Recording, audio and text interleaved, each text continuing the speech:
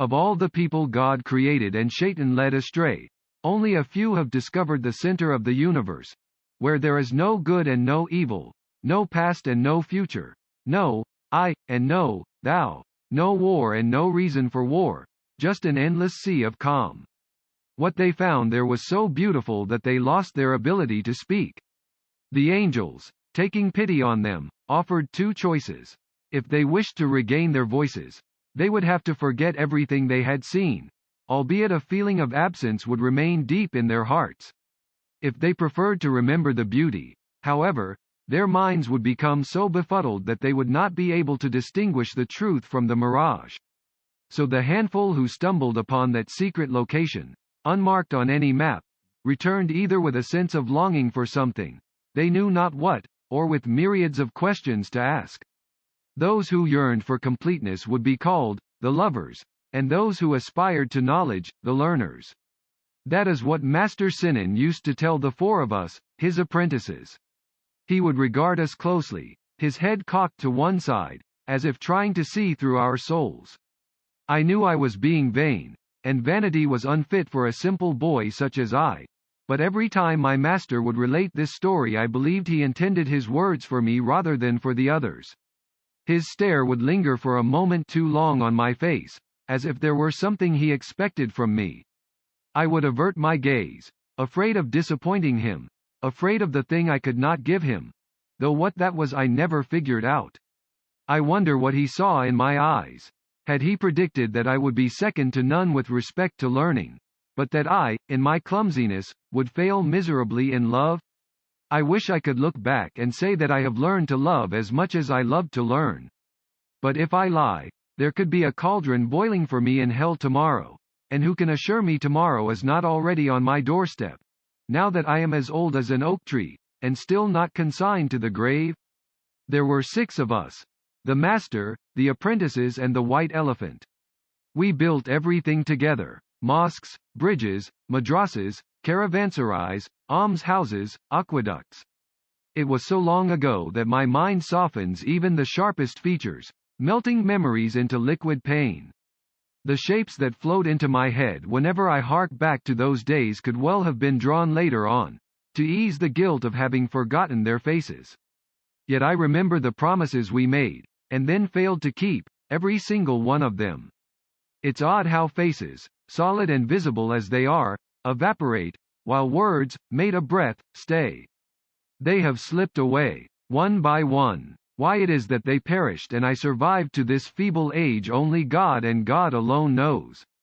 I think about Istanbul every day. People must be walking now across the courtyards of the mosques, not knowing, not seeing. They would rather assume that the buildings around them had been there since the time of Noah. They were not. We raised them.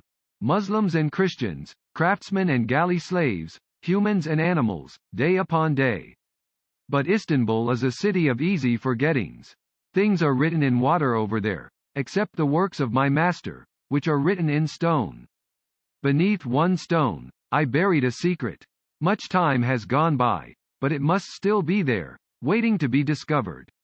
I wonder if anyone will ever find it.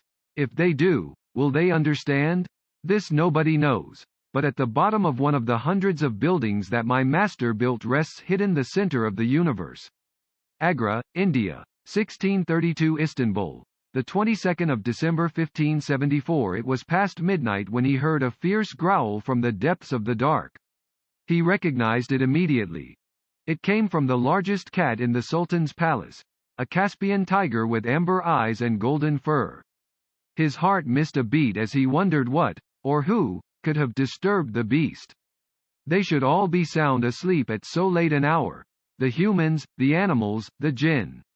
In the city of 7 hills, other than the watchmen on the streets making their rounds, only 2 kinds of people would be awake now: those who were praying and those who were sinning. Jahan, too, was up and about, working.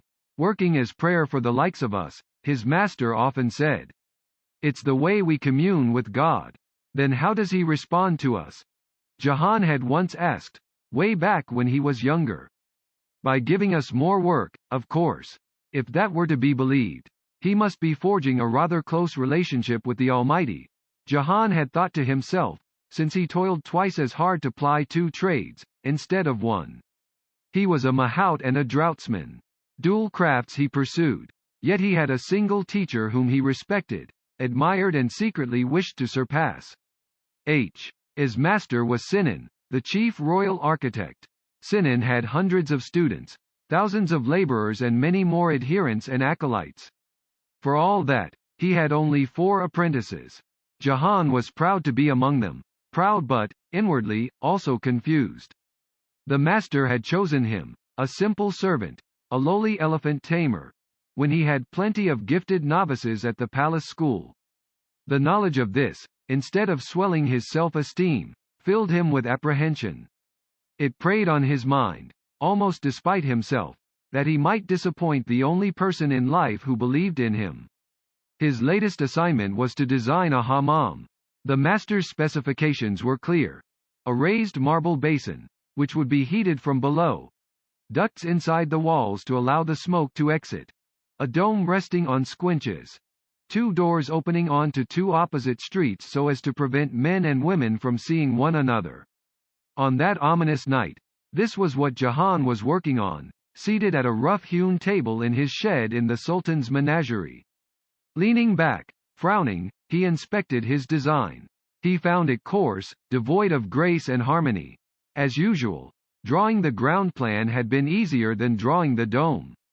Though he was past 40, the age when Muhammad had become prophet, and skilled in his craft, he still would rather dig foundations with his bare hands than have to deal with vaults and ceilings. He wished there could be a way to avoid them altogether. If only humans could live exposed to the skies, open and unafraid, watching the stars and being watched by them, with nothing to hide.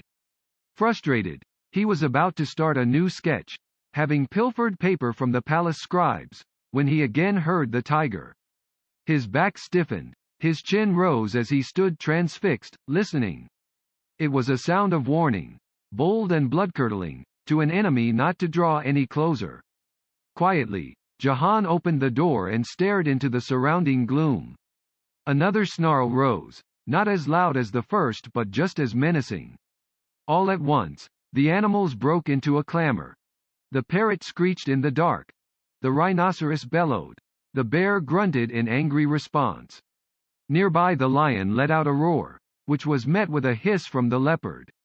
Somewhere in the background was the constant, frantic thumping that the rabbits made with their hind legs whenever they were terrified. Though only 5 in number, the monkeys raised the racket of a battalion, screaming, bawling. The horses, too, began to whinny and shuffle about in their stables. Amid the frenzy, Jahan recognized the elephant's rumble, brief and listless, reluctant to join the tumult. Something was frightening the creatures. Throwing a cloak onto his shoulders, Jahan grabbed the oil lamp and slipped into the courtyard. The air was crisp, tinged with a heady perfume of winter flowers and wild herbs. No sooner had he taken a couple of steps than he noticed some of the tamers huddled together under a tree, whispering. When they saw him coming, they glanced up expectantly. But Jahan did not have information, only questions. "What is happening? The beasts are nervous," said Dar the giraffe tamer, sounding nervous himself. "It might be a wolf," Jahan suggested. It had happened before. 2 years ago, one bitter winter eve, wolves had descended on the city, prowling the neighborhoods of Jews, Muslims and Christians alike. A few had crept in through the gates, God knew how, and attacked the Sultan's ducks, swans and peacocks, creating mayhem. For days on end they had had to clear bloody feathers from under the bushes and brambles. Yet now the city was neither covered in snow nor was it exceptionally cold. Whatever it was that was agitating the animals, it came from inside the palace. "Check every corner," said Olive the lion tamer, a hulk of a man with flaming hair and a curling mustache in the same shade. Not a single decision was taken around here without his knowledge. Meddlesome and muscular, he was held in high regard by all the servants. A mortal who could command a lion was someone even the Sultan could admire a little. Scattering hither and thither, they inspected the barns, stables, pens, pounds, coops and cages to make sure no animal had escaped. Every resident of the royal menagerie seemed to be in its place. Lions, monkeys, hyenas, flat-horned stags, foxes, ermines, lynxes, wild goats, wildcats, gazelles, giant turtles, roe deer, ostriches, geese, porcupines, lizards, rabbits, snakes, crocodiles, civets, the leopard, the zebra, the giraffe, the tiger and the elephant. When he went to see Chota, a 35-year-old, 6 cubits tall and unusually white Asian male elephant, Jahan found him high-strung, unsettled, holding out his ears like sails to the wind. He smiled at the creature whose habits he knew so well. "What is it? You smell danger?" Patting the elephant's side, Jahan offered him a handful of sweet almonds, which he always carried ready in his sash. Never refusing a treat, Chota popped the nuts into his mouth with a swing of his trunk as he kept his gaze on the gate. Leaning forward, his massive weight on his front legs, his sensitive feet pasted to the ground, he froze, straining to catch a sound in the distance. "Calm down, it's fine," intoned Jahan, though he did not believe in what he said and nor did the elephant. On the way back, he saw that Olive was talking to the tamers, urging them to disperse. "We searched everywhere. There's nothing." "But the beasts," someone protested. Olive interjected, pointing at Jahan. "The Indian is right. Must have been a wolf. Or a jackal, I'd say. Anyway, it's gone. Get back to sleep." No one protested this time. Nodding, murmuring, they trudged to their pallets, which, though coarse and prickly and full of lice, were the one safe and warm place they knew. Only Jahan lingered behind. "You're not coming, Mahout?" called Cato the crocodile tamer. In a moment, Jahan replied, glancing in the direction of the inner courtyard, where he had just heard a curious muffled sound. Instead of turning left, towards his shed of lumber and stone, he turned right, towards the high walls separating the 2 yards. He walked warily, as if waiting for an excuse to change his mind and go back to his drawing. Upon reaching the lilac tree at the furthest end, he noticed a shadow. Dusky and unearthly, it so resembled an apparition that he would have dashed away had it not just then turned aside and showed its face, Taras the Siberian. Surviving every disease and disaster, he had been here longer than anyone else. He had seen sultans come, sultans go. He had seen the mighty humbled and the heads that used to carry the loftiest turbans rolled in mud. Only 2 things are solid. The servants taunted, Taras the Siberian, and the misery of love. Everything else perishes. "Is that you, Indian?" Taras asked. "The animals woke you up, eh?" "Yeah," Jahan said. "Did you just hear a noise?" The old man gave a grunt that could have been a yes or a no. "It came from over there," Jahan insisted, craning his neck. He stared at the wall stretching before him, a shapeless mass the color of onyx, blending seamlessly into the dark. In that moment he had the impression that the midnight haze was full of spirits, moaning and mourning. The thought made him shudder. A hollow crash reverberated across the yard, followed by a cascade of footsteps, as if a throng of people was scampering about. Deep from the bowels of the palace, a woman's scream rose, too wild to be human, and almost at once was stifled into a sob. From a different corner another scream ripped through the night. Perhaps it was a lost echo of the first one. Then, as abruptly as it had started, everything fell into stillness. On impulse, Jahan made a motion towards the wall in front of him. "Where are you going?" whispered Taras, his eyes glittering with fright. "It's forbidden. I want to find out what's going on," said Jahan. "Keep away," said the old man. Jahan hesitated, albeit momentarily. "I'll take a look and come back right away." "I wish you wouldn't do that, but you won't listen," said Taras with a sigh. "Just make sure you don't go further. Stay in the garden. You're back close to the wall. Do you hear me? Don't worry, I shall be quick and careful. I'll wait for you. Won't sleep till you return." Jahan gave an impish smile. "I wish you wouldn't do that, but you won't listen." Recently Jahan had worked with his master in the repair of the royal kitchens. Together they had also expanded parts of the harem, a necessity, since its population had grown considerably over the last years. So as not to have to use the main gate, the laborers had made a shortcut, carving out an opening in the walls. When a consignment of tiles had been delayed, they had sealed it with unbaked bricks and clay. A lamp in one hand, a stick in the other, Jahan tapped on the walls as he ambled along. For a while he heard only the same dull thud, over and over again. Then an empty thump. He stopped. On his knees he pushed the bricks at the bottom with all his might. They resisted at first, but eventually gave way. Leaving his lamp behind, intending to pick it up on the way back, he crawled through the hole and into the next courtyard. The moonlight cast an eerie glow over the rose garden, now a rose cemetery. The bushes, adorned with the brightest red and pink and yellow throughout spring, looked withered, burnished, spreading out like a sea of silver water. His heart was pounding so fast and so loud he was afraid someone might hear it. A shiver ran through him as he recalled stories of poisoned eunuchs, strangled concubines, beheaded viziers and sacks thrown into the waters of the Bosphorus, their contents still wriggling with life. In this city some graveyards were on the hills, others 100 fathoms under the sea. Ahead of him was an evergreen with hundreds of scarves, ribbons, pendants and laces dangling from its limbs, the wish tree. Whenever a concubine or odalisque in the harem had a secret that she could share with no one but God, she would persuade a eunuch to come here with a trinket that belonged to her. This would be tied to a branch, next to someone else's curio. Since the aspirations of one woman often went against those of another, the tree bristled with clashing pleas and warring prayers. Even so, right now, as a light breeze ruffled its leaves, mixing the wishes, it appeared peaceful. So peaceful, in fact, that Jahan could not help walking towards it, although he had assured Teres he would not venture this far. There were no more than 30 paces to the stone building in the background. Half hiding behind the bole of the wish tree, Jahan peered around very slowly, only to pull himself back at once. It took him a moment to dare to look again. About a dozen deaf mutes were scuttling left and right, going from one entrance through to another. Several were carrying what seemed to be sacks.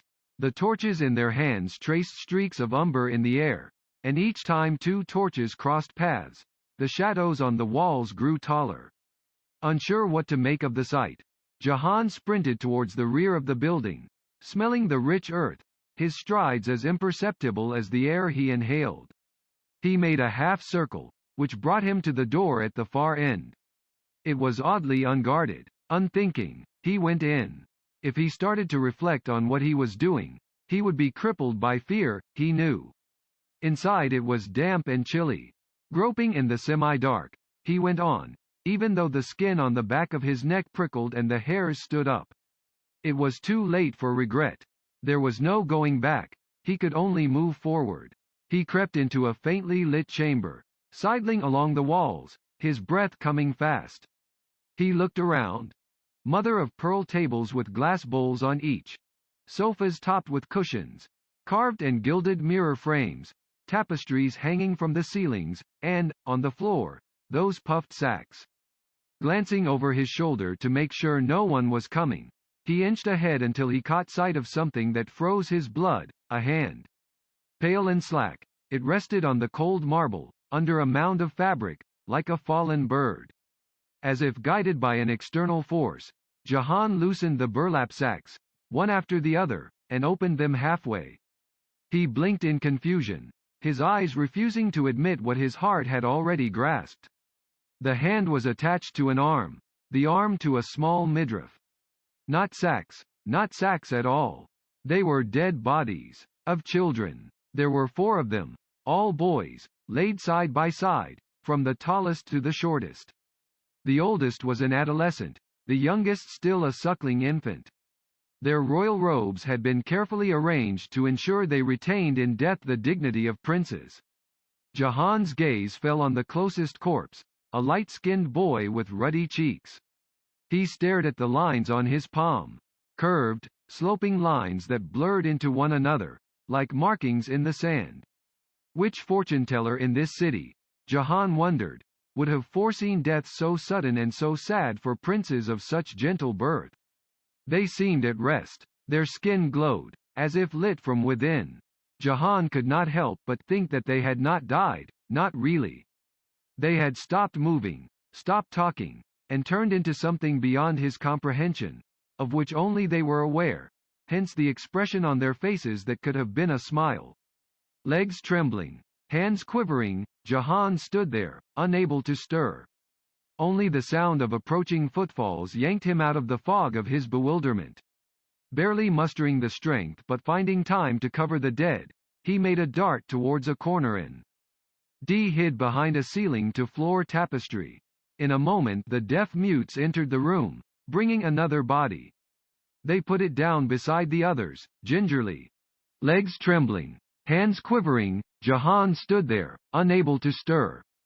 Only the sound of approaching footfalls yanked him out of the fog of his bewilderment.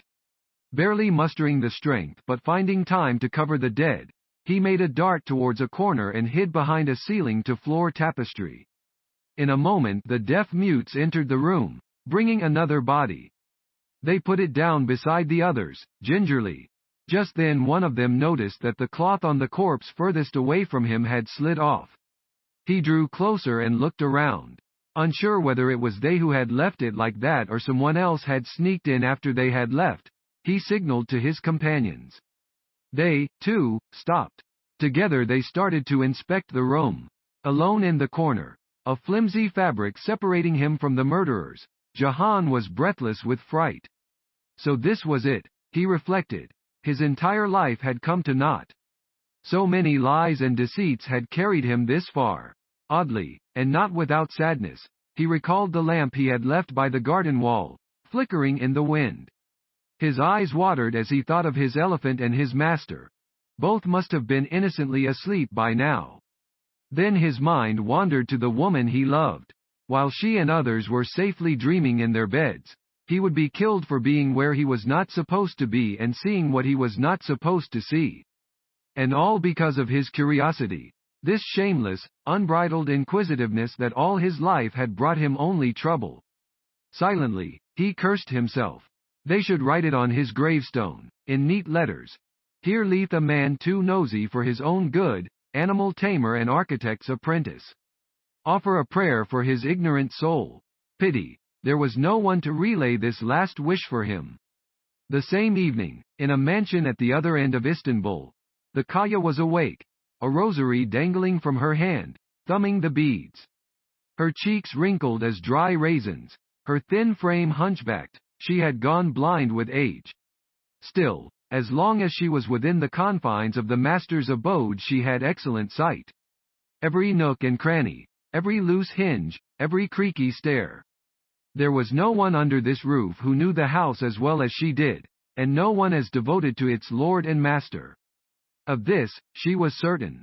It was quiet all around, save for the snoring that rose from the lodgings of the servants.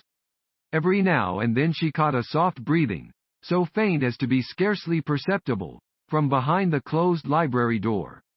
Sinan was sleeping there, having worked till late, again. He would ordinarily spend the evenings with his family, retreating before supper to the haremlik, where his wife and daughters lived and where no apprentice ever ventured. But tonight, as on many nights, after breaking his fast, he had gone back to his drawings and fallen asleep amid his books and scrolls, in the room that welcomed the sun before the rest of the large, generous house. The Kaya had prepared a bed for him, spreading a mat on the carpet. He worked too much, despite being 85 years old. At his age a man ought to rest, eat well and make his devotions, surrounded by his children and grandchildren. Whatever strength was left in his limbs he should use to go on a pilgrimage to Mecca, and if he perished on the way there, all the better for his soul. Why was the master not getting ready for the hereafter? And if he was getting ready for it, what on earth was he doing on construction sites, his elegant kaftans covered in dust and mud? While the Kaya was cross at the master for not taking better care of himself, she was also cross at the Sultan and at every passing vizier for working the man so hard, and she was furious at Sinan's apprentices for not removing the extra load from their lord's shoulders. Lazy lads. Not that they were lads any more. She had known the four of them since they were clueless novices. Nicola, the most talented and the most timid. David, eager and earnest but impatient. Yusuf, mute and full of secrets, like a dense, impenetrable forest. And that Indian, Jahan, who was always asking questions. Why is this so? How does that work? Though he scarcely listened to the answers. Pondering and praying, the Kaya stared for a while into the abyss inside her eyes. Her thumb, forefinger and third finger, which had been pushing the amber beads, one by one, slowed down. So did her muttering, Alhamdulillah, Alhamdulillah. Her head began to droop, and her mouth opened, releasing a gasp. A moment or an hour later, she couldn't tell, she woke up to a noise in the distance. The clatter of hooves and wheels on cobblestones. A carriage was traveling at full tilt, and, by the sound of it, heading in their direction. Sinan's house was the only residence on a dead-end street. Should the carriage round the corner, it could be coming only for them. A shudder ran through her, as if a sudden chill had passed down her spine. Murmuring a prayer against unholy spirits, she stood up briskly, despite her years. With short, swinging strides she went down the stairs, along the corridors and out onto the patio. Divided into raised terraces, adorned with a pool and redolent of the sweetest fragrances, the garden filled the heart of every visitor with joy. The master had made it by himself, conveying water to the house with a special permit from the Sultan, thus arousing the jealousy and resentment of his enemies. Now the water wheel turned serenely, its steady gurgle assuring her with a predictability that life itself always lacked. Above her, the moon, a sickle of silver, hid behind a cloud, and for a fleeting instant, in slate gray, the sky and the earth were welded together. Down the path to her right there was a steep-sided grove, and, far below, a boston where they grew herbs and vegetables. She took the other path, wending her way up towards the courtyard. On one side stood a well, its water icy cold, winter and summer. Clustered in the opposite corner were the privies. She avoided them, as she always did. The jinn held their weddings there, and whoever disturbed them in the pitch of night would be left crippled until doomsday, the curse so strong it would take 7 generations to wipe it out. Since she hated using a chamber pot even more than visiting the privies in the dark, every day after dusk the old Kaya would stop eating and drinking, so as not to be at the mercy of her body. Distraught, she reached the gate that opened onto the street. Of 3 things in this life she expected no good. A man who had sold his soul to Shaitan. A woman proud of her beauty. And the news that could not wait till the morning to be delivered. Shortly the carriage came to a halt on the other side of the high fence. The horse gave a snort. Heavy footsteps were heard. The Kaya smelled sweat in the air. Whether of the beast or of the messenger, she couldn't tell. Whoever this intruder was, the old woman was in no hurry to find out. First she needed to recite Surah al-Falaq 7 times. I seek refuge with the Lord of the Dawn, from the evil of everything he has created and from the evil of the dark and from the evil of the women who blow on the knots. In the meantime, the messenger was tapping on the door. Polite but persistent. The kind of knocking that would escalate into pounding if left unanswered for a bit too long, and indeed, very soon, did so. The servants, only just waking up, scurried to the garden one by one, carrying lamps, pulling their shawls over their gowns. Unable to postpone the moment any longer, the Kaya uttered Bismillah al-Rahman al-Rahim * and drew back the bolt. A stranger appeared as the moon slid from behind the clouds. Short, stocky and, by the shape of his eyes, a Tatar. A leather flask across his shoulder. A swagger in his pose, he frowned, not hiding his annoyance at finding so many people watching him. I come from the palace, he announced, in an unnecessarily loud voice. The silence that ensued was anything but welcoming. Need to talk to your master, the messenger said. Straightening his shoulders, the man was about to walk in when the Kaya raised her hand, stopping him. Are you entering right foot first? What? If you are crossing this threshold, you ought to come in with your right foot first. He peered down at his feet, as if he feared they might run away. Then the messenger took a careful step. Once inside, He proclaimed he was sent by no other than the Sultan himself on a matter of urgency, though he didn't need to say any of this. They had all understood as much.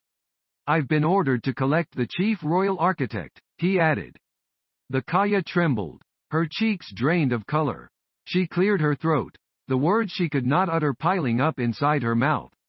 She would rather inform this man that she could not disturb the master, who had already slept so little.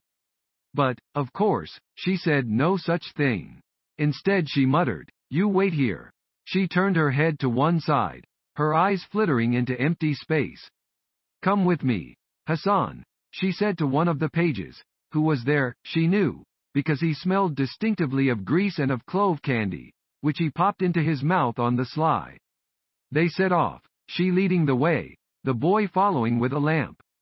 The floorboards creaked under their feet. The Kaya smiled to herself. The master erected magnificent buildings near and far but forgot to repair the floors in his own house. Upon entering the library, they were surrounded by a balmy smell. The scents of books, ink, leather, beeswax, cedar rosaries and walnut shelves. "Effendi, wake up," the Kaya whispered, her voice soft as silk. She stood still, listening to the rise and fall of her master's breathing. She called again, louder this time. Not a stir. The boy, meanwhile, having never been this close to the master, was scrutinizing him. The long, arched nose, the wide forehead with deep lines, the thick, hoary beard that he restlessly tugged at when lost in thought, the scar on his left eyebrow, a reminder of the day when, as a youngster working in his father's carpentry workshop, Sinan had fallen on a wedge. The boy's gaze slid to the master's hands. With strong, bony fingers and rough, calloused palms, they were the hands of a man accustomed to outdoor work. The third time the Kaya called his name, Sinan opened his eyes and sat up in bed. A shadow fell on his features as he saw the two figures by his side. He knew they would never have dared to awaken him at this hour unless a calamity had occurred or the city had burned to the ground. A messenger arrived, the Kaya explained. "You are expected in the palace." Slowly, Sinan heaved himself out of bed. "May it be good news, inshallah." Holding out a bowl, pouring water from a pitcher and feeling rather important, the boy helped his master to wash his face and get dressed. A pale shirt, a kaftan, not one of the new ones but an old, brown one, thick and trimmed with fur. Together the three of them clambered downstairs. The messenger bowed his head upon seeing them coming. "I beg your pardon for disturbing you, Effendi, but I have commands to take you to the palace." "One must do one's duty," Sinan said. The Kaya interjected, "Can the boy accompany the master?" The messenger raised an eyebrow, staring directly at Sinan. "I've been instructed to bring you and no one else." Anger, like bile, rose in the Kaya's mouth. She might have snapped had Sinan not placed a calming hand on her shoulder and said, "It'll be fine." The architect and the messenger walked outside into the night. There wasn't a creature in sight, not even a stray dog, of which there were so many in this city.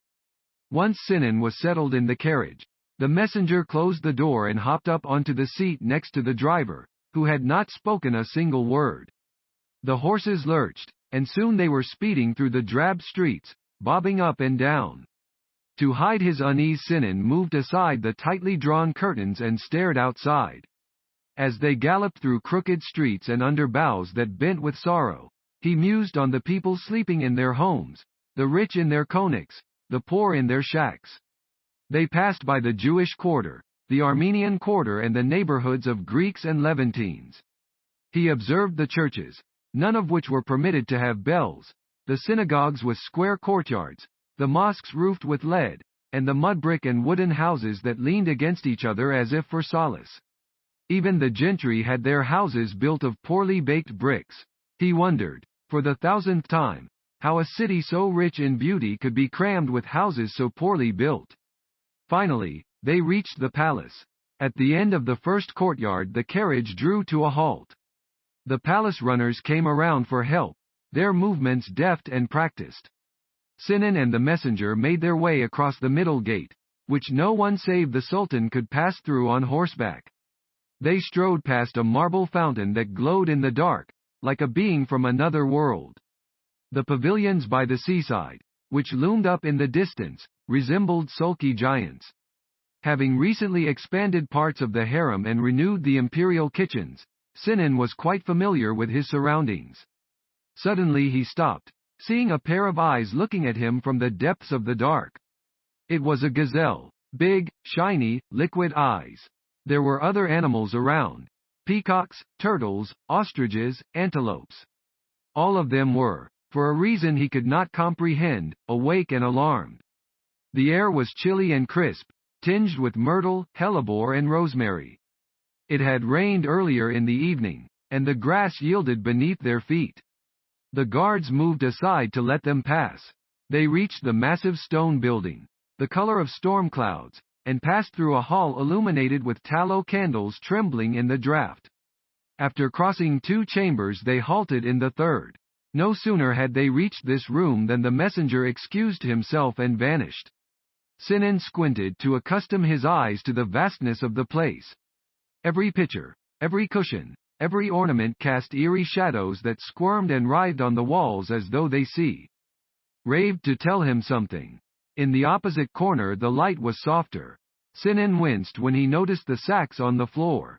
Through an opening he could see the face of a corpse. His shoulders sank, his eyes watered, as he observed how young the boy had been. He understood. There were rumors this would happen, though he had refused to believe them. Dazed, aghast, he staggered against the wall. His prayer, when he could find the words, was slow, interrupted by a gasp each time he fought for breath. He had not yet said Amin, not yet wiped his face with both hands, when a creak came from behind him. Finishing his prayer, he glared at the tapestry hanging on the wall. He was sure that was where the sound had come from. His mouth dry as chalk, he shuffled towards it and pulled the fabric aside, only to find a familiar figure, shivering and sallow with fear. Jahan, master, what are you doing here? Jahan leapt out, thanking his lucky stars. The stars that had sent not the deaf mute to throttle him but the one person in the entire world who could come to his rescue. On his knees, he kissed the old man's hand and put it to his forehead. You are a saint, master. I always suspected. Now I know. If I get out of here alive, I shall tell everyone. SSSH. Don't speak nonsense and don't shout. How did you get in? There was no time to explain. Footfalls pounded down the corridor, echoing off the high ceilings and ornamented walls. Standing up, Jahan inched towards his master, hoping to become invisible. The next moment Murad III entered the room, his entourage following. Not tall, rather portly, he had an aquiline nose, a large beard close to blonde and bold brown eyes under arching brows. He paused, deciding which tone to employ. His soft one, his harsh one or his harshest one. Sinan quickly composed himself, kissing the hem of the sovereign's kaftan. His apprentice bowed low and went rigid, unable to look up at the shadow of God on earth. Jahan was puzzled not so much by the Sultan as by finding himself in his imperial presence. For a Sultan Murad had now become. His father, Selim the Sot, had tripped on wet marble in the hammam, falling to his death, 3 sheets to the wind, so they gossiped, even though he had repented of his ways and sworn never to touch wine again. Just before dusk, amid much adulation and praise, and a cascade of fireworks, drums and trumpets, Murad had been girded with the sword of his ancestor Osman and proclaimed the new Padishah. Outside, far off, the sea soughed and sighed. Not daring to budge, Jahan waited quiet as a tomb, sweat breaking out on his forehead. He listened to the silence weighing down his shoulders, bringing his lips so close to the floor he could have kissed it like a cold lover. Why are the dead here? Asked the Sultan as soon as he glanced at the sacks on the floor. Have you no shame? One of his attendants replied immediately. We beg your pardon, my lord. We thought you might wish to see them one more time. We will take them to the mortuary and make sure they are respected as they should be. The Sultan said nothing. He then turned towards the figures kneeling down before him. Architect, is this one of your apprentices? Sinan replied, He is, your highness. One of the 4. I had asked for you to come alone. Did the messenger disobey my orders? It's my fault, Sinan said. Forgive me. At my age, I need help. The Sultan considered this for a moment. What is his name? Jahan, my felicitous lord. You might remember him as the Palace Mahout. He looks after the white elephant. An animal tamer and an architect, the Sultan scoffed. How did that happen? He served your glorious grandfather, Sultan Suleiman, upon whom be Allah's peace. Seeing his talent in building bridges, we took him into our care and have trained him since he was a youngster. Unheeding, the Sultan murmured, as though to himself, my grandfather was a great sovereign. He was praiseworthy like the prophet he was named after, my lord. Suleiman the Magnificent, the lawgiver, commander of the faithful and protector of the holy cities. The man who had ruled for 46 winters and spent more time on his horse than on his throne. And, even though buried deep down, his shroud decomposed, he could be recalled only in a hushed tone. May the mercy of Allah be upon him. I thought about him tonight. What would he have done in my position? I asked myself, Sultan Murad said, his voice cracking for the first time. My grandfather would have done the same. There was no other choice. From the corner of his eye Jahan saw his master's face go white. He picked out a smell in the air, or rather a mixture of smells, perhaps juniper and birch twigs, with a sharp undertone, possibly burned elms. Whether it was coming from the sovereign or from Sinan, he did not have a chance to find out. Panicking, he bowed again, his forehead touching the floor. He heard the Sultan heave a sigh, as if searching for something else to say. But he said nothing. Instead he came closer, closer, his frame blocking the candlelight. Jahan shivered under the sovereign's gaze. His heart skipped a beat. Had the Sultan suspected that he had trespassed into the inner courtyard tonight? Jahan felt his royal eyes running over him for another moment, no more, after which he strode off, his viziers and guards at his heels. And this is how, in the month of December, an early day in Ramadan, in the year 1574, Sinan, in his capacity as chief royal architect, and his apprentice Jahan, who had no place at this meeting and yet was present, were given the task of constructing inside the gardens of the Hagia Sophia a monument that was large and impressive enough to befit 5 princes, the brothers of Sultan Murad, but neither so large nor so impressive as to remind anyone of how they had been strangled, on his orders, on the night he ascended the throne.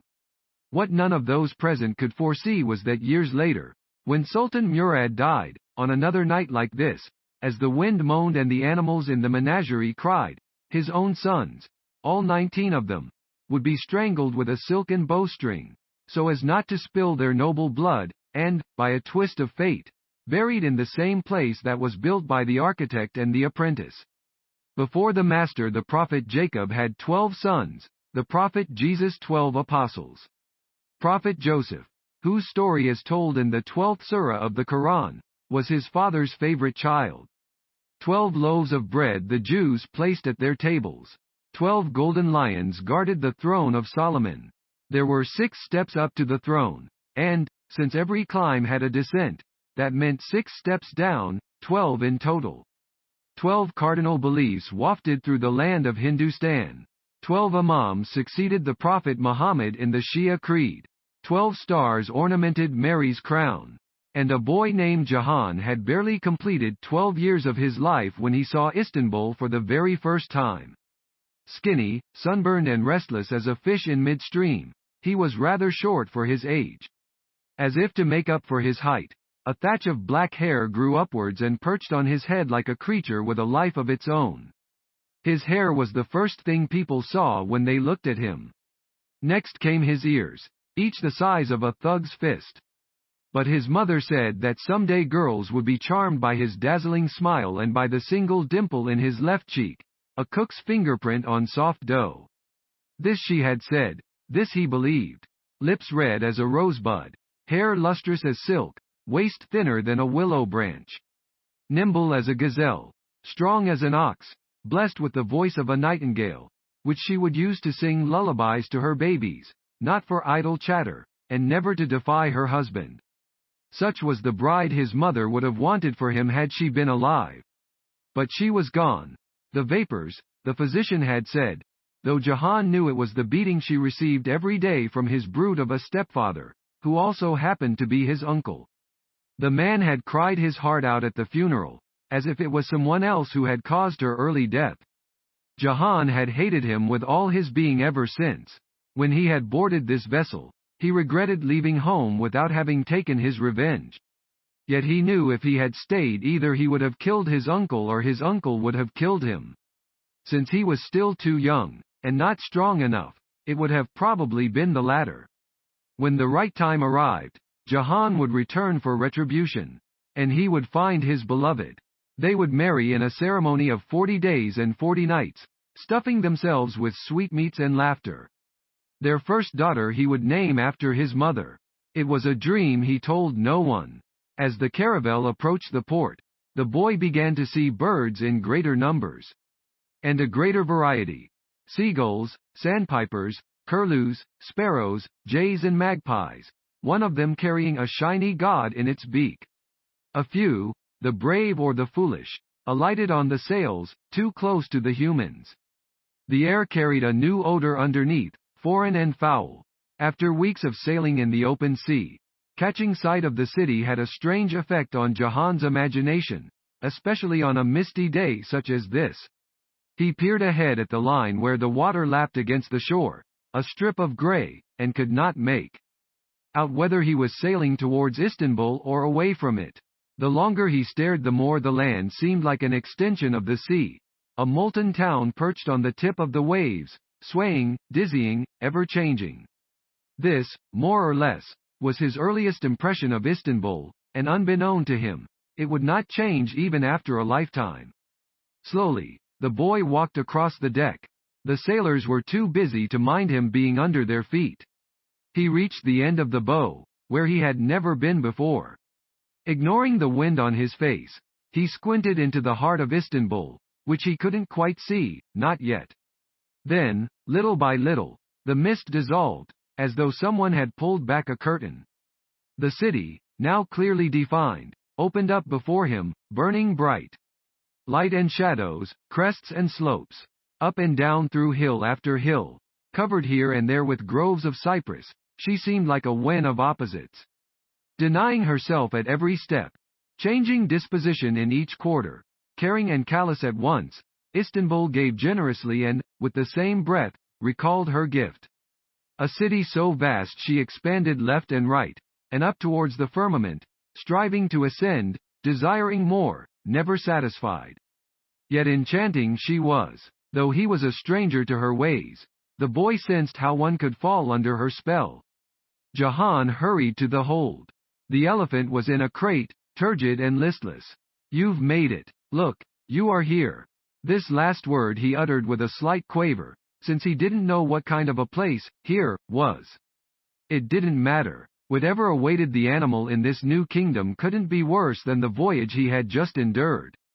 Chota was sitting on his haunches, looking so still that for a moment the boy feared his heart had stopped beating. Detecting the animal's soft, ragged breathing upon approaching him, Jahan felt a small relief. The glimmer, however, had gone from the beast's eyes, the luster from his skin. The day before he had not eaten, not slept.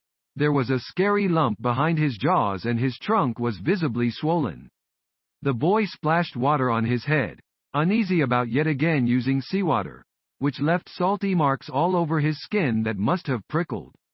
"When we get to the palace, I'll wash you with sweet waters," Jahan promised.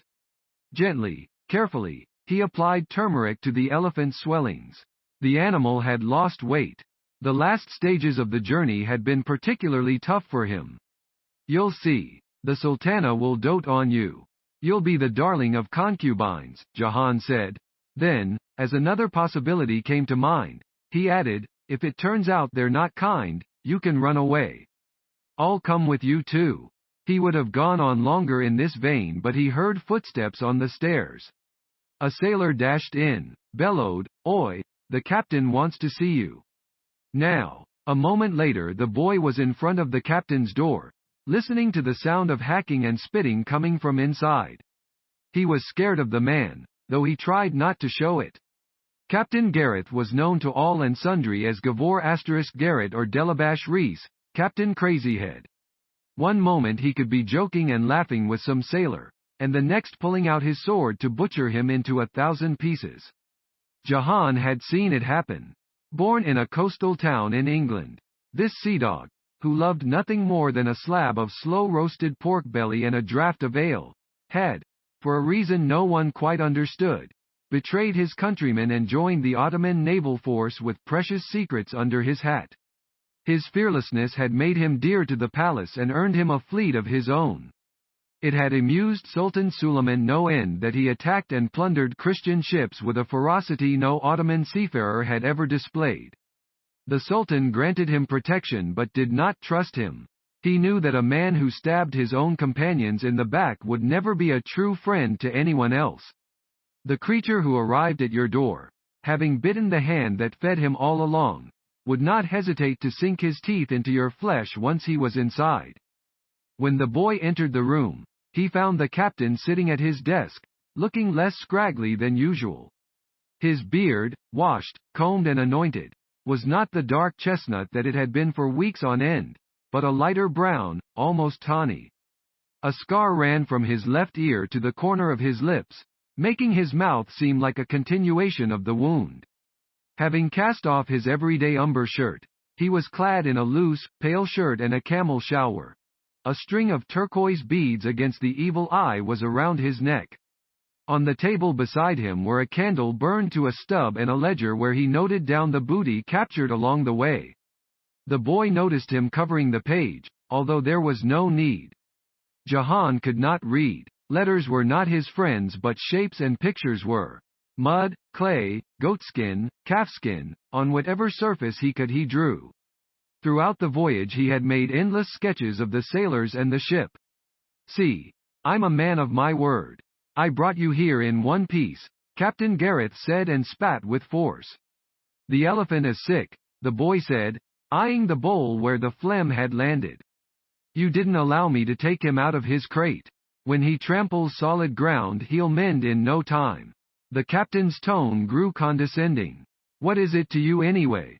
It's not your beast. Nay, it's the Sultan's. That's right, lad. If you do as I say we'll all benefit from it. Jahan lowered his gaze. The man had mentioned this matter before, but Jahan had hoped he would forget about it. Apparently, he hadn't. The palace is full of gold and gems. A thief's paradise, said Captain Gareth. When you get there you're going to steal for me. Don't try to ransack the place. The Turks will chop your hands off. You'll do it slowly, bit by bit. But there are guards everywhere. I cannot. Swift as a thought the captain pounced on the boy. Are you saying you won't do it? You've forgotten what happened to that miserable Mahout, eh? I have not, said Jahan, his face ashen. Remember, you could have met the same end. If it wasn't for me, lad like you would never have survived. I'm obliged, said the boy quietly. Show your gratitude with jewels, not empty words. He coughed, spittle dribbling from his lip. He pulled the boy closer.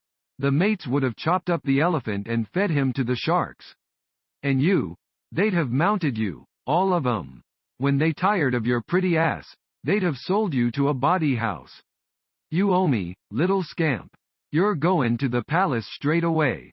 You'll pretend you're the beast's tamer. What if they notice I don't know anything about elephants? Said Jahan. Then that means you've failed, said the captain, his breath sour. But you won't. A canny lad like you. I'll wait till you find your feet. I'll come and find you. If you go against me, I swear to God I'll have you gutted alive. I'll tell everyone you are an impostor. You know how they punish a man who lies to the Sultan. They lift him to the gibbet, higher and higher, and then, drop him down, on an iron hook. It takes 3 days to die. Imagine, 3 bloody days. You'd beg for someone to kill you. Jahan wriggled out of the man's grip. He bolted out of the cabin, sprinted across the deck and ran down into the hold, where he crawled in beside the elephant, who, though silent and sick, had become his only friend. There, he wept like the child that he was. Once the ship docked they waited for the freight to be unloaded. The boy listened to the flurry upstairs, and, although he longed for fresh air and was starving, he dared not move. He wondered where the rats had gone. Did rodents, like genteel passengers, disembark in file when a boat was in the quay? In his mind's eye he saw dozens of red-black tails scurrying in all directions, disappearing into the warren of streets and alleys that was Istanbul. Unable to wait any longer, he climbed to the deck, which, to his relief, was empty. As his eyes scoured the dock ahead he saw the captain talking to a man with an elegant robe and a high turban. A senior official, no doubt. When they noticed him the captain made a gesture for him to approach. Jahan crossed the rickety wooden plank, jumped down and walked towards them. "The captain tells me you are the Mahout," said the official. Jahan hesitated for the briefest moment, that passing doubt one feels before uttering a lie. "Yes, Effendi. I came from Hindustan with the elephant." "You did?" A shadow of suspicion flickered across the man's face. "How is it that you speak our language?" Jahan was expecting this question. "They taught me in the Shah's palace. I learned more on board. The captain helped me." "Very well. We'll get the elephant out tomorrow afternoon," said the official. "First we need to unload the freight." Aghast, Jahan threw himself on the ground. "If you would be so good, Effendi. The beast is sick. He'll die should he stay in that hold another night." There was a surprised silence until the official said, "You care for the animal." "He's a good boy," the captain said, his eyes cold despite his smile. 5 sailors were assigned the task of getting the elephant out. Eyeing the animal with disdain, swearing a blue streak, they tied ropes around him and pulled with all their might. Chota didn't budge. The boy watched the men toil, his anxiety growing with each passing moment. After much deliberation, it was decided not to force the elephant out but to winch the crate up with him inside it. A brigade of haulers unlatched the covers of the hold, leaving it wide open, and tied hawsers to 4 sides of the crate, which they coiled around aged oak trees. When ready, the men towed in unison, their arms jerking in tandem, their cheeks puffed with exertion. With one last tug, a large plank came off, falling down with a crash, miraculously not hurting anyone. Bit by bit, the crate levitated, then stopped. Down below, people gaped in astonishment at the elephant, which they could see through the gaps in the crate. He was dangling in the air like some half-bird, half-bull creature, Dabbit al-Ard, the beast of the earth that the Imam said would appear on the Day of Judgment. Other men ran to help. The crowd of spectators thickened, and soon every person in the port was either watching or pulling. Jahan scampered back and forth, trying to lend a hand but not knowing quite how. When the crate landed it did so with a loud, sickening thud. The elephant's head hit the roof slats. The haulers did not want to bring him out for fear the beast would attack them. It took the boy a lot of pleading to assure them that Chota would not. Once out, Chota's legs gave way. He collapsed like a puppet without strings. Limp with exhaustion, he refused to move, shutting his eyes as if he wanted this place and these people to disappear. They pushed and yanked and hoisted and flogged him, ultimately managing to thrust him onto a mammoth cart pulled by a dozen horses. Just as Jahan was about to hop on, an arm clutched at his elbow. It was Captain Gareth. "Farewell, son," he said loud enough for everyone to hear. Then, dropping his voice to a whisper, he added, "Go now, my little thief. Bring me diamonds and rubies. Remember, if you do me wrong, I'll cut off your balls." "Trust me," Jahan mumbled. Words carried away by the wind as soon as they left his lips, and climbed onto the cart. In every street through which they passed, people moved aside in fright and delight. Women drew their babies close. Mendicants hid their begging bowls. Old men grabbed their canes as though in defense. Christians made the cross. Muslims recited suras to chase Shaitan away. Jews prayed benedictions. Europeans looked half amused, half awed. A big, brawny Kazakh went pale, as if he had just seen a specter. There was something so infantile in the man's fright that Jahan could not help but chuckle. Children, only they, stared up with sparkling eyes, pointing at the white beast. Jahan glimpsed partly hidden female faces behind latticed windows, ornamented birdhouses on the walls, domes that caught the last rays of sun, and lots of trees, chestnut, linden, quince. Wherever he turned he saw seagulls and cats, the two animals that were given free rein. Perky and pert. The seagulls soared in circles, diving to peck at the bait in a fisherman's bucket, or the fried liver on a street vendor's tray, or the pie left to cool on a windowsill. Nobody seemed to mind. Even when they chased away the birds, they did so reluctantly, making a show of it. Jahan learned that the city had 24 gates and was composed of 3 towns, Istanbul, Galata and Scutari. He observed that people were attired in different colors, though according to what rule, he could not fathom. There were water carriers with dainty china cups and peddlers hawking everything from musk to dried mackerel. Here and there he spotted a tiny wooden shack where they sold drinks in earthenware cups. Sherbet, said the official, smacking his lips, but Jahan had no clue what it tasted like. As they drove along, the official pointed things out. This cove is Georgian, that one Armenian. The scrawny figure over there is a dervish, the one beside him a dragoman. This man, a wearer of green, is an imam, for only they can put on the color favored by the Prophet. See the baker around the corner, he is Greek. They make the best bread, those infidels, but don't you dare eat any, they draw the sign of the cross on every loaf. One bite and you'll turn into one of them. This shopowner is Jewish, he sells chickens but can't kill the birds himself and pays a rabbi to do that. That fellow with sheepskin over his shoulders and rings in his pierced ears is a Torlik, a holy soul, some say, a sluggard if you ask me. Look at those janissaries over there. They are not allowed to grow beards, only mustaches. The Muslims wore turbans. Jews had red hats, and Christians, black hats. Arabs, Kurds, Nestorians, Circassians, Kazakhs, Tatars, Albanians, Bulgarians, Greeks, Abkhaz, Pomaks. They walked separate paths while their shadows met and mingled in knots. There are 72.5 tribes, the official said. Each has its place. As long as everyone knows their limits we live in peace. Who are the half? Jahan asked. Oh, the gypsies.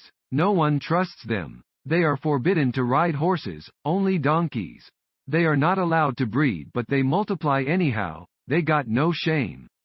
Stay away from the whole cursed bunch of these stinking heathens. Nodding, Jahan decided to steer clear of anyone who looked like a gypsy. Gradually, the houses became sparse, the trees grew taller, and the din subsided. I ought to make the elephant ready before we present him to the Sultan, Jahan said eagerly. A gift from the Indian Shah must look handsome. The man raised an eyebrow. Don't you know, lad? Your Padishah is gone. What do you mean, Effendi? Al-Sultan al-Azam Humayun. While you were on that ship, he lost his throne. All he has left is a wife and a couple of servants, we heard. He's not a ruler anymore. Jahan pursed his lips. What would happen to the elephant now that the king who had sent him was king no more? He had no doubt that should Sultan Suleiman ship the animal back he would die on board. Perturbed, he said, Chota won't survive another voyage. Don't fret. They won't return him, said the official. We've all sorts of beasts in the palace, but never had a white elephant before. Do you think they'll like him? The Sultan won't be bothered. He's got important tasks. But the Sultana, the official lapsed into silence. A haunting look came over his face as he stared hard and long at something in the distance. When Jahan followed his gaze, he saw, looming high atop a promontory, the outline of a huge building, its torches twinkling in the dark and its gates closed like lips guarding secrets. Is this the palace? Jahan whispered. This is it, said the man proudly, as if the place belonged to his father. You are now in the abode of the Lord of East and West. Jahan's face lit up with expectation. Every chamber under its roof must abound with silks and brocades, he thought. Every hall must echo with joyous laughter. The Sultana's diamonds must be so large that each has a name prettier than that of a concubine. They reached the imperial gate. Under the stern gaze of the guards, who showed no interest in Chota, as though they were used to seeing a white elephant every day.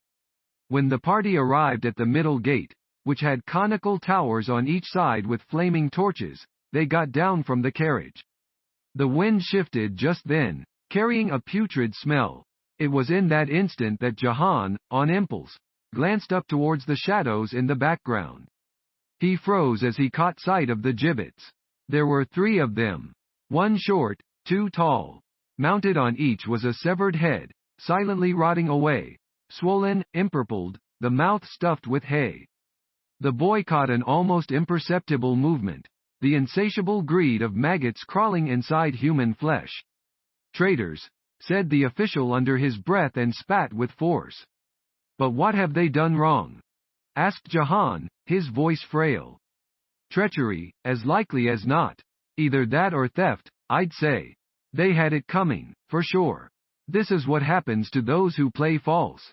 Dazed, whey-faced, dwarfed by the columns ahead of him and suddenly bereft of words, Jahan trudged through the massive gate. Though he was gripped by an urgent desire to run away, he could not bring himself to leave the elephant. Like a convict trudging to the gallows, surrendering to a fate he could neither avoid nor accept, he followed the official and entered Sultan Suleiman's palace. All the boy glimpsed that night, as on the ensuing nights, were moss. Sieve walls, a mammoth door with iron studs, a courtyard so vast it could have swallowed the world, and more walls. It occurred to him that you could live in a palace all your life but never see much of it. They were taken to a barn with an earthen floor, thatched roof and lofty ceiling, Chota's new home. Inside was a sullen, sinewy fellow of indeterminable age. He had magical fingers that healed animals, though they were of no use when it came to human diseases. His name was Taraz the Siberian. Although there were no horses in sight, they could hear them shuffling about and neighing nearby, made nervous by their presence. Since time immemorial horses had disliked elephants, Taraz said. It must have been an ill-founded equine fear, he added, since he had never heard of an elephant laying into a horse. Taraz examined Chota's mouth, eyes, trunk, excrement. He glared at Jahan, clearly blaming him for the animal's condition. The boy felt small, ashamed. They had been on the same ship, but Chota was on the brink of collapse while he was healthy as the crescent above.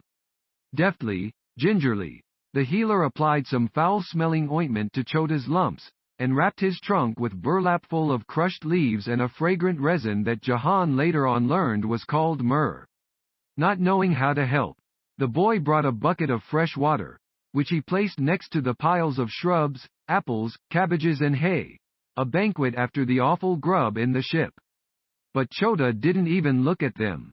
Jealousy gnawed at the boy's heart.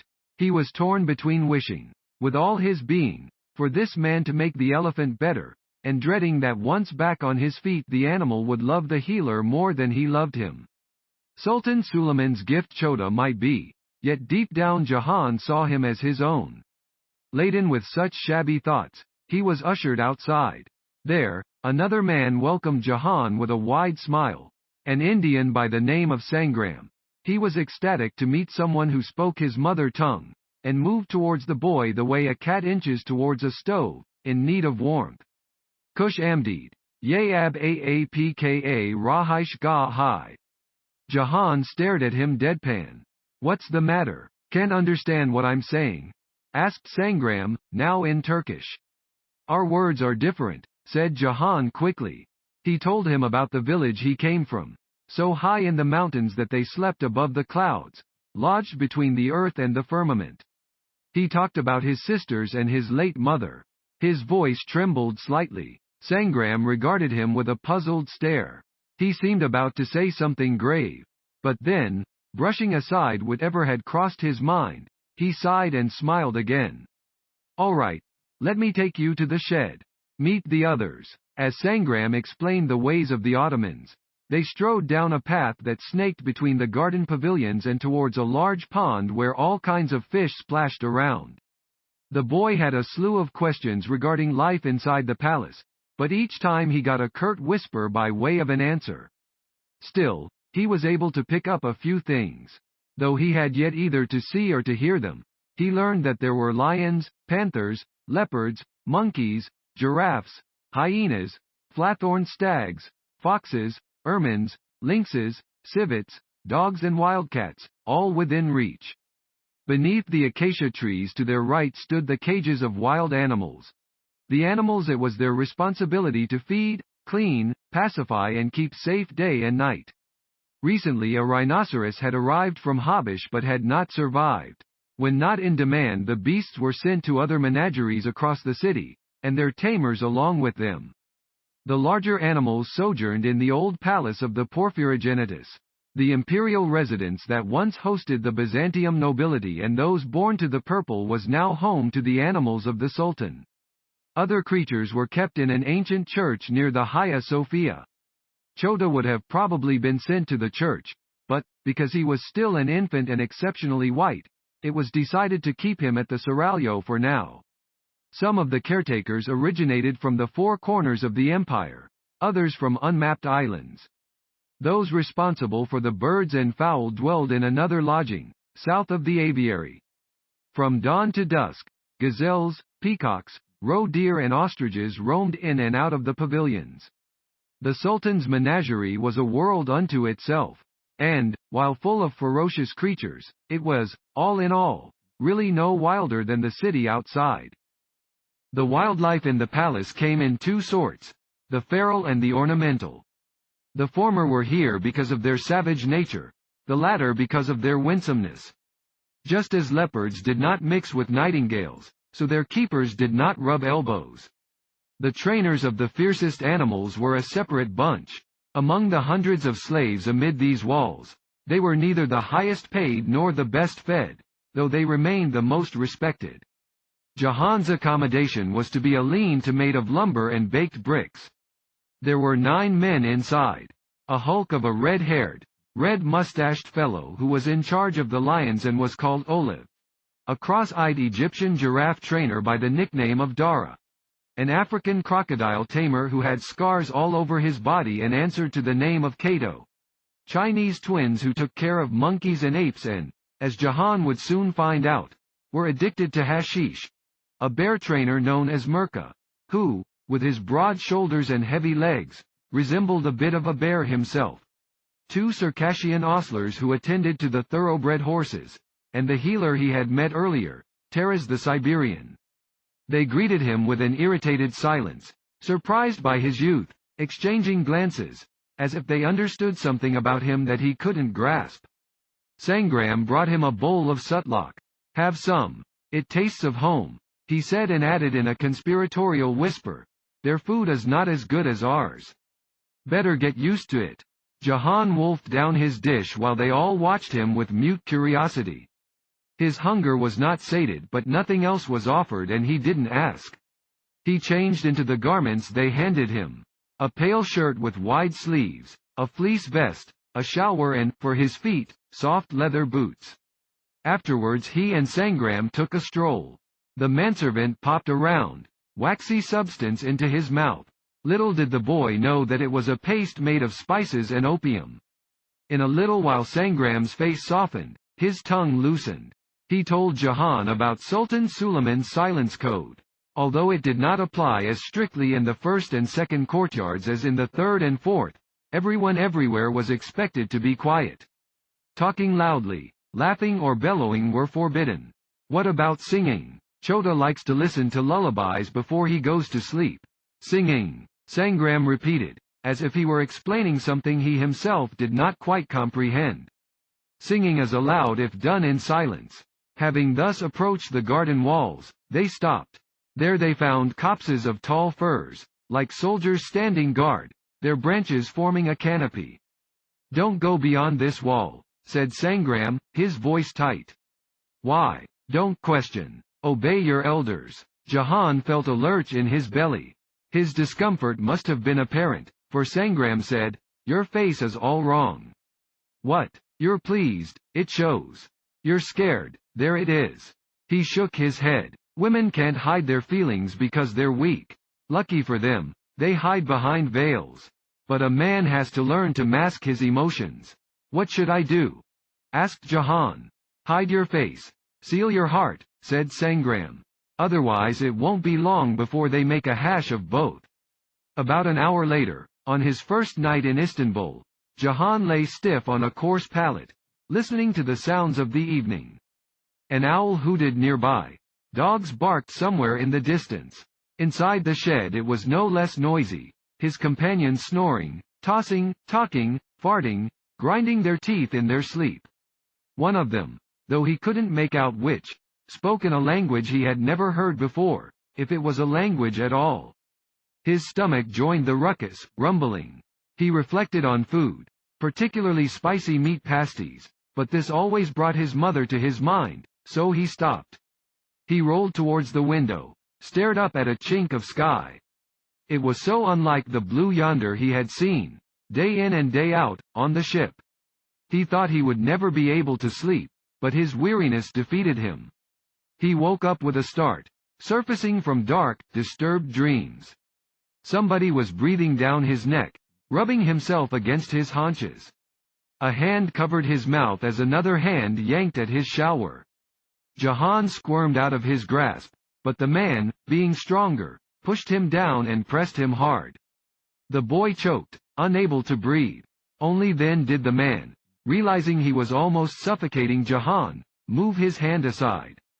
It was in that moment that Jahan sank his teeth, with all his might, into his assaulter's thumb. A gasp of pain was heard. Sudden, galled. The boy jumped to his feet, shaking. In the powdery light from a candle stood the bear tamer. "Come here," Mirka hissed. Jahan understood from his tone that he didn't want to be discovered, so he shouted, at the top of his voice, against every silence code, not giving a damn as to what would happen if the guards heard him. "You touch me again and my elephant will trample you. We'll kill you." Mirka stood up, pulling his shower. Without so much as a glance at the other tamers, who were now awake, he strode to his pallet, muttering, "Your elephant is a baby. He'll grow," howled Jahan. The boy noticed that Olive was observing him with a mixture of affection and approval. The lion tamer interjected from his corner, "Mirka, you sod. If you touch the Indian again, I'll nail your balls to the wall, hear me?" "Curse you," said Mirka. His heart hammering, the boy crawled into his bed, this time turning his back to the window, so as to keep an eye on the room. He understood that inside the palace he had to be vigilant at all times, even in sleep. He couldn't stay here long. He had to find out fast which chamber the Sultan's riches were kept in, fill his bags and leave. He would have to abandon the white elephant, he realized sadly. Chota was a royal creature. Jahan was not. Little did he know that down in his barn Chota was also awake, listening, worrying. Somewhere in the heart of the inky night, so dense that it subjugated every other color, he had picked up the scent of the only animal that filled him with fear, the tiger. No one could tell for sure how many souls resided within the palace walls. Taras the Siberian, who had been around longer than anyone could remember, said it was as many as the stars in the heavens, the hairs in a pilgrim's beard, the secrets wafting in the lotos. Others believed it was at least 4,000. At times Jahan caught himself staring at the gigantic gates separating them from the inner courtyards, wondering what kind of people lived on the other side. He wasn't the only one who burned with curiosity. Every animal tamer that he knew prattled on in muted tones about the various residents of the palace, the head of halva makers, the master of ceremonies, the tasters who savored each dish before it arrived at the sovereign's table. Eager to find out more about them, the tamers gossiped in earnest, relishing every scrap of tittle-tattle, sweet as boiled sugar in their mouths. Above all, they were fascinated by the concubines and the odalisques. That they were invisible to all men, save the sultan and the eunuchs, allowed the tamers to imagine them in any way they wished. In their minds they could paint freely the women's faces, blank and promising like empty scrolls. One could never prattle on about the favorites of the sultan, not even in whispers, unless it was the sultana, whom everybody seemed to hate and felt justified in slandering. They had heard plenty of tales about the harem, some real, most fanciful. Its gates were guarded by black eunuchs who had been castrated so badly that they could pass water only with the help of a tube they carried in their sashes. Since Islam forbade castration of any kind, Christian and Jewish dealers employed slave merchants to do the job elsewhere. Boys were captured from the deepest recesses of Africa and unmanned. Those who survived were bought by the palace and shipped to Istanbul. Of these, many died during the voyage, their corpses dumped into the sea. If they were lucky and talented, they made their way up. Thus a sin for which no one took the blame, yet to which everyone contributed, lived on. Sangram said it wasn't just their balls that had been removed but also, much too often, their hearts. The mercy that they had been denied in the past they now denied to all. If a concubine attempted to escape, it would be these eunuchs who would be the first to find her. The harem flowed through life in the palace, hidden but forceful. They named it the Darusad, House of Happiness. Every single one of its rooms and halls was said to be connected to the bedchamber of the Valide, the mother of the Sultan. For years, she alone had scrutinized what hundreds of women ate, drank, wore and did every day. Not a cup of coffee was brewed, not a song was chanted, and not a concubine caught the eye of the Sultan without her blessing. The chief black eunuch had been her ears and her eyes, but now she was dead, and all her power, and much more besides, had passed into the hands of the Sultana. Harem was her name, yet many called her witch, Zadi. Of admirers and foes, she had plenty. They said she had put a spell on the Sultan, poisoning his sour cherry sherbet, sprinkling potions under his pillow, tying his clothes into knots on nights of full moon. Breaking a 300-year-old tradition, the Sultan had married her in a ceremony so lavish it was still the talk in every tavern, brothel and opium den in town. Not that the boy knew anything about taverns, brothels and opium dens, but Sangram did, and he loved scattering bits of gossip. Most of Jahan's knowledge about what was happening inside and outside the palace came from him. Witch or not, the Sultana had a soft spot for curiosities and went to great lengths to collect them. The tiniest female dwarf in the empire, or a musical box with secret compartments. A peasant girl with skin like a lizard's, or a bejeweled dollhouse. She took possession of each one with the same delight. Being fond of birds, she frequently visited the aviary. One parrot there was her favorite, a green-bellied, crimson-winged macaw, and she taught it about a dozen words, which the animal squawked at the top of its ugly voice whenever Sultan Suleiman came close, making him smile. Harem enjoyed feeding the gazelles and foals, but she rarely, if ever, spent time with the wild animals. All the better, Jahan thought, for he feared her. How could he not fear a woman who read minds and stole souls? The first weeks in the Piatat, the seat of the throne, passed by eventlessly. Chota recovered slowly, regaining his weight and good humor. He was given 2 saddlecloths, one for every day, yards of blue velvet embroidered with silver thread, and one for festivities, a golden mantle made of heavy brocade. Jahan loved the feel of the needlework on the tips of his fingers. He no longer lamented the precious cloths that Shah Humayun had sent with the elephant, but that Captain Gareth's sailors had shamelessly plundered on that ominous ship. At night, as soon as he closed his eyes, his stepfather's face appeared from out of the gloom. A part of him yearned to return to his village, and kill him. The way he had taken the life of his mother, kicking her in her belly, even though he knew, for how could he not, that she was pregnant.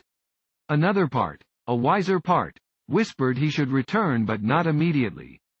After stealing the Sultan's gems, what harm could there be in saving a few for himself? Captain Gareth would never know.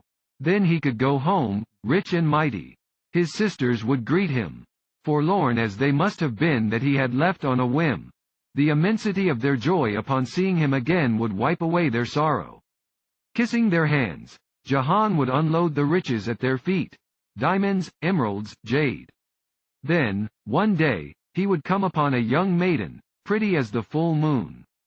Her teeth like pearls, her breasts like ripe quinces. She would walk away from him, but not before honoring him with a furtive smile. He would save her from a terrible danger. drowning or a gang of robbers or a ferocious animal. This part of his dreams always changed. Her lips, when she kissed him, would taste like raindrops, her embrace would be sweeter than honeyed figs. They would fall in love, her caresses washing over him like fragrant waters. So immaculate would be their bliss that, even years after they died of old age in each other's arms, people would remember them as the happiest couple under God's sky. His early days in the menagerie would have been harder were it not for Olive the lion tamer, who took him under his wing. A man unrivaled in bravery and recklessness but oddly besotted with his mustache, which he combed, waxed and perfumed 5 times a day. Like Jahan, he had a family waiting for him somewhere, a life he had lost when, at the age of 10, he had been taken by slave traders. His reddish hair, robust build and, especially, his dauntlessness had determined his destiny. Snatched from his family, he was brought to the Ottoman palace, which he was never to leave. Each morning at dawn the tamers washed their faces in a marble fountain that ran so cold their hands turned raw red. Before noon they shared wheat soup and bread. In the evenings they tucked into rice dripping with sheep's tail fat. When darkness fell, they rested their heads on coarse sacks that housed a horde of creeping lice. The nits were everywhere, and fleas. They leapt from animals to humans, from humans to animals. When they bit, which they did often, they left angry marks that swelled into bumps if scratched. Time and again, the tamers examined their animals, the large and the small, scrubbing them with crushed camphor, cardamom and lemongrass. However thoroughly they searched, one flea would always survive, and one flea was all it took. Twice a week the chief white eunuch, who was known to all and sundry as Carnation Camille Aga, dropped in for an inspection. He never scolded, never raised his voice, yet he was one of the most feared men in the palace, his scowl sharper than steel. His skin was so pale that one could see the fine tracery of veins underneath. He had dark circles under his eyes and was said to spend the nights walking the corridors because he could no more sleep than an owl on the hunt. Knowing that the slightest grime was enough to make his hackles rise, the tamers cleaned to no end. They wiped urine off the basins, picked up the feces, rinsed the feeding cups. Jahan was not sure. The animals thought much of this frenzy. Deprived of natural odors, theirs and their mates, they got confused about their territories. None of the tamers had the heart to reveal this to the eunuch. Still, they took good care of their animals. Their lives depended on their well-being. When they thrived, so did they. When they fell from favor, so did they. One day in mid-April a strange thing happened. Jahan was taking Chota back to the barn when he heard a rustle from behind a row of bushes, faint but so close as to give him a start. Pretending not to have noticed anything, he remained alert. Before long, an embroidered silk slipper poked out from under the shrub like a baby snake, unaware of being in the open. Now that Jahan knew it was a girl hiding there, he racked his brains as to who she could be. There were no females among the tamers. The concubines could not get this far, and certainly not unchaperoned. As he did not wish to scare her, he kept his distance, assuming all she wanted was to see the white elephant up close. So he went on with his work and let her spy on them. She kept coming back. He could hear the crack of twigs beneath her feet, the swish of her robe, always on the sly. By the end of the month Jahan had got used to the mysterious snooper. Such was his acceptance and such her stealth that they would never have spoken to one another had it not been for, of all things, a wasp. That morning Jahan was cleaning a lump of soil stuck on Chota's tail when a shriek pierced the air. A girl darted out from behind the hedge, her hair fluttering every which way. Waving her hands, screaming an incomprehensible stream of words, she whisked past them, dashed into the barn and closed the door so harshly it bounced back open. Shoo!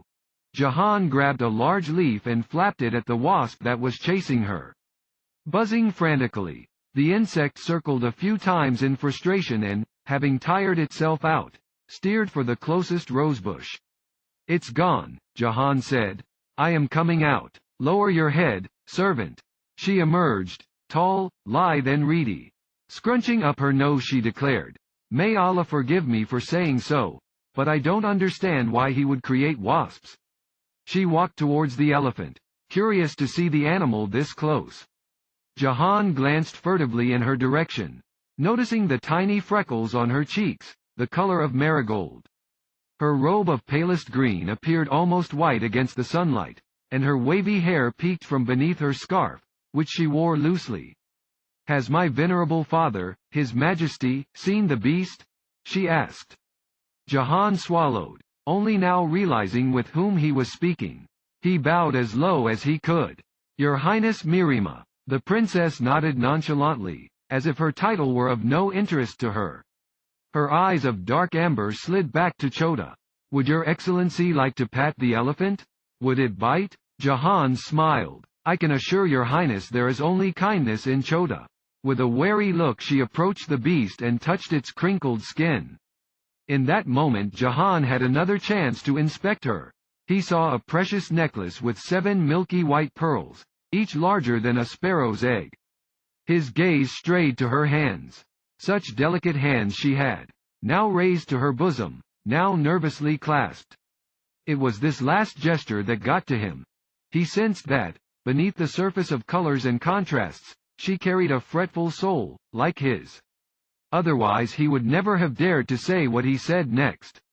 "Humans are frightened of animals, but we are cruel, not they. A crocodile or a lion. None of them are as wild as we are. What a ridiculous thing to say.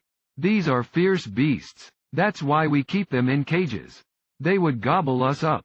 Your Serene Highness, ever since I came here I have not heard of an animal attacking anyone unless we starved it to death. If we don't disturb them, they won't disturb us. But humans are not like that. Whether hungry or not, man is prone to evil. Where would you sleep more peacefully? Next to a stranger with a full belly or next to a well-fed lion?" She regarded him for a moment. "You are a strange boy. How old are you?" 12. "I'm older than you," she said. "I know better." Still bowing, Jahan could not help but smile.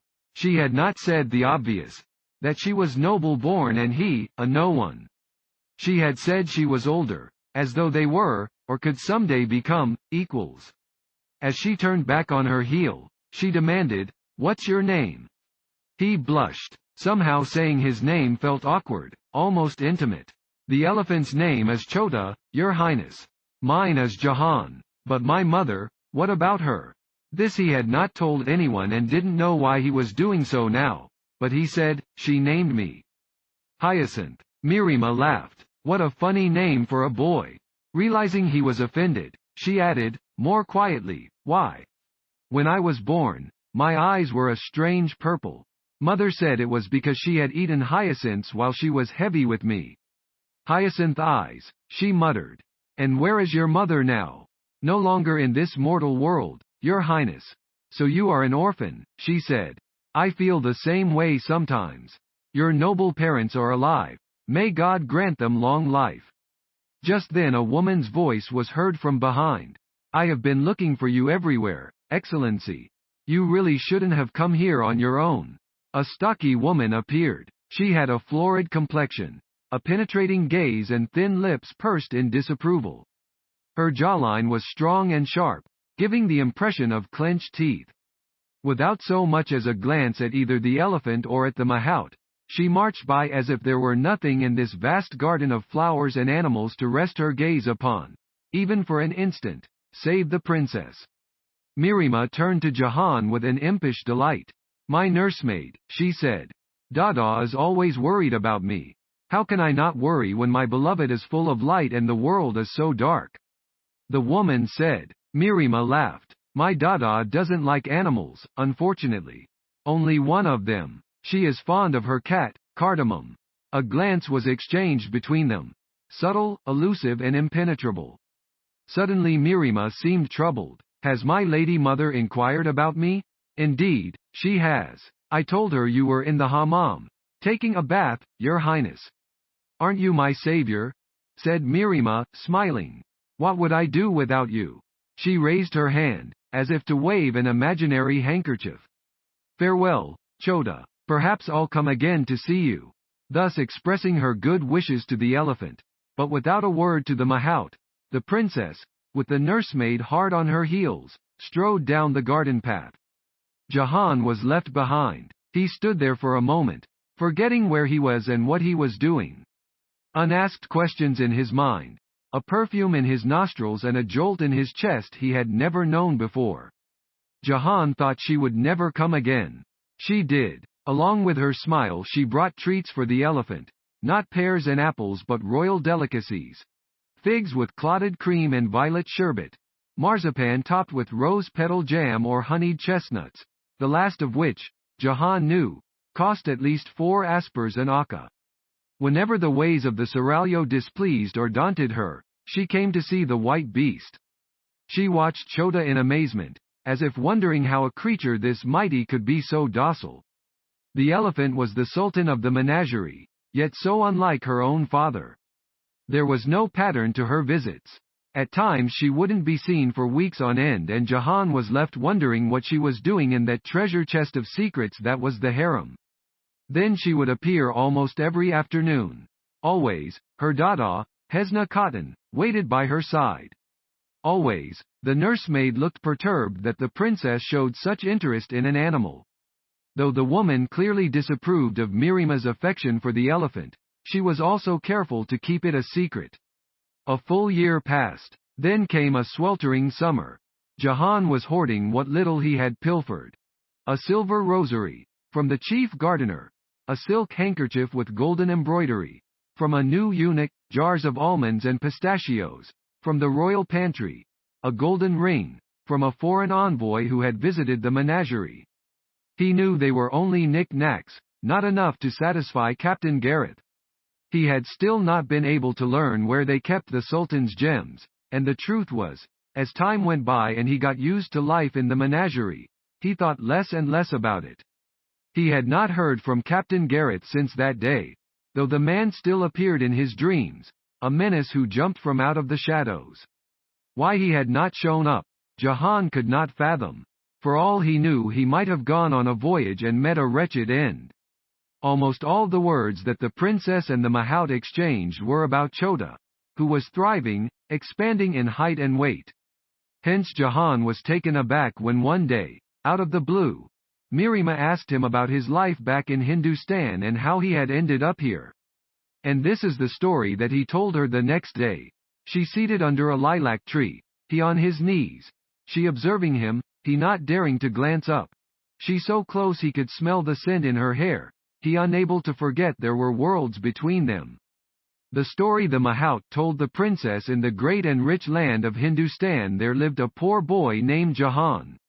His home was a shack, a stone's throw away from the road that the soldiers trampled en route to and from Shah Humayun's palace. He slept under the same roof as his 5 sisters, his mother and his stepfather, who also was his eldest uncle. Jahan was a curious boy, who loved putting together things with his hands.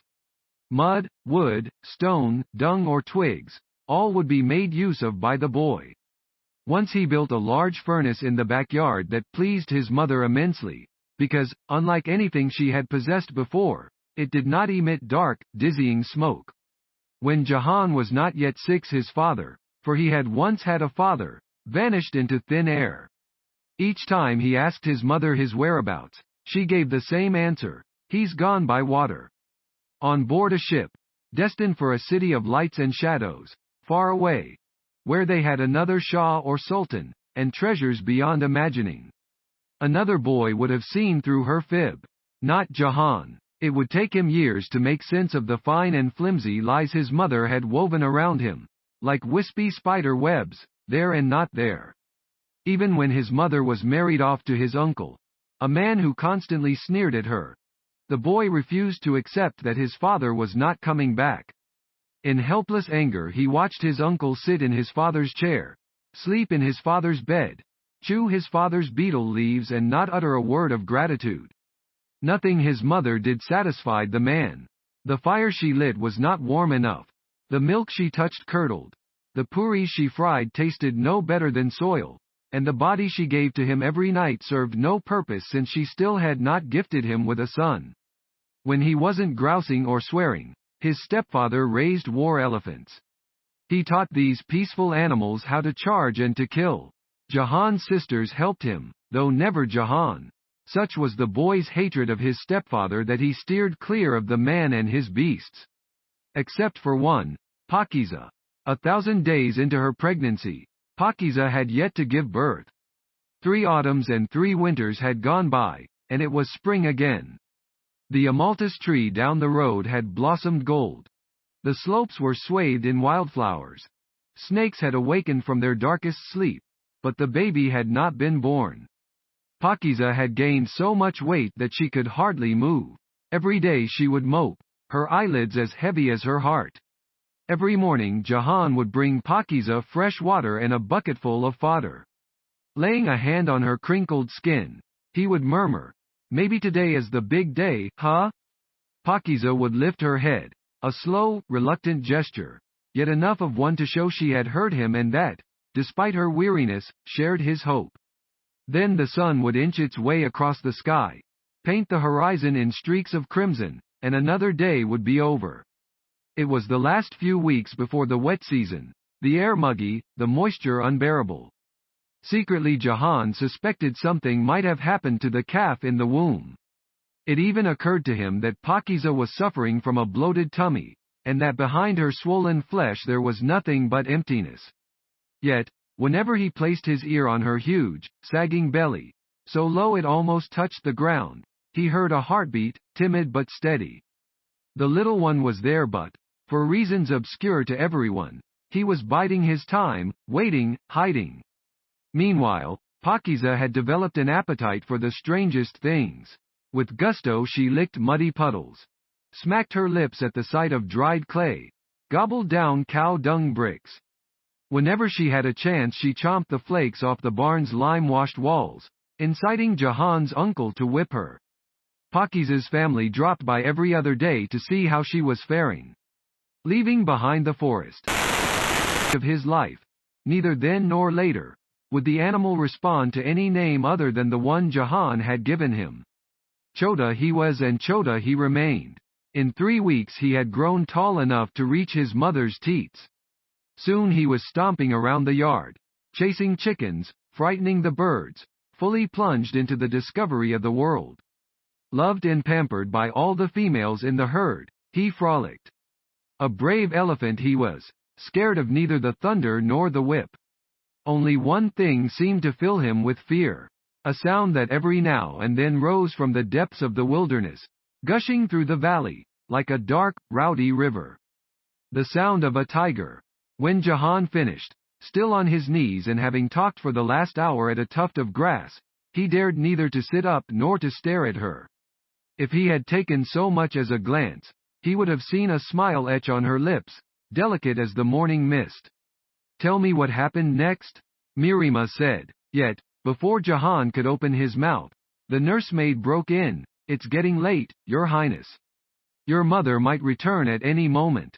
Mirima sighed. "Fine, Dada, we can go now. When I was born, my eyes were a strange purple. Mother said it was because she had eaten hyacinths while she was heavy with me." "Hyacinth eyes," she muttered. "And where is your mother now?" "No longer in this mortal world, Your Highness. So you are an orphan," she said. "I feel the same way sometimes. Your noble parents are alive. May God grant them long life." Just then a woman's voice was heard from behind. "I have been looking for you everywhere, Excellency. You really shouldn't have come here on your own." A stocky woman appeared. She had a florid complexion, a penetrating gaze and thin lips pursed in disapproval. Her jawline was strong and sharp, giving the impression of clenched teeth.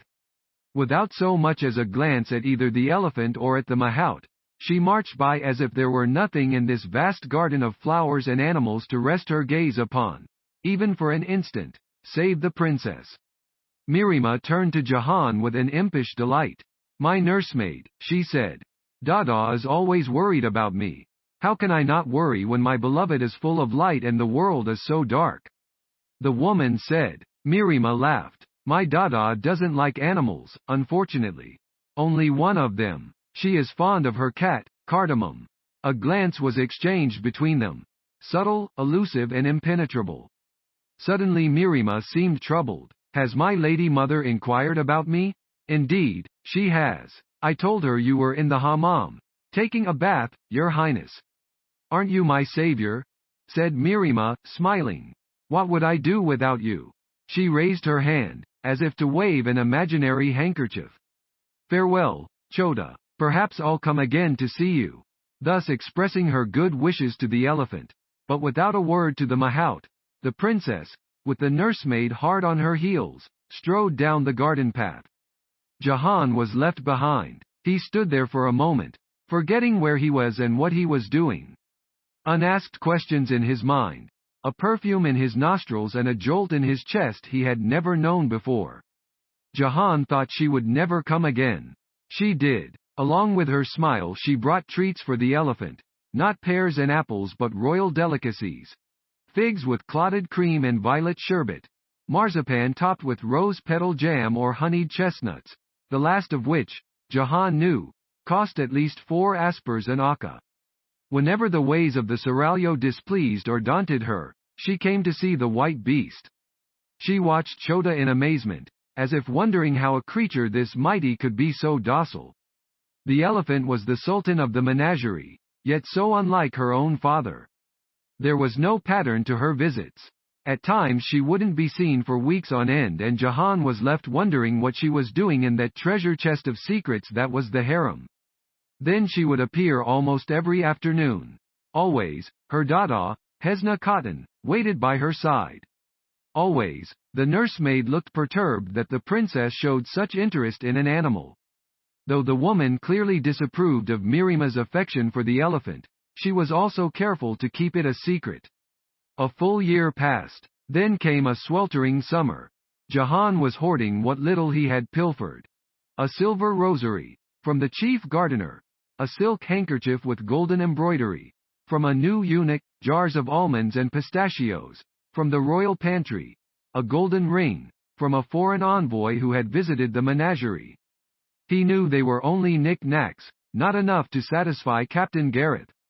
He had still not been able to learn where they kept the Sultan's gems, and the truth was, as time went by and he got used to life in the menagerie, he thought less and less about it.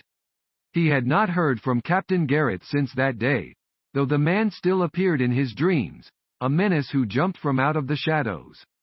Why he had not shown up, Jahan could not fathom. For all he knew he might have gone on a voyage and met a wretched end. Almost all the words that the princess and the mahout exchanged were about Chota, who was thriving, expanding in height and weight.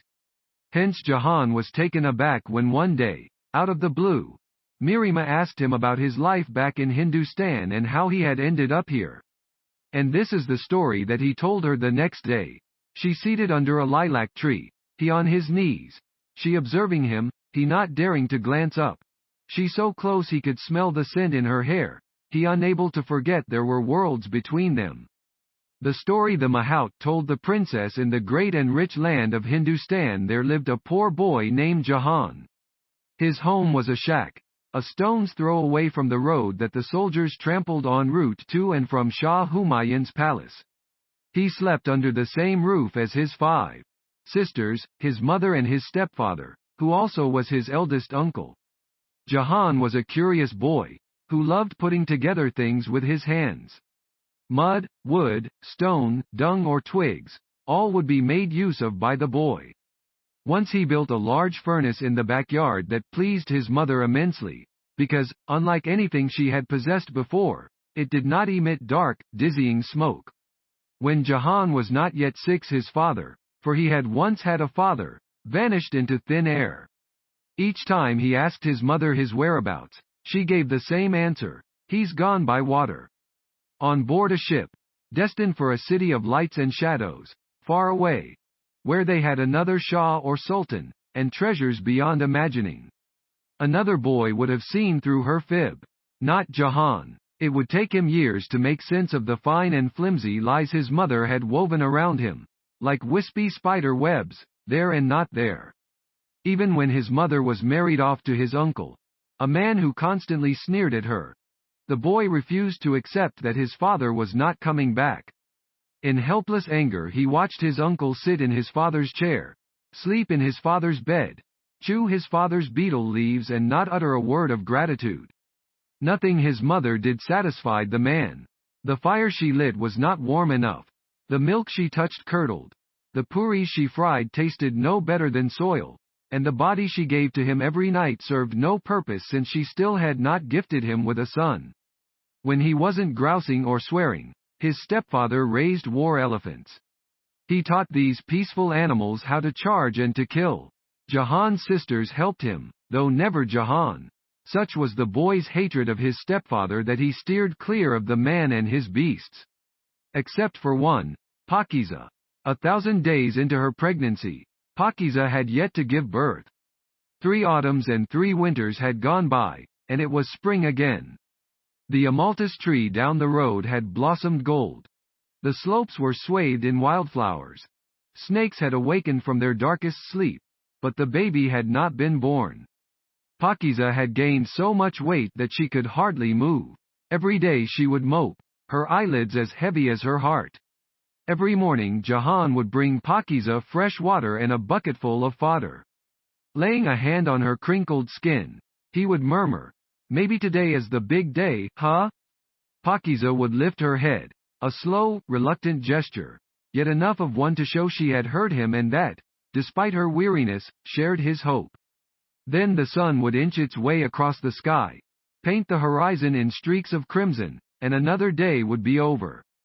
It was the last few weeks before the wet season, the air muggy, the moisture unbearable. Secretly Jahan suspected something might have happened to the calf in the womb. It even occurred to him that Pakiza was suffering from a bloated tummy, and that behind her swollen flesh there was nothing but emptiness.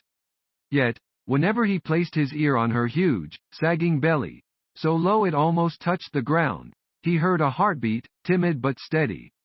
The little one was there but, for reasons obscure to everyone, he was biding his time, waiting, hiding.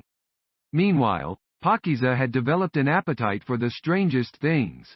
With gusto she licked muddy puddles, smacked her lips at the sight of dried clay, gobbled down cow dung bricks. Whenever she had a chance she chomped the flakes off the barn's lime-washed walls, inciting Jahan's uncle to whip her. Pakiza's family dropped by every other day to see how she was faring. Leaving behind the forest, they ambled past in single file, their eyes fixed on the dusty path, their steps beating to a rhythm only they could hear. Upon reaching the place, the males fell silent while the females drew closer, calling out in their ancient tongue. Inside the yard Pakiza pricked up her ears. Occasionally she answered them. With what little strength she had, she told them not to worry for her. Mostly she stayed still. Whether numbed by dread or soothed by love, Jahan could not tell. People came from far and wide to see the miracle. Hindus and Muslims and Sikhs and Christians swarmed around their shack. They brought garlands of flowers. They lit candles, burned incense and sang airs. The baby must be blessed, they said, his umbilical cord stuck in an unseen world. They tied scraps of cloth on the banyan tree, hoping their prayers would be heard by the skies. Before they left, the visitors made sure to touch Pakiza, promising not to wash their hands until their wishes had been granted. The most impudent tried to pluck a hair or two from her tail. For them, Jahan kept a lookout. Every so often a healer appeared at their gate, either out of a desire to help or sheer curiosity. One of them was Sri Zishan, a gaunt man with flaring eyebrows and a habit of embracing trees, rocks and boulders to feel the life within them. The year before he had lost his balance and toppled down a cliff while trying to enfold the sunset in his arms. He had remained in bed for 40 days, unspeaking and unmoving, except for a nervous twitch behind. Miramah sighed. Fine, Dada. We can go now. Smoothing her long kaftan, the princess rose to her feet and, with a swinging stride, trod down the garden path. Hesna Khatun watched her quietly for a while. Then, as soon as Miramah was out of earshot, she spoke, in a tone so soft and so caring that Jahan did not grasp the chiding underneath until the nursemaid, 2. Was gone. Hyacinth eyes. Milk brother to an elephant. You are a strange one, Indian. Or else a gifted liar. If that's right, if you are deceiving my good and gracious Excellency, I swear I'll find it out and make you regret it. The next time they came to see the elephant, the nursemaid was 7 steps behind and silent as a corpse. As for the princess, Jahan thought that, in the receding light of the late afternoon, she looked more beautiful than ever before. On her finger shone a diamond, the size of a walnut and the color of pigeon's blood. Jahan was aware that if he could only get his hands on it, he would be a rich man all his life. And yet, somehow, he also knew he could never steal from her. After feeding Chota dried prunes, she sat under the lilac tree. A faint odor of flowers and wild herbs wafted from her hair. I'd like to hear what happened afterwards. Jahan felt a shiver run down his entire body, but he managed to say, calmly, "As you wish, Your Highness." The story the Mahout told the princess. About a year after Chota was born, Shah Humayun received an unusual visitor in his magnificent palace, an Ottoman admiral who had lost half of his crew and all of his fleet in a terrible storm. After listening to his ordeals, the Shah promised the man a new caravel so that he could return home. "I set sail to fight the heathen," said the Ottoman. "But a gale brought me to this land. I now understand why. Allah wished me to witness the Shah's generosity and to convey this to my Sultan." Pleased to hear this, Humayun rewarded the admiral with robes and jewels. Afterwards he retired to his private chambers, and it was there, in a bathtub full of rose petals, that an idea occurred to him. His troubles were endless, his enemies aplenty, including his own flesh and blood. His late father had given him some hard advice: do not harm your brothers even though they may well deserve it. How could he fight them without harming them, Humayun wondered. And if he did not defeat them, how could he remain in power? There he was, as naked as the hour in which he was born, drained by the steam, contemplating this quandary, when a rose petal caught his eye. Swimming gracefully, it slid towards him as if guided by an invisible hand and fastened itself to his chest. Gentle by birth, mystical by disposition, Humayun gasped. Surely this was an omen. The rose petal had shown him his weakest side, his heart. He ought not to be enfeebled by his feelings. The more he thought about it, the more it seemed that the shipwrecked captain had been brought to him just like this petal.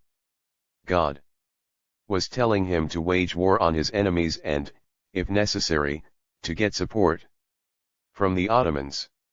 He left the bath, delighted and dripping. Between the two Muslim sultanates there were sporadic exchanges. Merchants, emissaries, mystics, spies, artisans, and pilgrims traveled to and fro. Also, gifts. The last came in all sizes: silks, jewels, carpets, spices, mother-of-pearl cabinets, musical instruments, lions, cheetahs, cobras, concubines and eunuchs. From one ruler to the other, messages were carried along with tokens of largesse, and the answer, whether affirmative or not, would arrive with reciprocal flamboyance. Humayun, giver of peace and the shadow of God upon earth, was curious about Suleiman, swayer of sea and land and the shadow of God upon earth. He had heard from his spies that every night before he went to sleep the Sultan wore the seal of Solomon, the signet ring that had given his namesake command over animals, humans, and jinn. Suleiman's strengths were apparent. But what were the foibles and the fears that festered under those precious kaftans, each of which he was rumored to wear but once? Humayun had also heard about Hurrem, the queen of Suleiman's harem.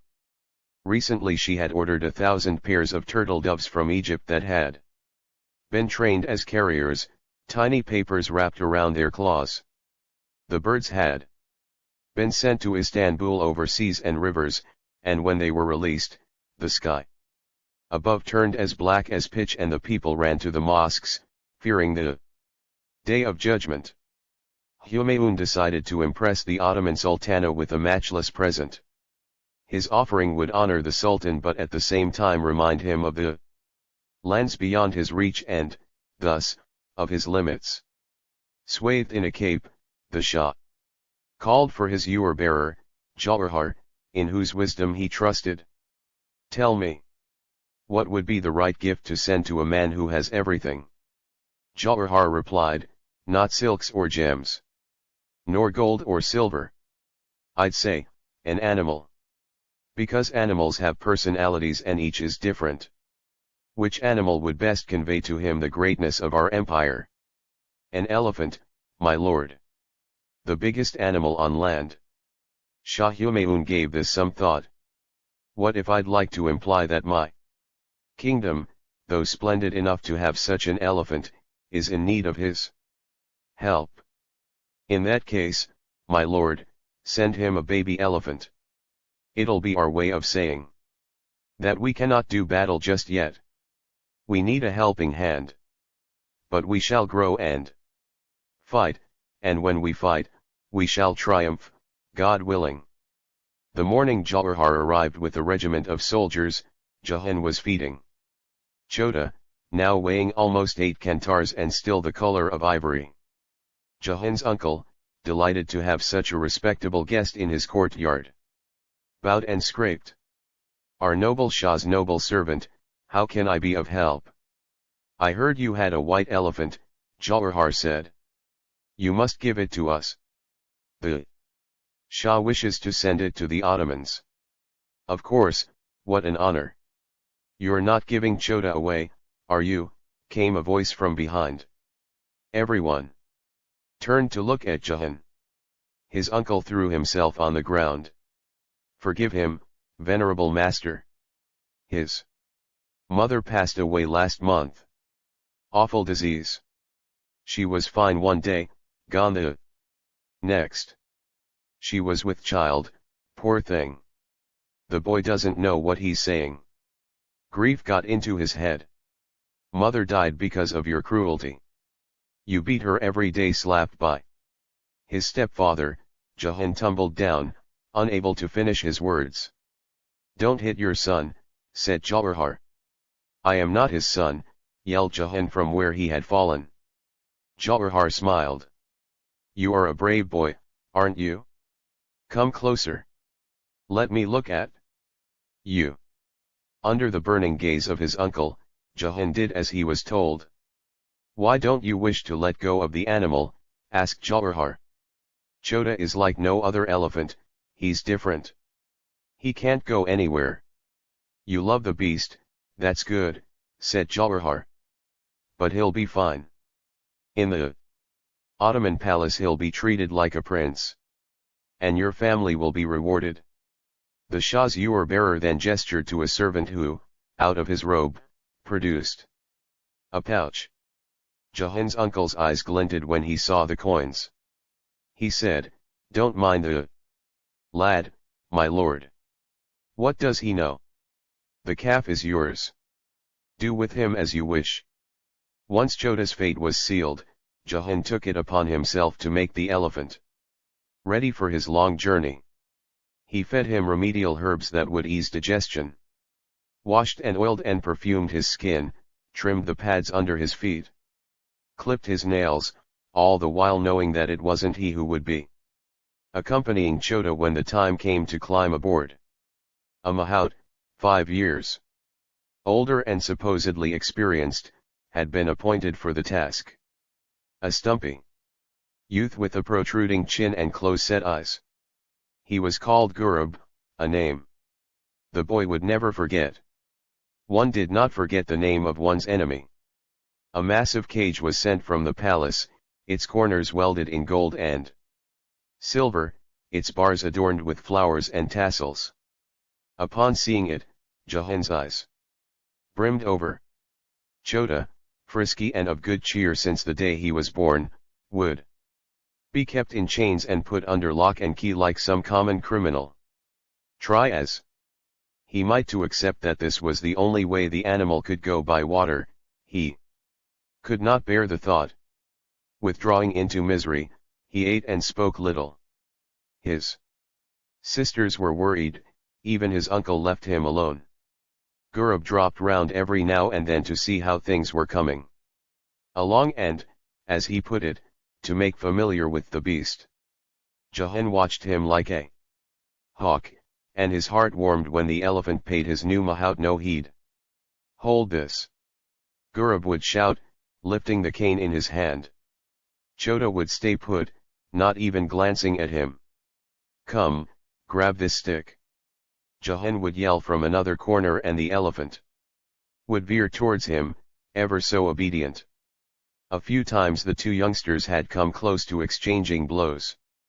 Even so, since Chota listened to no one save Jahan, to make things easy it was agreed that the boy would travel with them to the port of Goa. There, the elephant would be loaded onto the vessel that would take him to Istanbul, and Jahan would return to Agra. The morning they set off, Jahan's eldest sister pulled him aside. Inhaling ever so slowly, she held her breath deep down in her lungs, not yet ready to let go either of her breath or of her brother. "You are leaving," she said, as if it needed to be announced. "I'll help Chota and come back with uncle," said Jahan, putting into his sack the bread she had baked. "Just for a few days. The road can be short or long, who knows? This morning I asked myself, if mother were here, what would she counsel you? I prayed to God that he would let me know so that I could tell you, but nothing came." Jahan kept his head down. He, too, wanted to know what his mother would have told him had she been alive. When he looked outside, he saw the elephant glowing. The peasants had painted his trunk in swirling colors and embellished his mantle with sequins. As he watched him, these words spilled from Jahan's mouth: "Be kind to the beast, and to the weak," she might have said. His sister's eyes, which had been dark and doleful, now lit up. "That's right. Whatever you do," she would have said, "don't hurt anyone and don't let anyone hurt you. Be neither a heartbreaker nor heartbroken." The clouds above the port of Goa rolled away across the pewter sky, bringing them the favorable wind they had been awaiting for days. The anchors were raised, the sails were hoisted, a pair of old and torn breeches was thrown into the water to expel bad luck. Gurub was rigged out in an embroidered jacket the color of dead leaves. Next to the tatters Jahan wore, his clothes shone like a Maharaja's. Scowling at the boy, Gurub said, "You better take yourself off. We don't need you anymore. Not going anywhere until the ship leaves." "You brat," Gurub said. Jahan pushed him. Caught unawares, Gurub tumbled down, soiling his jacket. He stood up and hissed, "I'll kill you." Jahan dodged the blows with ease, savvy about how to protect himself. Thanks to the training of his uncle, who was watching the brawl from one side. Amused. Being taller and older, Gurub could have roughed him up, but he didn't. He had seen the madness in the boy's eyes, that brittle savagery. For him, Chota was but one elephant among many.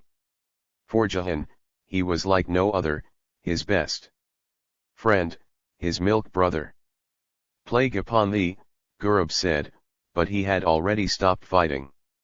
Still shaking, Jahan went to Chota. Just standing beside him deepened the sadness creeping into his heart. He said, "Fare you well, my brother." The elephant, now shackled, swung his trunk. "You're going to be fine. The Sultan will welcome you and the Sultana will adore you, by my troth." And with those words the boy strode away, wiping his tears, though he could not go far. On impulse he hid behind a wall to spy. After a while, Gurub returned, having cleaned his jacket. Confident that he had got rid of his rival, he scoffed, big beast. From now on it's you and me. If you don't obey me, I'll starve you to death. Getting the elephant onto the vessel would be no mean feat. Chota had not even glanced at his cage. When the moment came, Gurub instructed the elephant to move, a command that went ignored. He smacked the elephant with his cane. Chota didn't budge. Gurub hit him again. Jahan's mind began churning. If he entrusted his milk brother to this ogre, the elephant might not make it alive to the Ottoman lands. By now, the Colossi had finished loading the freight into the ship. Chota and his cage were among the last items on the dock. Upon Gurub's call, 4 men appeared and tied ropes around Chota's torso. Not liking this at all, the elephant trumpeted and rumbled. Though not yet a year old, he was strong. The 4 men became 10, half pushing half pulling in unison. As soon as the elephant was shoved into the cage, the iron door was shut and bolted. Chota turned back. Slowly, a painful look in his eyes, only now understanding that he was trapped. The cage was fastened with chains from above and hoisted with the help of a tackle. Chota, already in mid-air, stared about, not at anyone in particular but towards the distant lush forests and the misty valleys where elephants plodded along, free and reckless. It was then that something caught Jahan's eye. Ahead of him a crate lay on the ground. Some of its planks had peeled off, leaving an opening through which he could see its contents, parcels wrapped in cloth. They would carry this to the ship at the end. He glanced at the elephant, he glanced at the crate. Making sure no one was watching, Jahan sneaked into the half-filled crate. His lips curved into a smile at the thought of his uncle searching everywhere for him. He waited, still as a stone. After an eternity, he felt a jolt, a bounce that jarred every bone in his body.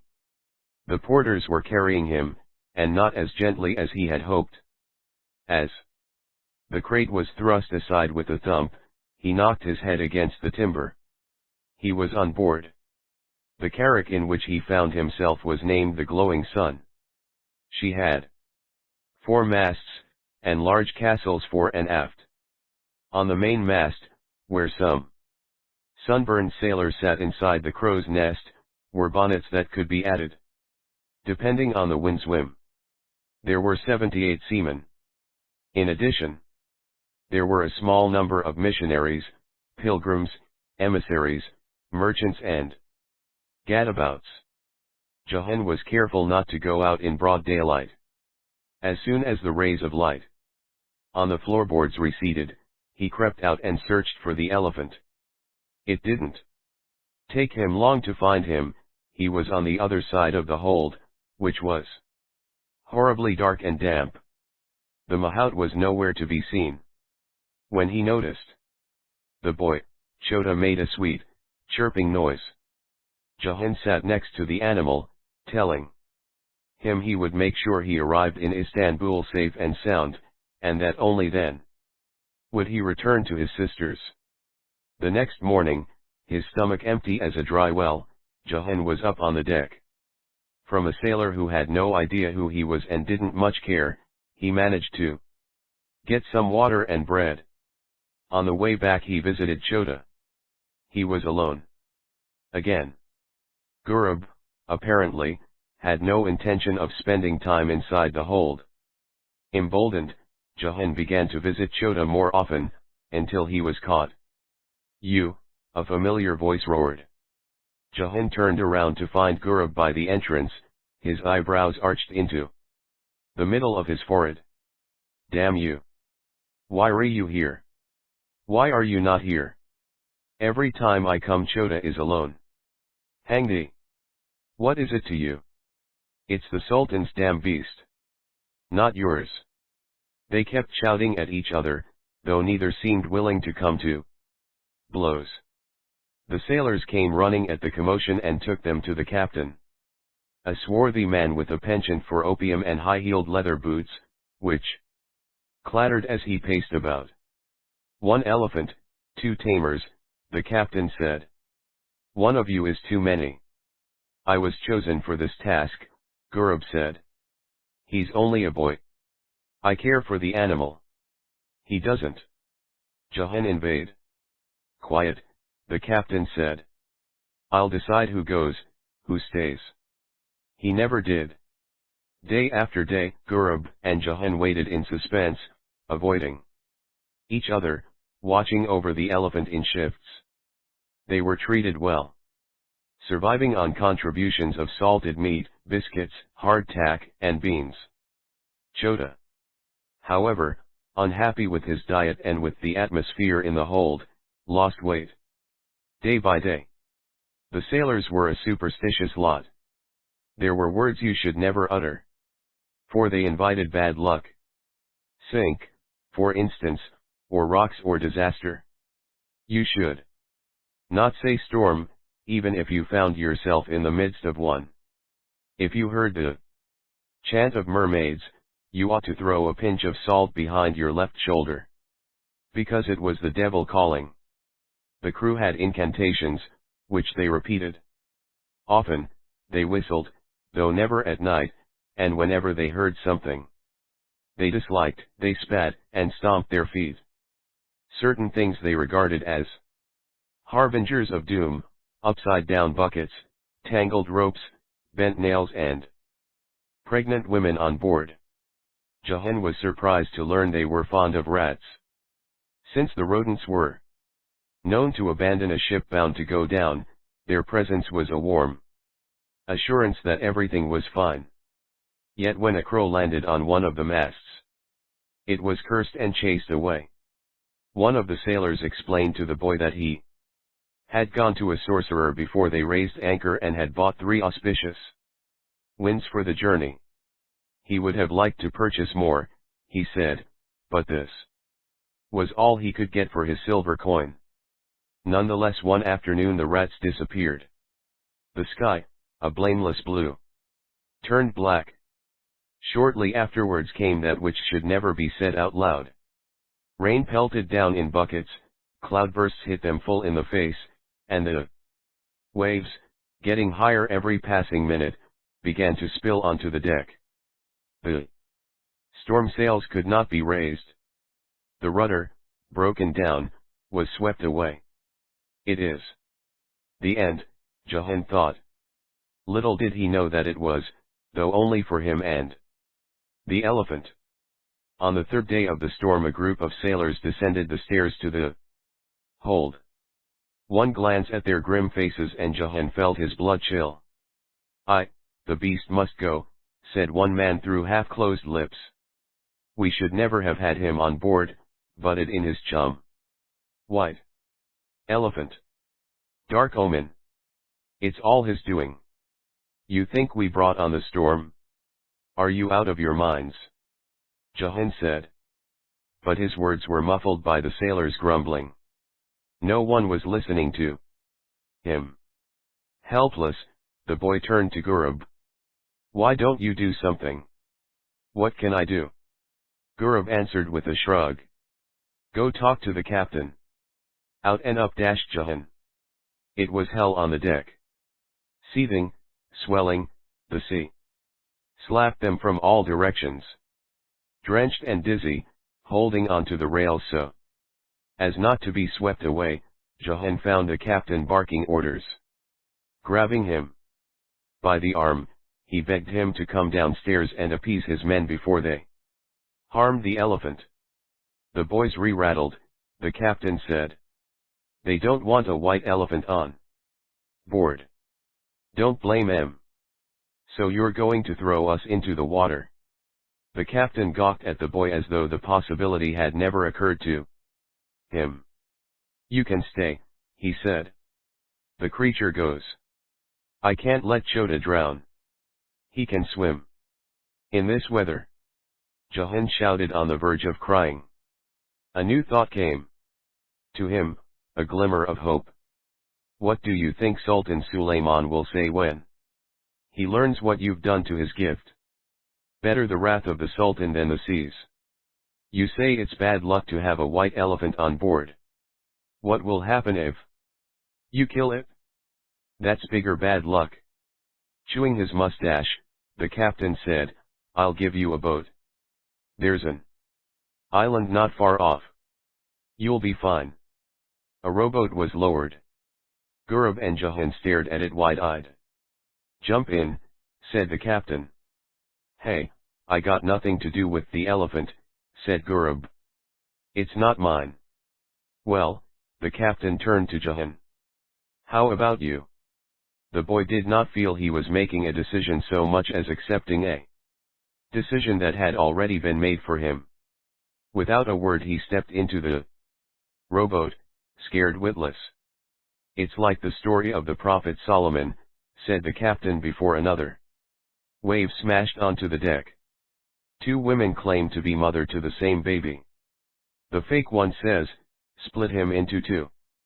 But the true mother won't agree to that. See, now we know who is the real Mahout, and who is the impostor. Chota was brought up to the deck, wild with fear, his feet kept slipping on the wet boards. After a few attempts they gave up trying to move him into the boat, and shoved him into the sea. He fell down with an ear-splitting squeal. The water, dark and furious, opened its mouth and swallowed the animal as if he were a mere empty shell. When Jahan stopped talking, he saw that Princess Miramah was staring at him in horror. She asked, How did you survive? We were washed ashore on an island. From there we were saved by another ship, he replied. Behemoth was the name. She gave a smile of relief. Were they nice to the elephant? No, Your Highness. They were horrible. The sailors got sick midway. Scurvy. The worst kind. Someone said elephant flesh was the cure. They almost killed Chota. Captain Gareth saved us. We owe our lives to him. The rest, you already know. We arrived in Istanbul and were brought here. Pity, your tale has ended, said Miramah with a sigh. If you had kept talking for another 1,000 days, I would have listened without cease. I was fond of daydreaming about your feats. Jahan felt awful when he realized how stupid he had been to finish the story. He could have made it much longer. What if the princess left now and never came back? He began to panic. Just as he was cudgeling his brains for another way to continue with the tale, he heard a sudden wheezing and hacking. Hesna Khatun was bending down, her face suffused with red, her breath coming out in ragged gasps. She was having an asthma attack. The princess and the Mahout, each giving her an arm, walked her to the tree and helped her to sit down.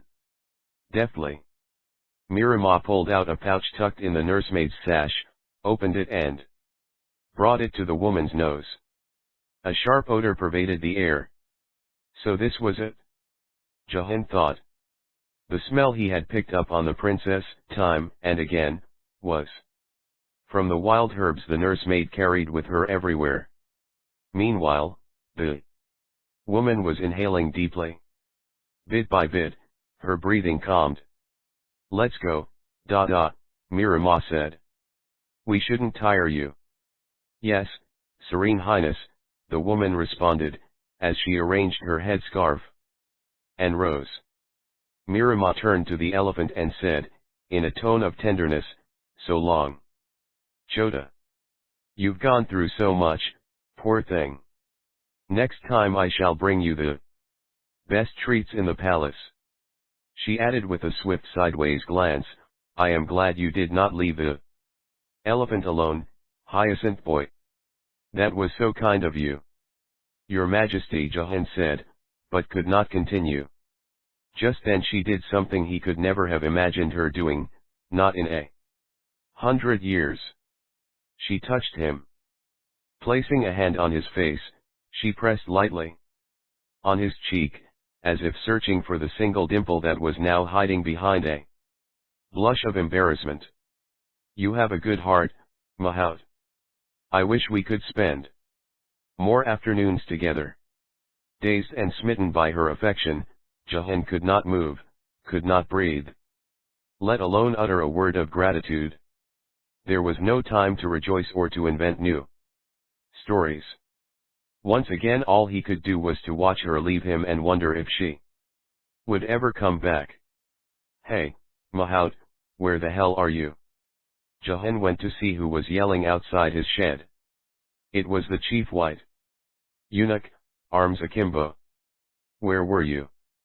I was cleaning. Go get ready. The Grand Mufti needs the beast. What for? Carnation Camel Aga took a step forward and slapped him on the face. What are you asking? Do as I say. With the help of the tamers, Jahan fastened the howdah on the elephant's back. When Chota was ready, the eunuch gave them a look that bordered on contempt. Off you go. Sangram will show you the way. A heretic is on trial. Yes, Effendi, said Jahan, though he didn't have a clue what that meant. It was a drizzling, bustling Friday morning. Jahan and Sangram, sitting inside the howdah, plodded along through the hilly streets. What the chief white eunuch refused to reveal, Jahan was able to extract from Sangram. Their task was to collect the Grand Mufti and carry him to a square where he would question a Sufi preacher famed for his impious views. That a royal elephant had been assigned to the service of the chief religious officer was the Sultan's way of showing his support for the ulama. The Sultan himself was not attending the court case, and had turned down the Grand Mufti's invitation, an indication that he wished to give a wide berth to theological debates. As they were passing by the ancient graveyard that overlooked the Golden Horn, the elephant stopped abruptly. Jahan prodded him with his cane, but the animal stood transfixed. I heard a strange thing about these beasts, said Sangram. They say they choose where they'd like to die. This one seems like he has found his place. What are you saying? Chota is an infant, Jahan objected, disturbed by the words he had heard. Sangram shrugged. Thankfully, Chota began to walk again, and the subject was dropped as quickly as it had started. Before noon they arrived at the Grand Mufti's house, a mansion with a dovecot carved in limestone, a pergola topped with a bald achin and cantilevered bay windows overseeing the Bosphorus. Jahan inspected the place with interest. He noticed that the windows mostly faced north and a few had stained glass, which he thought was a pity, since they did not capture the changing light. It occurred to him that if he could filch paper from somewhere, he could draw this place in the way he was imagining it. Meanwhile the Grand Mufti appeared. Jahan saluted him under the eyes of his wives and children, who, having never seen an elephant before, were peeking from behind curtains and doors. With the help of a ladder and a dozen servants, the old man took his seat inside the howdah. Jahan, as usual, sat on Chota's neck. Sangram would walk. Has anyone ever toppled down from up here? The Grand Mufti yelled when they set off. Chalebai, I can assure you that has never happened. Inshallah, I won't be the first. To Jahan's surprise, the aged man handled the ride well enough. They trudged along the wider streets, avoiding any alleyways too narrow for the elephant. Besides, Jahan had the impression that the Grand Mufti wanted to be seen by as many people as possible. One didn't get a chance to mount Sultan Suleiman's elephant every day.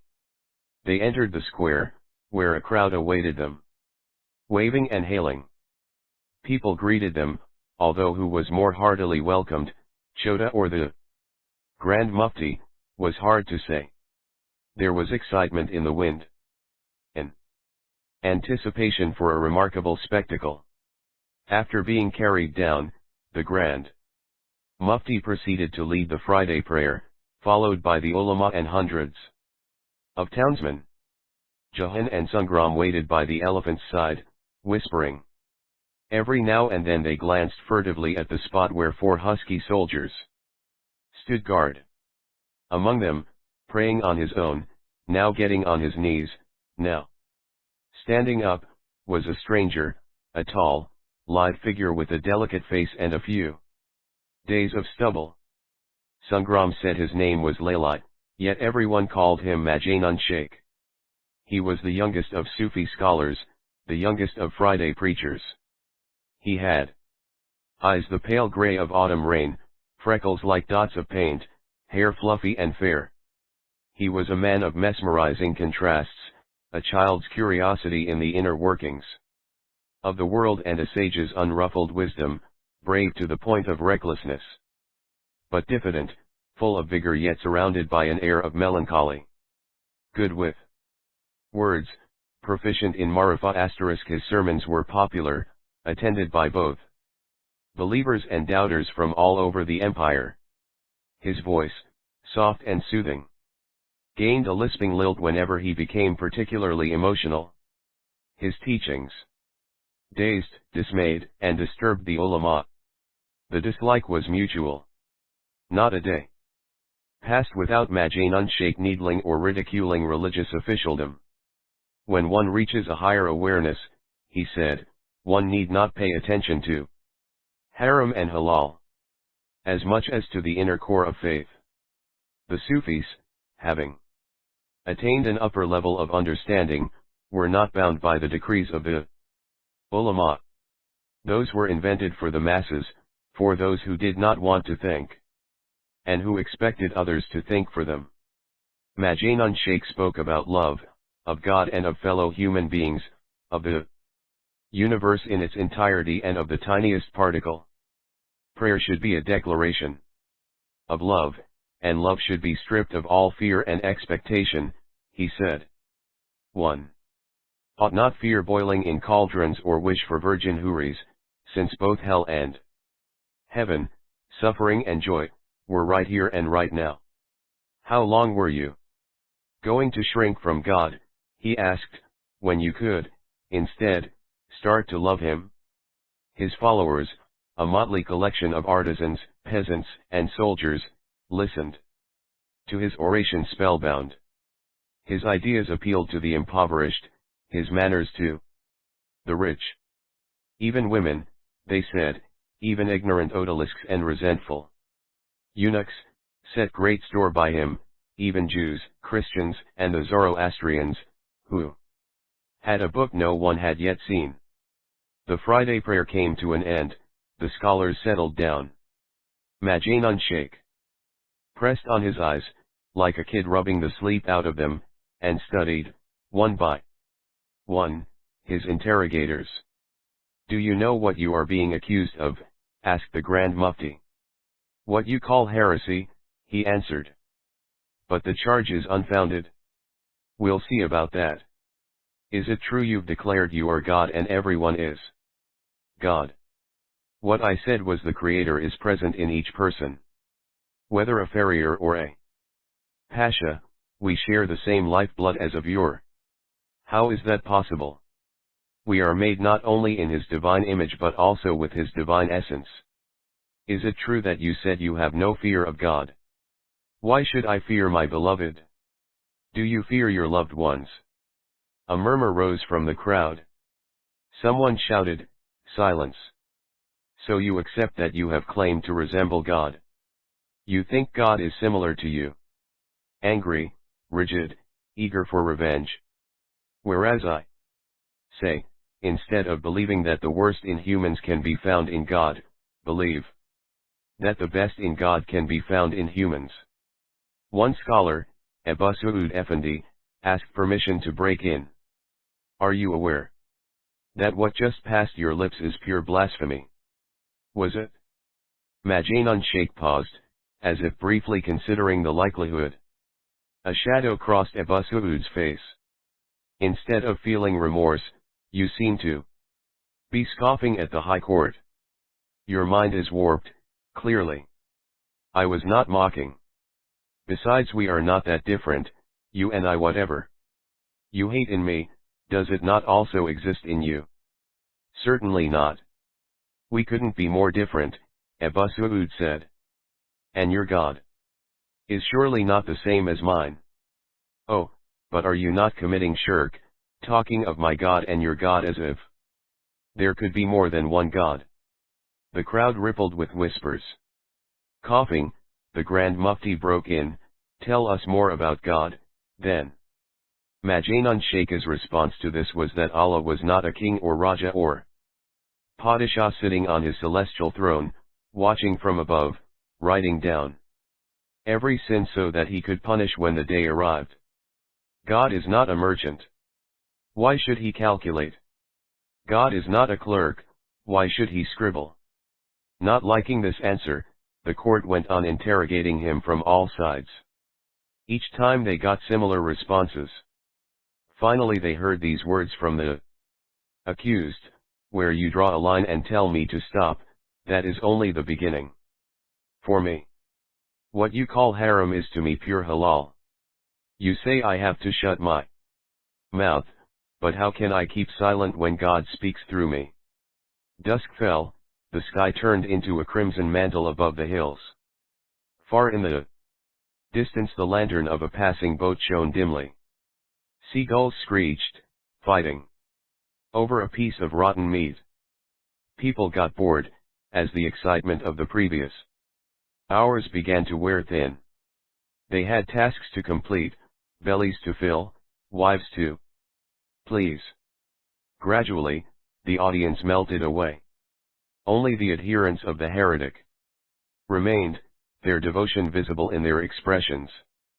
We give you a last chance, said the Grand Mufti. If you admit you have been speaking sacrilegiously about God and swear to never say such obscenities again, you might be forgiven. Now tell me, once and forever, do you repent? What for?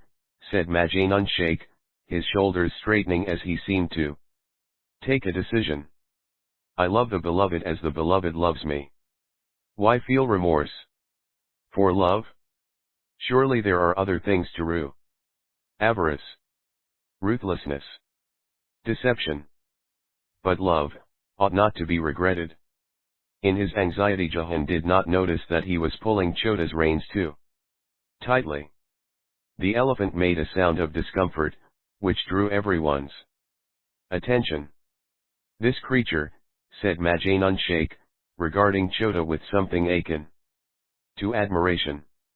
Is that not testimony to the beauty and variety of the universe? See how it reflects all existence, even though some may say it's no more than a beast. When we die our soul passes from one body to another. There's no death. Therefore, no heaven to await, no hell to dread. I do not need to pray 5 times a day or fast the entire Ramadan. For those who have ascended high enough, the rules of the common people are of little account. Silence fell and lengthened into an awkward wait. Into this the Grand Mufti declared, let it be known that the accused was given a chance to see the error of his ways. He has decided his own end. He shall be put to death 3 sunsets. Hence, all his followers will be arrested. Those who repent of their sins will be spared. The rest will meet the same fate. Jahan lowered his gaze, unable to watch any more. He was startled when he heard the elephant being mentioned again. Should the Grand Mufti allow me, I have an idea, said Abu Su'ud Effendi. As you know, the people of Istanbul love our Sultan's white elephant. Why not have the renegade die under the beast's feet? No one would forget this. The Grand Mufti looked puzzled.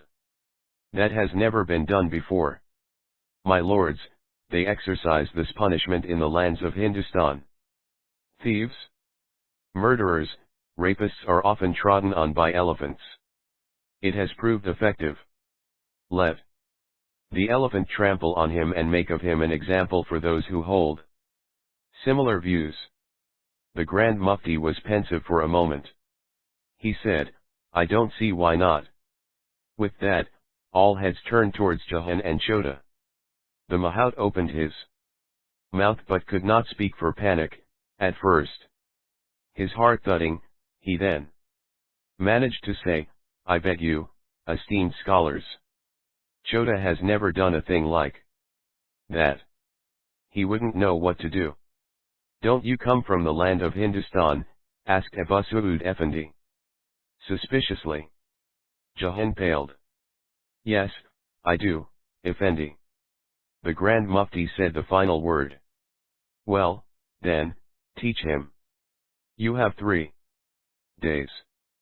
3 days after the trial, shaking like a leaf in a gust of wind, Jahan was sitting atop the elephant, staring down at the sea of spectators. His eyes flicked between them and the man lying supine on the ground, only an arm's length away.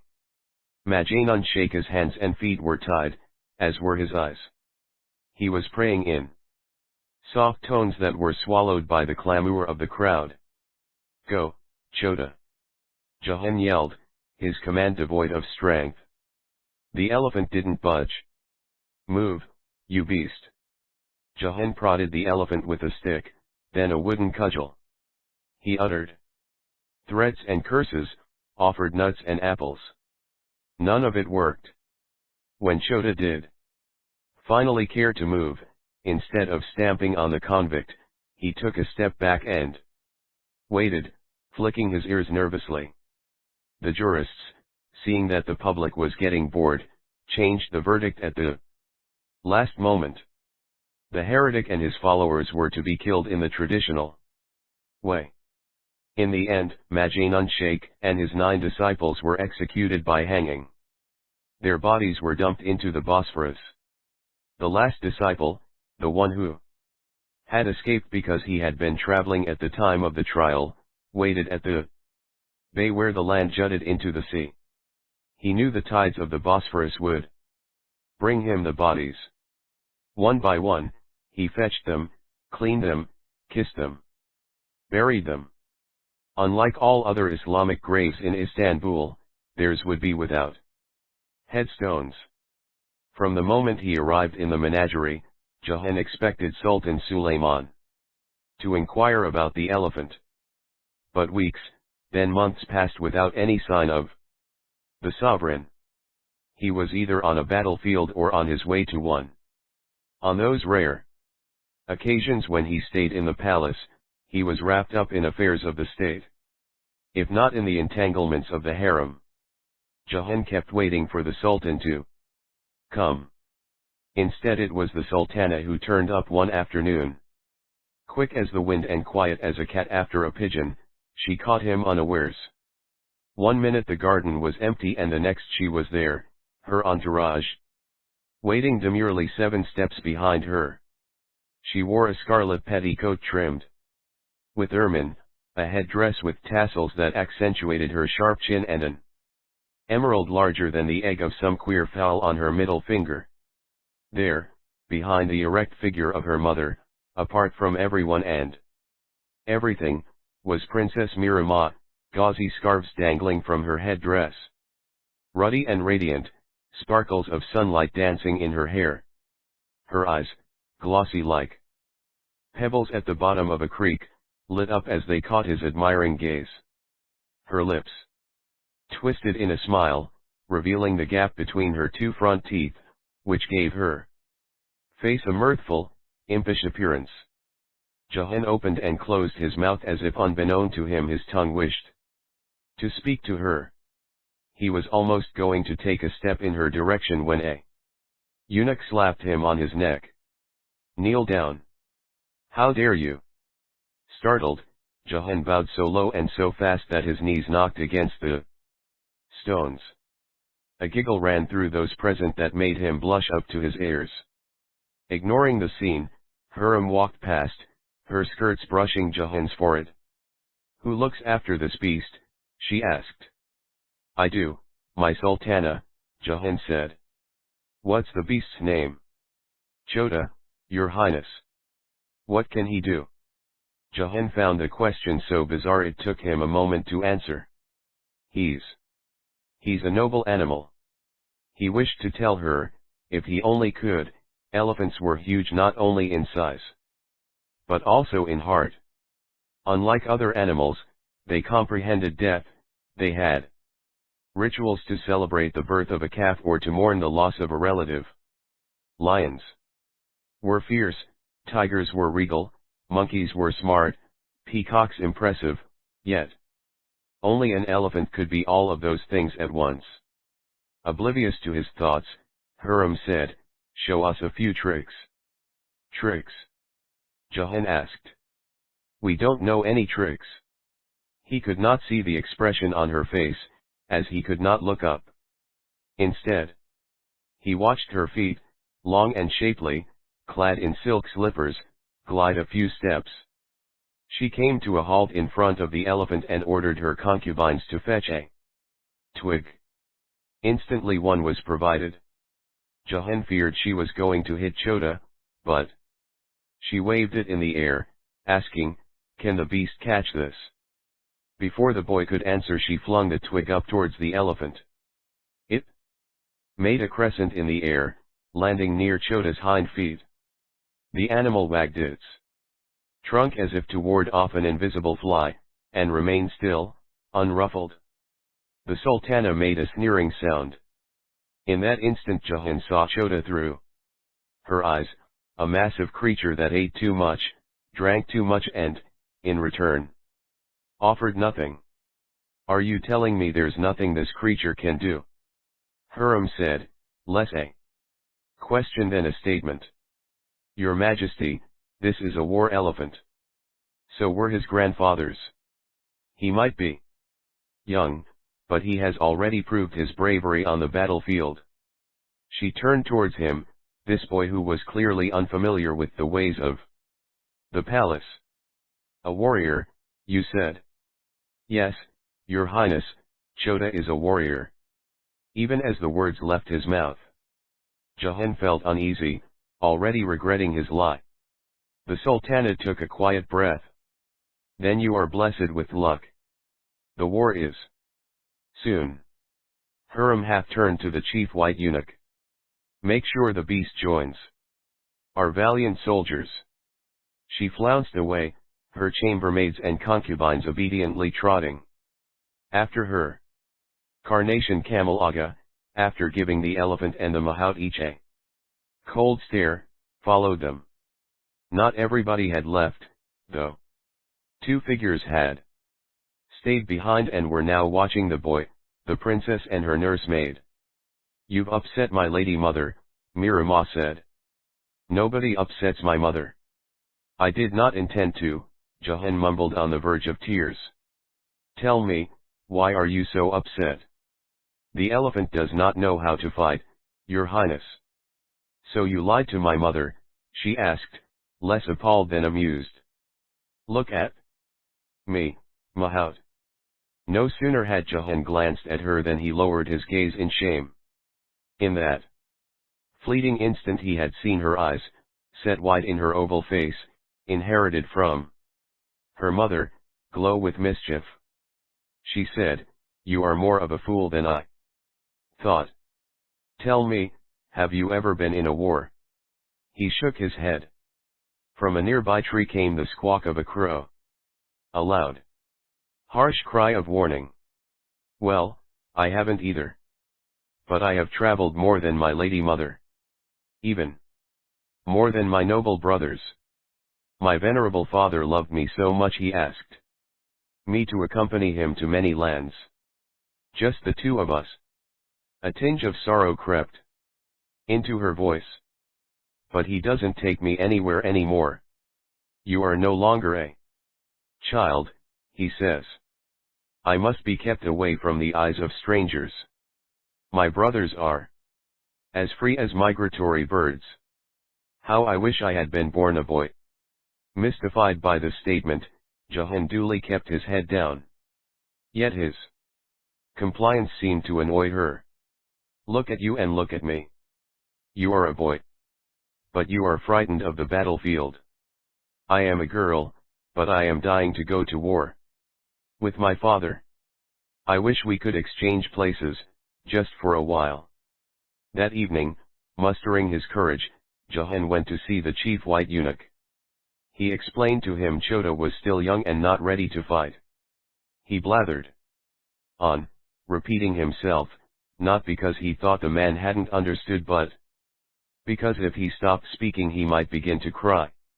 What does he need to be ready for? Isn't he a war elephant, the chief white eunuch asked. Or did the Shah deceive us? Oh, he is. But he has not been trained. There are things he's scared of. Like what? The boy swallowed hard. Tigers. I've noticed every time the tiger growls the elephant cowers. I don't know why but in that case, don't fret, Carnation Camel Aga scoffed. There are no tigers in Black Bogdania. Black Bogdania. Jahan echoed. That's where our army is heading. Now get out of my sight and don't come back to me again with such nonsense. It was Olef the lion tamer who came to his aid. He explained to Jahan that an order, once pronounced, must be followed. In whatever time was left they had to train the elephant. If the beast was afraid of tigers, they would have to teach him to overcome his fear. With this purpose, Olef found a tiger skin, God knew from where. Then he asked Sangram to bring a sheep, an innocent animal with blank, brown eyes. They let it graze during the day and kept it in the stable at night. Meanwhile, Olef handed a firkin to one of the kitchen boys, instructing him to fill it with blood the next time a chicken was slaughtered. The following morning, when Chota was out in the yard, Olef asked the same boy to put on the tiger's skin. It was draped round the lad's shoulders, its edges tied around his neck. Olef then instructed him to crawl on all fours around the elephant, growling and snarling. Knock down the bucket. While the boy did as told, the elephant watched this peculiar creature out of the corner of his eye. That day they did not give him food and there was no water. They sharpened his tusks and kept him chained. The second day Olef stuffed the tiger skin with spuds and placed it near Chota's cage. Again there was no food, no treats, just a tad of water. He did not allow him to go out for a walk either.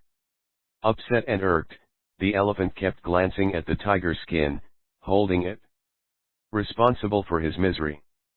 The third day Olef brought over the sheep and wrapped the tiger skin on its back. The poor animal tried to shake the thing off, but Olef had smeared the insides with a sticky pine resin. He dragged the sheep in this state into Chota's barn. An hour later the elephant was allowed in. By this time Chota was fraught with hunger and thirst, the sheep crazy with fear. Olef took out the filled firkin. He poured the blood over the sheep, its tiger skin and wool got soaked in red. The smell of blood was sharp, sickening. Olef covered the sheep's head with a cloth. No longer able to see anything, the animal went wild. Its tension infected Chota, who began to stamp his feet.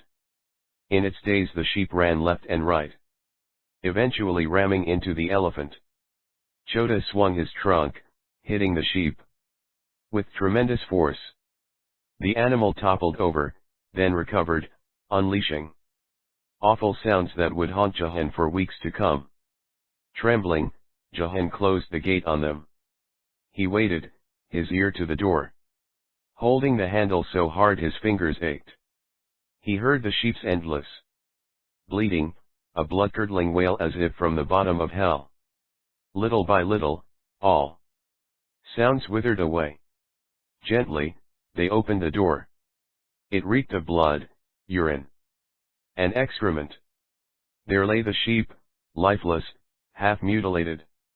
That night in the menagerie, Jahan sat with the other tamers around a fire, scented with cedar wood. They talked in hushed tones, the smoke from their water pipes swirling in the air. The Chinese twins, wrapped in a hashish daze, kept chuckling at things unseen. The moon hovered large and low over Istanbul. The sky resembled a sieve of countless holes through which starlight seeped onto the sleeping city. Where there had once been excitement, there was now weariness in Jahan's soul. What was he doing in this garden amid wild animals, apart from his kith and kin? His sisters must be married by now, perhaps had babies each. The thought of them sitting around another fire, one that was so far away it could not warm him, filled his heart with despair. He should be going back home. Instead he was going to war. Friday afternoon, following the prayer, the Sultan gave the command for the sounding of the war drum, a giant circular instrument molded from bronze that was struck 7 times before every campaign. The spine-tingling noise rumbled through the marble halls, the rose gardens and the animals' cages, vibrated through the neighborhoods of rich and poor alike. In front of Jahan's eyes the entire city made ready to do battle. Every mother's son was a soldier of sorts. The Janissaries came out of their barracks. The pashas saddled up their horses.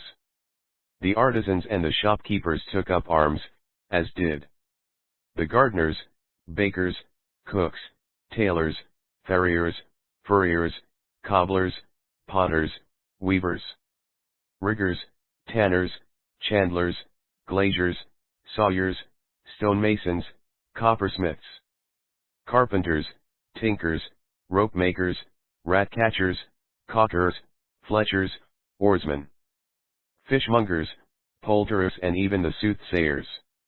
In each guild there was a flurry of activity, including in that of the prostitutes. Even so, everyone waited for the chief royal astronomer to announce an auspicious day to launch the war. There was a right time for everything. Celebrations, weddings, circumcisions, warfare. Finally, after nights of watching the stars, the date was fixed. At the end of 20 sunsets the troops would be on their way. Since war meant finding your enemy, unless the enemy found you first, they had to traverse the distance between the Golden Horn and the River Pruth. The elephant and the boy were ordered to march in the front lines. This perturbed Jahan greatly.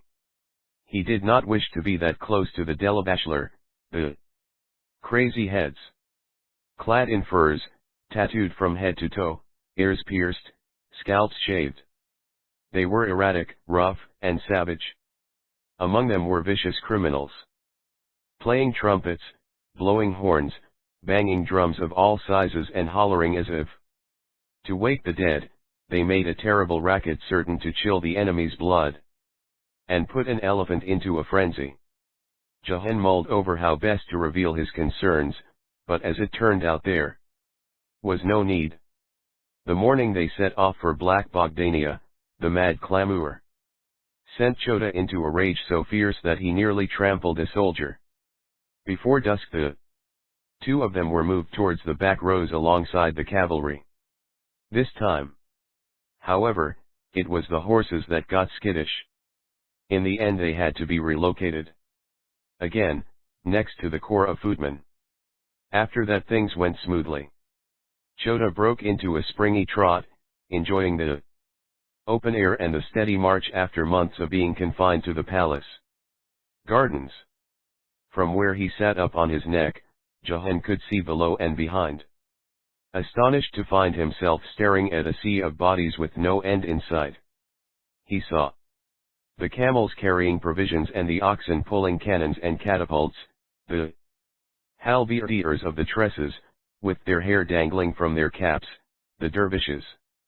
Chanting invocations, the Aga of the Janissaries proudly sitting atop his stallion. The Sultan riding an Arab steed, encircled by guards on both sides, the left-handed archers to his left, the right-handed to his right. In front of him rode a standard-bearer carrying his flag of 7 black horsetails. Propping up their banners and horsetails on poles, hoisting lances, scimitars, hatchets, arquebuses, axes, javelins, bucklers, bows, and arrows, thousands of mortals were forging ahead. Jahan had never seen so many together. The army was less a horde of men than one lump of giant. The beat of feet and hoofs in tandem was hair-raising and stupefying at once. They proceeded uphill against the wind, slicing through the landscape like knife into flesh. Every now and then Jahan jumped off the elephant, deciding to walk for a while. This is how he met a foot soldier, lively as a grig hen, his water-skin slung across his back. When you finish off an enemy, it settles in your gait, the soldier said. For every dastard's head you get a mansion in heaven. Not knowing much about paradise or why he would need houses there, Jahan remained quiet. The foot soldier had fought in the Battle of Mohacs. Droves of infidels had died, falling to the earth like a slew of felled birds. The ground had been strewn with corpses still holding onto their swords. It was raining all the time, but I saw a golden light, he said, dropping his voice to a whisper. What do you mean? Asked Jahan. I swear. It was so bright. It shone upon the field. Allah was on our side. All at once, his words were pierced by a sharp cry of pain. Soldiers ran left and right, barking orders. Murmurs rippled from row to row. Where once was solid ground there was now a large hollow, like an empty eye socket turned towards the skies. The earth had opened up its mouth and swallowed a party of cavalrymen. They had tumbled into a pit with sharpened stakes deep inside, a well-concealed trap left by the enemy. They had died instantly. Only a sable horse was still breathing, gored in the neck, when an archer shot it to end its suffering. A debate ensued as to whether to take the dead out and bury them or leave them where they were.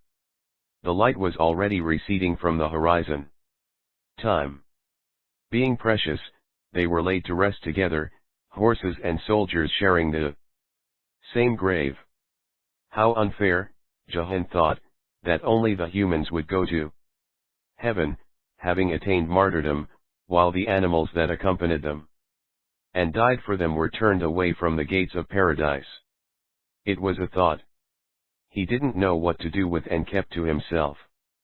In the days ahead, the army plowed through pearly valleys and rugged hills, making headway with the sun, camping with the dark. In this manner, after 6 dawns and 5 dusks, they reached the banks of the river Pruth.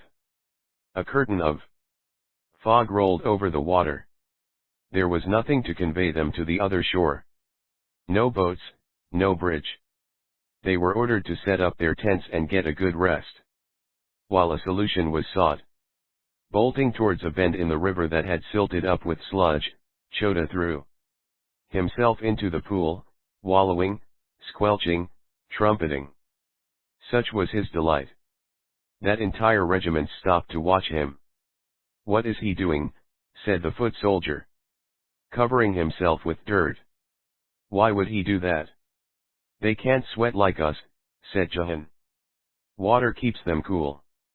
The mud protects them from the sun. Taraz taught me. Who is Taraz? This old tamer in the palace, said Jahan nonchalantly. He knows everything about every animal. The foot soldier studied him with a glint in his eyes. So you learned about the elephant's ways from this Taraz. Why didn't you know about your own beast? Jahan evaded his gaze, suddenly uneasy. He had said too much. Every time he allowed someone, anyone, to prise open the shell of his soul, he repented of it instantly. Soon it became obvious that Chota was the only one benefiting from the hiatus. Endlessly waiting by the river didn't go down well with the Janissaries, who longed for victory and loot. The wind that had lashed at their faces during the march had abated, but now there were swarms of mosquitoes everywhere. They stung with a vengeance, as if they had been trained by the enemy. The soldiers were tense, the horses fidgety.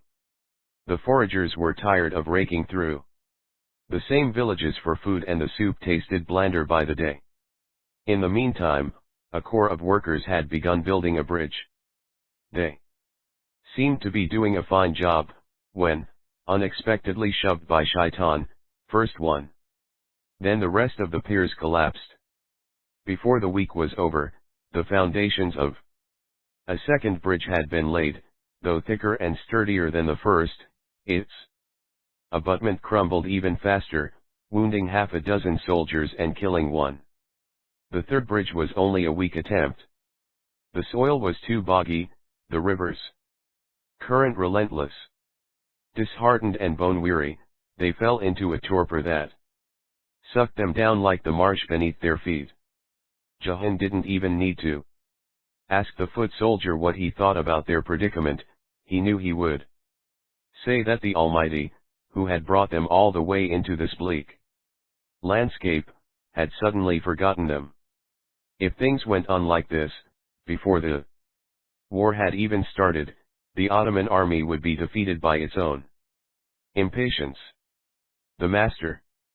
By the river Prut they waited. The water ran wild and deep between the Ottoman army and the enemy. The Janissaries itched to be on the other shore. A thirst for victory. One morning, Jahan saw the Zemburg Sabasai * hurrying as fast as his legs would carry him, coming in his direction. Eager to learn what was going on, he was late in moving out of the man's way. "How is the beast doing, Mahout?"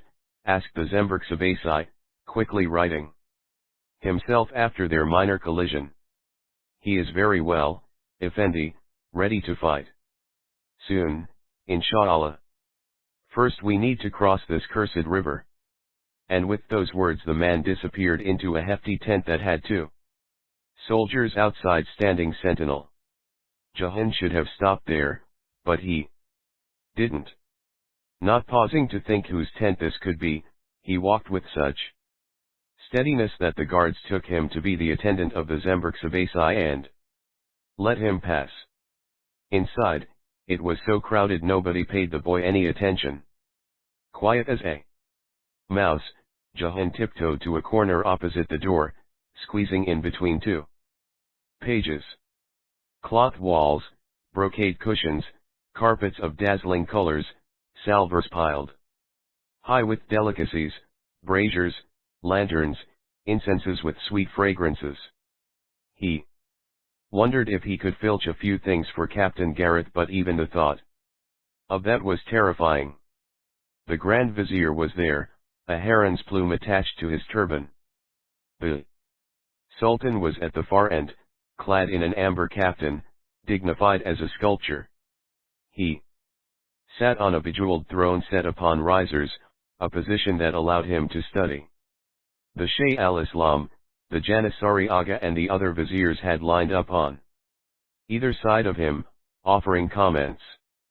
They were discussing whether or not to alter their route, in order to find a bend in the river where the ground would be hard enough to build a bridge. This not only meant losing weeks, perhaps as much as a month, but also the favorable weather. "My gracious lord," Lutfi Pasha said, "there's someone who can build us a strong bridge." When the Sultan demanded who that might be, Lutfi Pasha said, "One of your elite guards. Sinan is his name, your Hasaki * slave." Before long a man was ushered in. He kneeled down, merely steps away from where Jahan stood. He had a wide forehead, chiseled nose, and dark, somber eyes that exuded calmness. Asked to come forward, he proceeded slowly, lowering his head, as if against a gusty wind. After listening to why he had been summoned, Sinan said, "My felicitous Sultan, we shall have a bridge, Allah willing.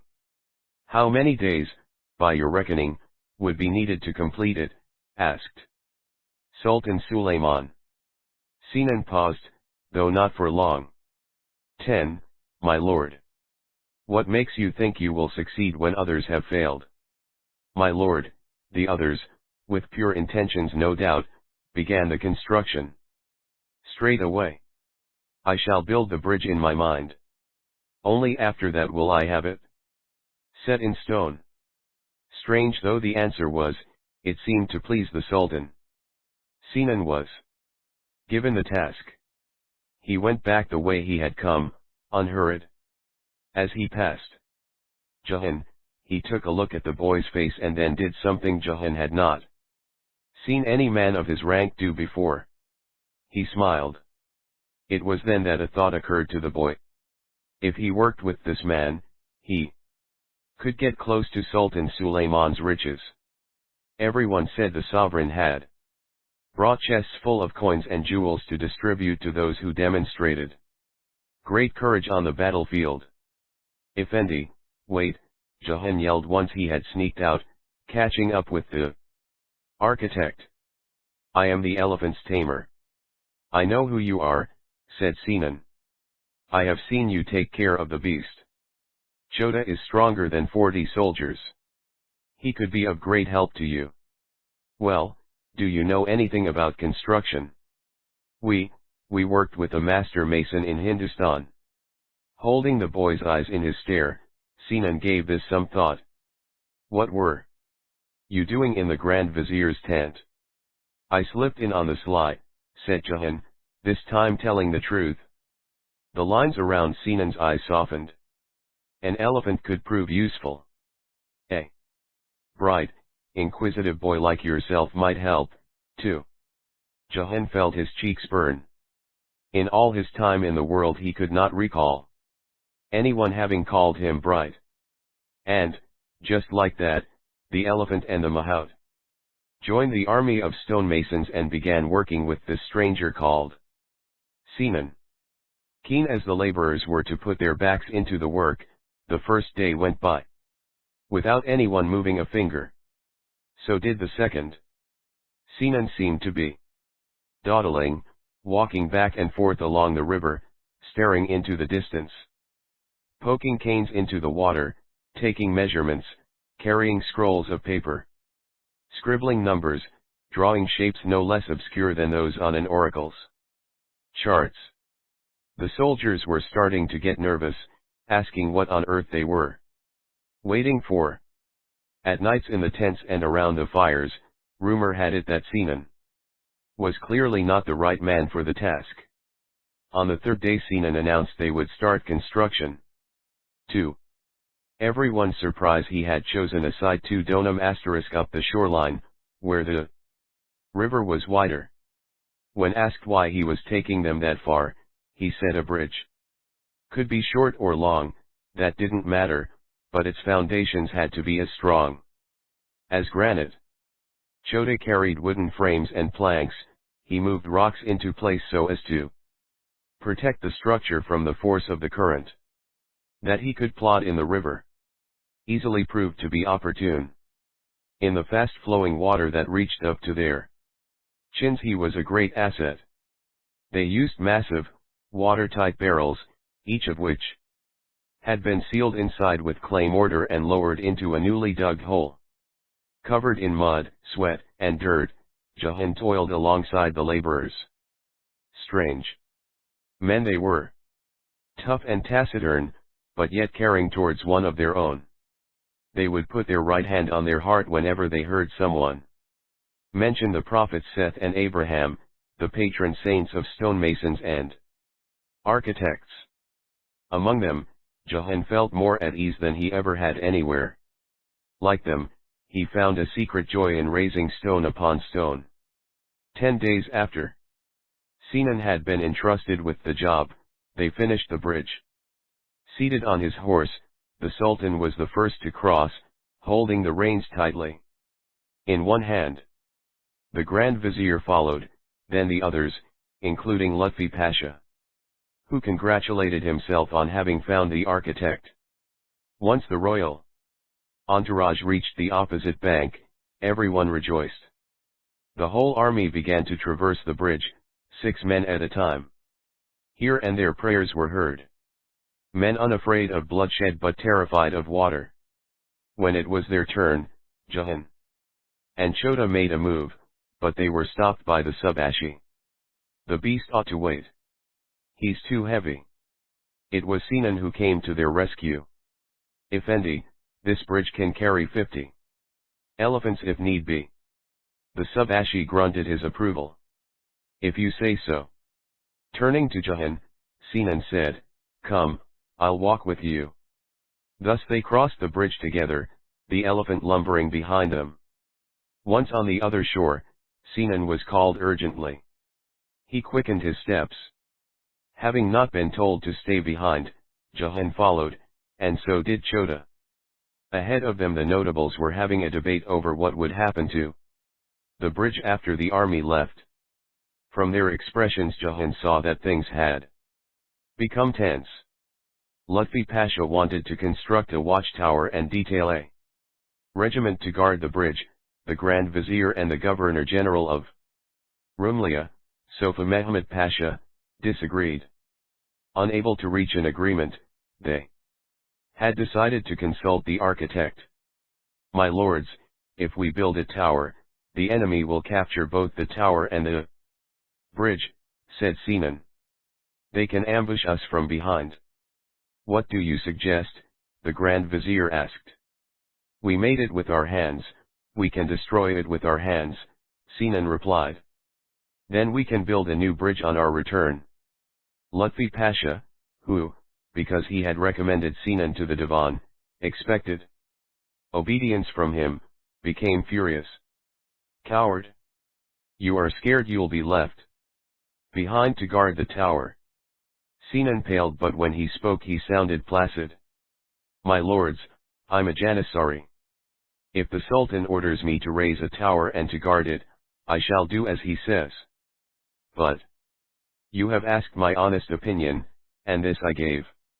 Into the ensuing silence the Governor-General said, well, the Arabs have been burning their ships. This is not a ship and we are not Bedouins. Lutfi Pasha snapped, throwing a cold glance in Sinan's direction. The meeting came to an end without a solution being reached. Later in the afternoon, the Sultan, who had been informed of the argument, announced his decision. Apparently, he had favored Sinan's suggestion over Lutfi Pasha's. The bridge was to be demolished. Destroying a bridge was easier than building it, Jahan soon found out. Yet it pained him to see the stones they had toiled so hard to gather and carefully position now come tumbling down. He disagreed with Sinan more than anyone. How could the man recommend wrecking the bridge, as if the sweat of their brows meant nothing to him? When he found his chance to talk to Sinan, Jahan began by floundering. Effendi, forgive me. I don't understand why we are doing this. We work so hard. We shall work harder the next time. Yes, but, how could you so easily say, let's knock it down? Doesn't it make you sad?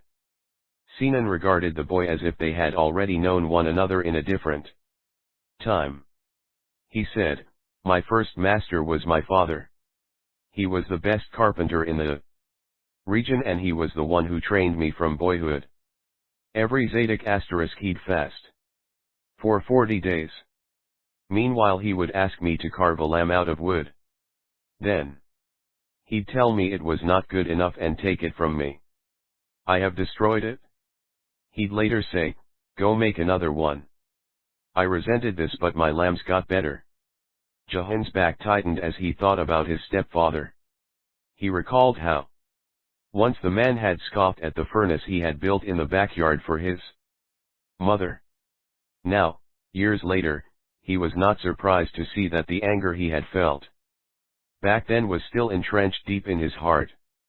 Oblivious to his thoughts, Sinan continued, when my father passed away, we found a chest in his shed.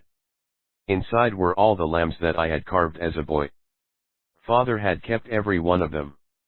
I understand he made you a better craftsman, but he wounded you. Sometimes, for the soul to thrive, the heart needs to be broken, son. I don't understand, Effendi. I wouldn't want anyone to waste my work. In order to gain mastery, you need to dismantle as much as you put together. Then there'd be no buildings left in the world, Jahan ventured. Everything would be razed to the ground. We are not destroying the buildings, son. We are destroying our desire to possess them. Only God is the owner of the stone and of the skill. I don't understand, said Jahan again, albeit this time not as loudly. Thus, on the bank of the river Pruth, they left behind them their sweat, their faith and their work, lying in ruins that gave no clue as to what an exquisite bridge had once stood in that place.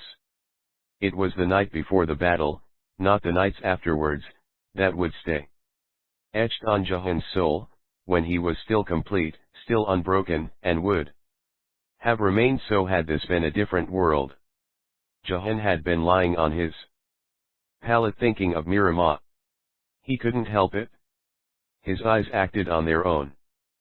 Seeing her combing her hair, or strolling through the rose gardens, her smile everywhere. His ears heard her voice. He was powerless as his senses conjured her out of the air. After sunset the mood in the camp began to shift, and restlessness settled in. By the time darkness had completely descended there was a kind of anticipation in the wind, so intense as to be tangible. All the soldiers in the camp, no matter how high or low in the echelons, knew deep in their hearts that the star-filled sky they looked at could be their last. Tomorrow, when the sun was up and the enemy was within sniffing distance, none of them would hesitate in doing what they had to do. But now they found themselves dangling in a limbo between faith and doubt, bravery and cowardice, loyalty and betrayal. A feeling of foreboding tore at their nerves. It wasn't this bleak, doomed valley where they wished to die, their bodies picked apart by vultures, their bones left without a headstone and their ghosts wandering till eternity. They would rather be buried in a tranquil graveyard, dotted with cypress trees and roses in bloom, where the soil was familiar, where people knew their names and would say a prayer or two for their souls. The promise of victory and loot was sweet, yet life was sweeter. Many secretly pondered saddling up a horse and breaking loose, as if, being unable to return home, they could now go anywhere. Despite the sounding of the night drum, the soldiers found it hard to fall asleep. Murmurs percolated inside tents as stories were shared, secrets revealed, promises made, prayers uttered. Walking past a marquee that belonged to the bombardiers, Jahan came across a grenade thrower singing in a strange language. The Janissaries were from myriad backgrounds, sons of the Balkans, and Anatolia among them. Memories of their previous lives had been locked inside caskets, the keys thrown away. Still, at times like these, when they stood face to face with death, the caskets opened of their own accord and released fragments of their childhood, like a dream they had once had but couldn't piece together.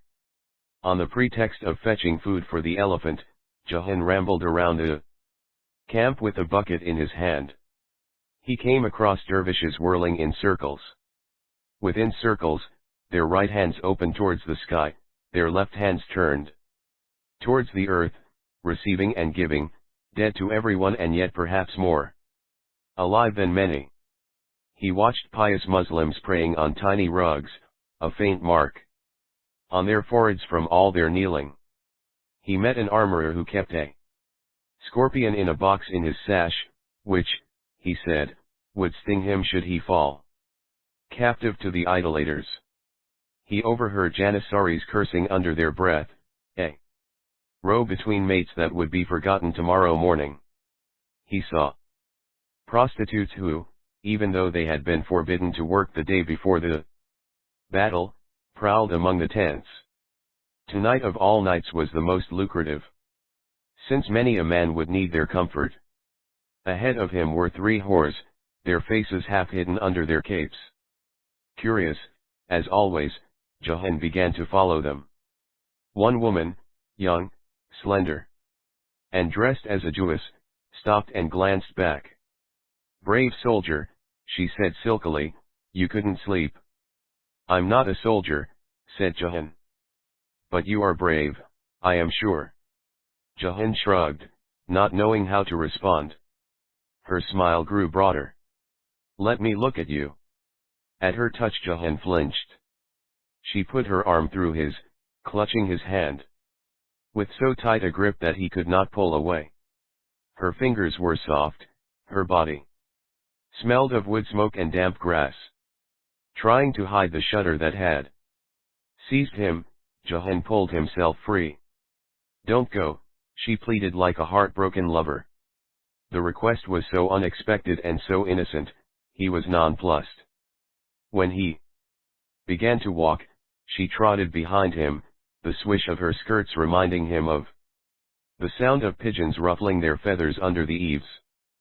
Staring ahead, as if the night held a riddle he had to solve, Johann continued onwards. It was getting late, and moving around a camp with a whore on his heels was dangerous. Reluctantly, he headed to his tent. There were 3 stable grooms inside. "Hey, Indian lad, what did you bring?" "Us," one of them asked. "A gazelle, eh?" "She came on her own," Johann said scathingly. For a moment they were silent, considering what to do. The eldest groom, who had a fine pair of boots with which to trade, took the whore to his bed. Johann, feigning indifference, retreated to a corner and unrolled his pallet. Sleep would not come. His face set into a grimace as he listened to the grunts, the panting. When he thought it was finally over, he propped up on one elbow and glanced around. By a candle's weak glow he saw them, he rocking on top of her, she lying limp and listless, her eyes wide open and fixed on the shadow of something that wasn't there. She turned to one side. Their gazes locked. In her eyes he glimpsed her universe, in her loneliness he recognized his own. He felt ill, dizzy, the ground tilting beneath his weight. At that moment Johann discovered, against his better judgment, a wild power smoldering in his heart. There was a dark side to his nature, a secret cellar under the house of his soul that he had not yet visited but always sensed existed. He jumped to his feet, stomping towards the groom, who didn't notice him until it was too late. He shoved him off her and hit him hard, a punch that sent the man tumbling to the floor, though in truth it hurt Johann's hand more than the man's chin. The groom, less furious than perplexed, blinked back up at the boy. His lips twisted in disdainful recognition of what had happened until he emitted a chuckle. The other grooms joined in. Johann looked at the whore and saw that she, too, was laughing at him. Trembling, he slipped outside the tent, in need of seeing Chota, who was always sweet-tempered and tender-hearted, and, unlike human beings, knew no arrogance or malice. As usual the elephant was dozing on his feet. Every day he slept no more than a few hours. While Johann changed his water and checked his food, his mind was awash with images of the whore, her touching him, her following him, her sprawled on a dirty mattress, half naked. Yet, when he lay down on a pile of straw and closed his eyes, it was Miramah who appeared, once again, leaning towards him in a kiss. He opened his eyes in panic, embarrassed for daring to think of her in that way, a woman of noble birth, not like that ruined harlot from nowhere. Still, try as he might, he could neither banish the harlot nor stop dreaming of the princess. Next morning at dawn he woke with the sound of prayer. The grooms were up and ready. Jahan searched them for a trace of guilt or a sign of fatigue. Nothing. It was as if the night before had never happened. Slow and tedious the prelude to war had been, the battle itself was swift, or so it felt to Jahan. He heard a rumbling echo, first far off, then too close. The enemy was no longer an obscure shadow, it had a face, 1,000 faces, in fact, peering from under their helmets. Atop his elephant Jahan raked his gaze across the battlefield. In the distance, where the two armies were colliding, the colors melted into a cascade of gray. Sparks of light flashed and died, flashed and died, as blades struck against each other.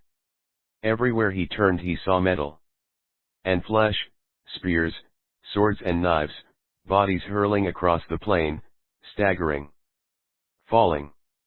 The sound was deafening. The clatter of iron-shod hooves, the clash of steel, the thwack of catapults, the yelling, the choking, the constant repetition of Allah. Allah. They fought for the Sultan. They fought for the Almighty. But also for every wrong they had suffered since they were boys, the whips and sticks and blows they had endured. Blood soaked into blood on patches of earth that turned so dark as to be black.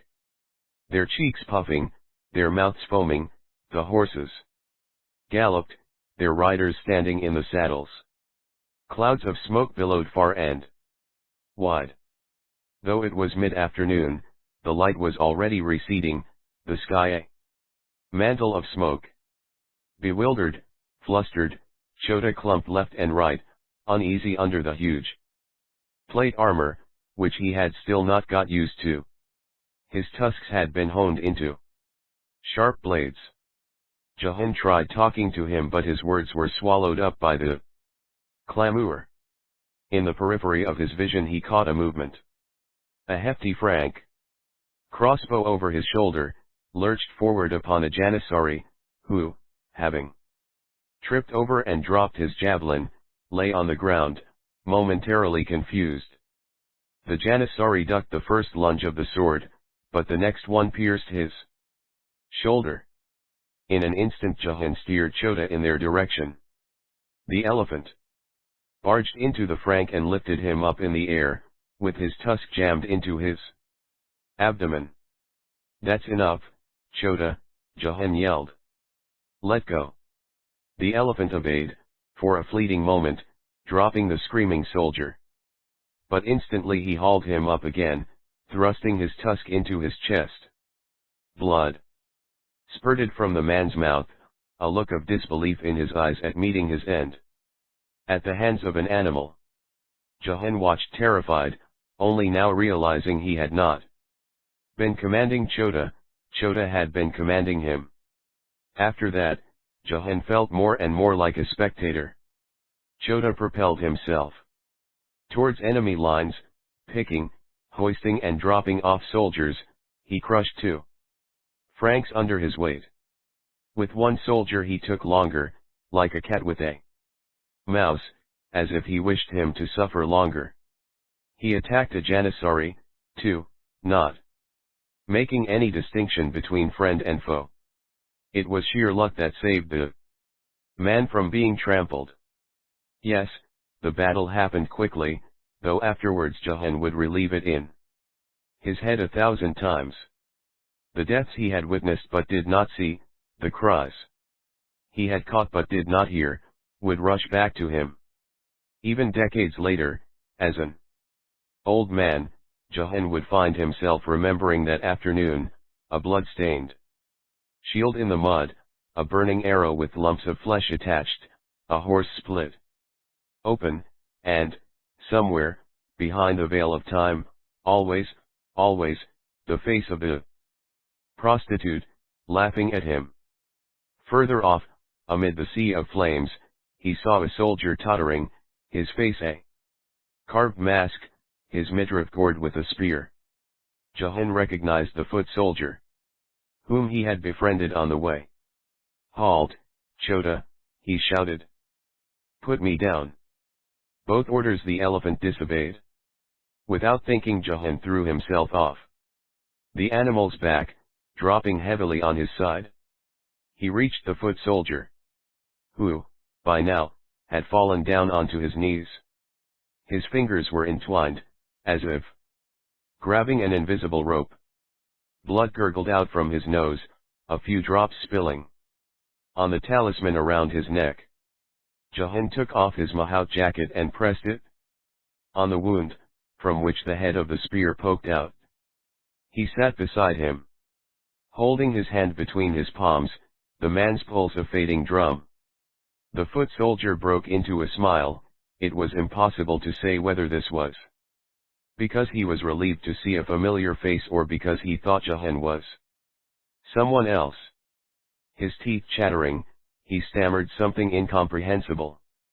Bending over, Jahan listened, his breath warm against the man's cheek. "The light, did you see?" Jahan gave a tight nod. "I have.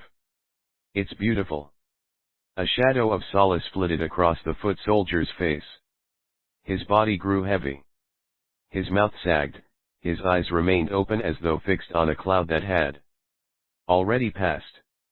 Later on, when everything was over and the Ottoman army had triumphed, Jahan could not bring himself to join the revelry.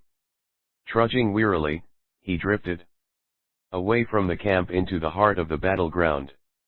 It was a reckless thing to do. He had no weapon on him other than a dagger he wasn't sure he could use. Still, he lumbered across the valley shrouded in mist, pushing on through the field strewn with bodies that only a few hours before had been sons, husbands or brothers. He had the feeling that this place with its shadows and smoke was the end of the known earth, and that if he kept walking he would fall off the edge. He knew Chota would be starving, waiting for him to bring food and water. But the last thing he wanted was to see the elephant. A few times he stepped on a soft mound here and there, and found out, to his horror, that it was a dead man's thigh or a severed hand. The stench was fierce. The lingering sounds were eerie, the crackle of burning wood, the hoofbeats of riderless horses and, from corners he could not make out, the moans of soldiers still alive. The pain, when it finally caught him, was like nothing he had experienced before. He checked himself over, unable to find anything. It was in his head, in his limbs. He couldn't tell where it ached, for the pain traveled, now eating at his bones, now clenching his insides. Hunched up, he vomited. Drawn by a mad instinct, he picked his way through the field, his feet sore, his legs heavy like timber, his forehead beaded with sweat, until he found an old, gnarled tree to sit by. A troop of Ottoman miners was excavating a huge pit in the distance. When they were done, they would separate out the dead, and bury their own. What would happen to the corpses of the Franks, he didn't know. So engrossed was he in his thoughts that he did not hear anyone approaching. "Indian lad," came a voice from behind. "What are you doing here?" Gasping, Jahan turned around. "Master Sinan. You should not be here, son." It didn't occur to the boy that neither should Sinan. He said, apologetically, "Don't want to go back." The man inspected the boy's swollen eyes, his marred face. Slowly, he sat down next to him. The sun was setting, a crimson tinge on the horizon. A flock of storks flew over, heading towards warmer lands. Jahan started to cry. Taking a blade out of his sash, Sinan chipped a chunk from a log nearby. As he carved, he began talking about Agirnas, the village where he had been born. The hedged crop fields, the Greek and Armenian churches with no bells, and the icy winds that hummed like sad songs, the yogurt soup his mother made and served cold in the summer, hot in the winter, the carpentry his father had taught him, where even the tiniest piece of wood was breathing and alive. Becoming a Janissary and converting to Islam when he was 21, he had joined the Hearth of Hasi Betaish, named for the dervish patron of the Janissary Corps, and taken part in war after war, Rhodes, Belgrade, Iran, Corfu, Baghdad and, the bloodiest of them all, Mohacs. He had seen the bravest turn tail, the timid bloom into lion hearts. "My elephant," said Jahan when he could find his voice. "Olef and I taught him how to kill. Now he has killed many." Sinan stopped carving. "Don't be upset at the animal. Don't blame yourself." The boy shivered, suddenly cold. "When we made that bridge, I felt useful. Effendi. I wish we had stayed there. When you do things from your soul, you feel a river moving in you, a joy." "Who said this?" "A poet, a wise man." Sinan placed his hand on the boy's forehead. It was hot. "Tell me, would you like to build more?" "Yes, I'd like that very much," Jahan replied. When darkness descended, they headed back to the camp. Halfway there they came across a saddled horse trotting around on its own, its rider gone. Sinan made Jahan sit on the horse, and led it by the reins back to camp. He took Jahan to his tent and told the grooms to take care of the elephant while the boy got some rest. Burning with fever, Jahan fell into a painful slumber as soon as he lay down. Sinan stayed beside him, putting vinegar-soaked cloths on his face and arms, and continuing with his carving. At dawn, when Jahan's temperature dropped, Sinan opened the boy's clenched fist, placed the gift upon his palm and left. The next morning, when the boy woke up, drenched in sweat but otherwise fine, he found himself holding a wooden elephant. On its face, instead of sharp, lethal tusks, it had 2 flowers. The city was awaiting its army. Since sunrise people had been pouring out, filling the streets and squares like thick, gooey shrub asterisk climbing up on trees, perching on roofs, squeezing into every smidgen of space alongside the road. From Adrianople Gate to the palace, thousands were eager to welcome the victors. Istanbul, with its serpentine alleys, underground passages, and closed bazaars, had donned her best gown and was, for once, all smiles. "The soldiers recomin," exclaimed an urchin who had planted himself above a fountain. His words, ripples on the surface of a pond, spread out, reaching the shores of the crowd and from there pushing back towards the center, altered along the way. By the time the same child heard the echo of his exclamation, it sounded rather different, the sultans giving out coins. Townsmen with joy and pride in their hearts, merchants with pouches sewn into their hems, liver vendors with strips of meat hanging from poles and stray cats on their heels, Sufis with the 99 names of God on their tongues, scribes with ink stains on their fingers, beggars with bowls dangling from their necks, pickpockets with hands as nimble as squirrels, travelers from Frangistan with a startled look and Venetian spies with honeyed words and astute smiles. Everyone inched closer, keen to see. In a little while, the Sultan's elite guards passed under an arched gateway in full regalia, leading the cavalcade down the acacia-lined thoroughfare, their horses at a ceremonial trot. Following them, mounted on a purebred Arabian stallion, clad in an azure kaftan and a turban so high as to confuse a passing stork on the lookout for a nest, was Suleiman the Magnificent. A collective gasp rose from the audience and mingled with prayers and adulations. Rose petals danced in the air, sprinkled from 100 windows and balconies. Behind rows and rows of armor-clad soldiers, some marching, some riding, some pulling their horses by the reins, came the elephant and the mahout. Initially Jahan had been ordered to sit on the animal's neck and leave the howdah to the Janissary Aga. After a few steps in this way, however, the man had asked to be brought down, his face ashen. Accustomed as he was to tempestuousness of all kinds, the elephant's sway proved too much for the Ottoman nobleman. Hence Jahan ensconced himself inside the howdah in the manner of an exiled prince returning home after years abroad. The feeling was strangely sweet. For the first time in days he forgot about the battleground and the stench of death that still wafted from his skin. Soon it became apparent that the white elephant would be the center of attention. No one, other than the Sultan, received so much applause and admiration. People everywhere were pointing at Chota, waving, laughing, clapping. A clothier flung strings of ribbons, a gypsy lass sent a kiss, giggling, a gutter snipe fell down from the branch on which he had climbed, trying to touch the beast's tusks. As Chota sped along, swinging his tail left and right, buoyed by the warm reception, Jahan glided on in a daze of his own. Never had he felt so important, wrapped in the delicious fancy that his presence in the city, if not in this world, filled a unique void.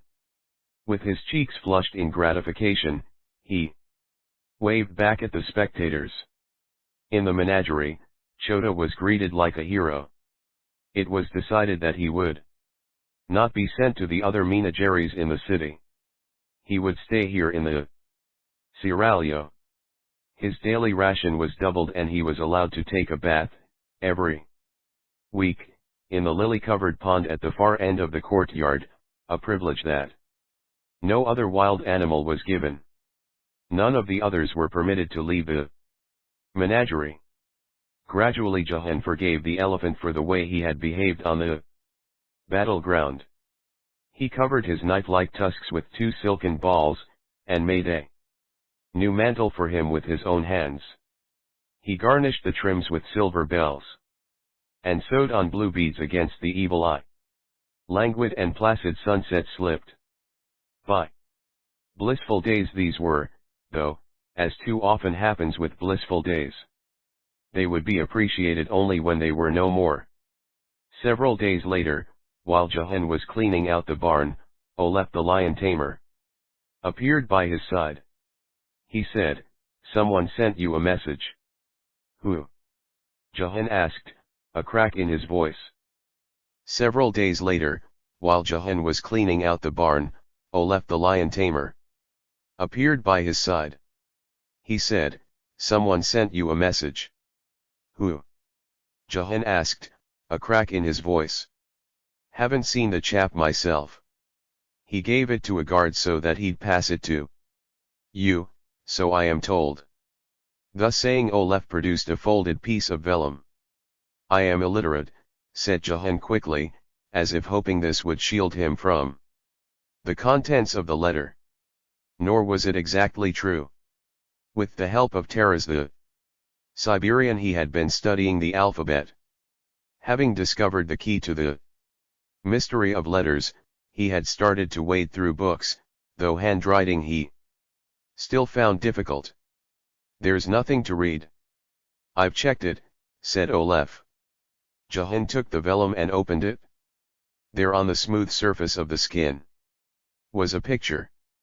An elephant, quite badly drawn, but an elephant nonetheless, and on his back a boy with large ears. The animal carried a smile on its shapeless face and looked happy, while the boy had a spear through his heart. 3 drops trickled from the end of the spear. Only these had a color, a deep dark red, for they were made with blood. "I don't know what this means," said Jahan, his jaw set tightly, and pushed the letter away. Fine, said Olaf after a brief lull. In that case we shall destroy it and not mention it to anyone. But whoever this person is, you better start thinking about what you're going to do if he shows up. The walls of the palace are high but not high enough to protect you from evil. The second time the Sultana visited the menagerie there was something in her attitude towards the elephant that hadn't been there before, a speck of approval. Nigh on appreciation. Again her skirt swished by, again Jahan threw himself on the ground, again her entourage waited to one side, so silent they might have ceased to exist. And once again Miramah watched it all with a suppressed smile. They say your elephant was brave, Hurram remarked without so much as glancing in the mahout's direction. Yes, your highness. Chota fought well, said Jahan. He did not tell her how the animal had gored soldiers, and how he still felt guilty about having taught him to do so. But not you, I heard. Is it true you were scared and ran away and came back shivering with fear? Jahan's face turned ashen. Who could have whispered such things behind his back? Reading his mind in one swift glance, Hurram said, birds. Pigeons. Bring me news from everywhere. Try as he might to remain indifferent, Jahan believed what she said. In his mind's eye he saw the birds of the aviary flying far and high, carrying in their beaks tidbits of gossip for the Sultana.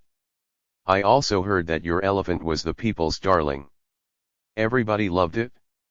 They applauded the white beast more than they applauded the Janissary Aga. Hurram paused, waiting for her words to sink in. Jahan knew this was true. Even the commanders in the army had not been showered with as much love as Chota had. Meanwhile, Hurram went on. I have been thinking. Our sons, the two princes, shall be circumcised. There'll be a parade.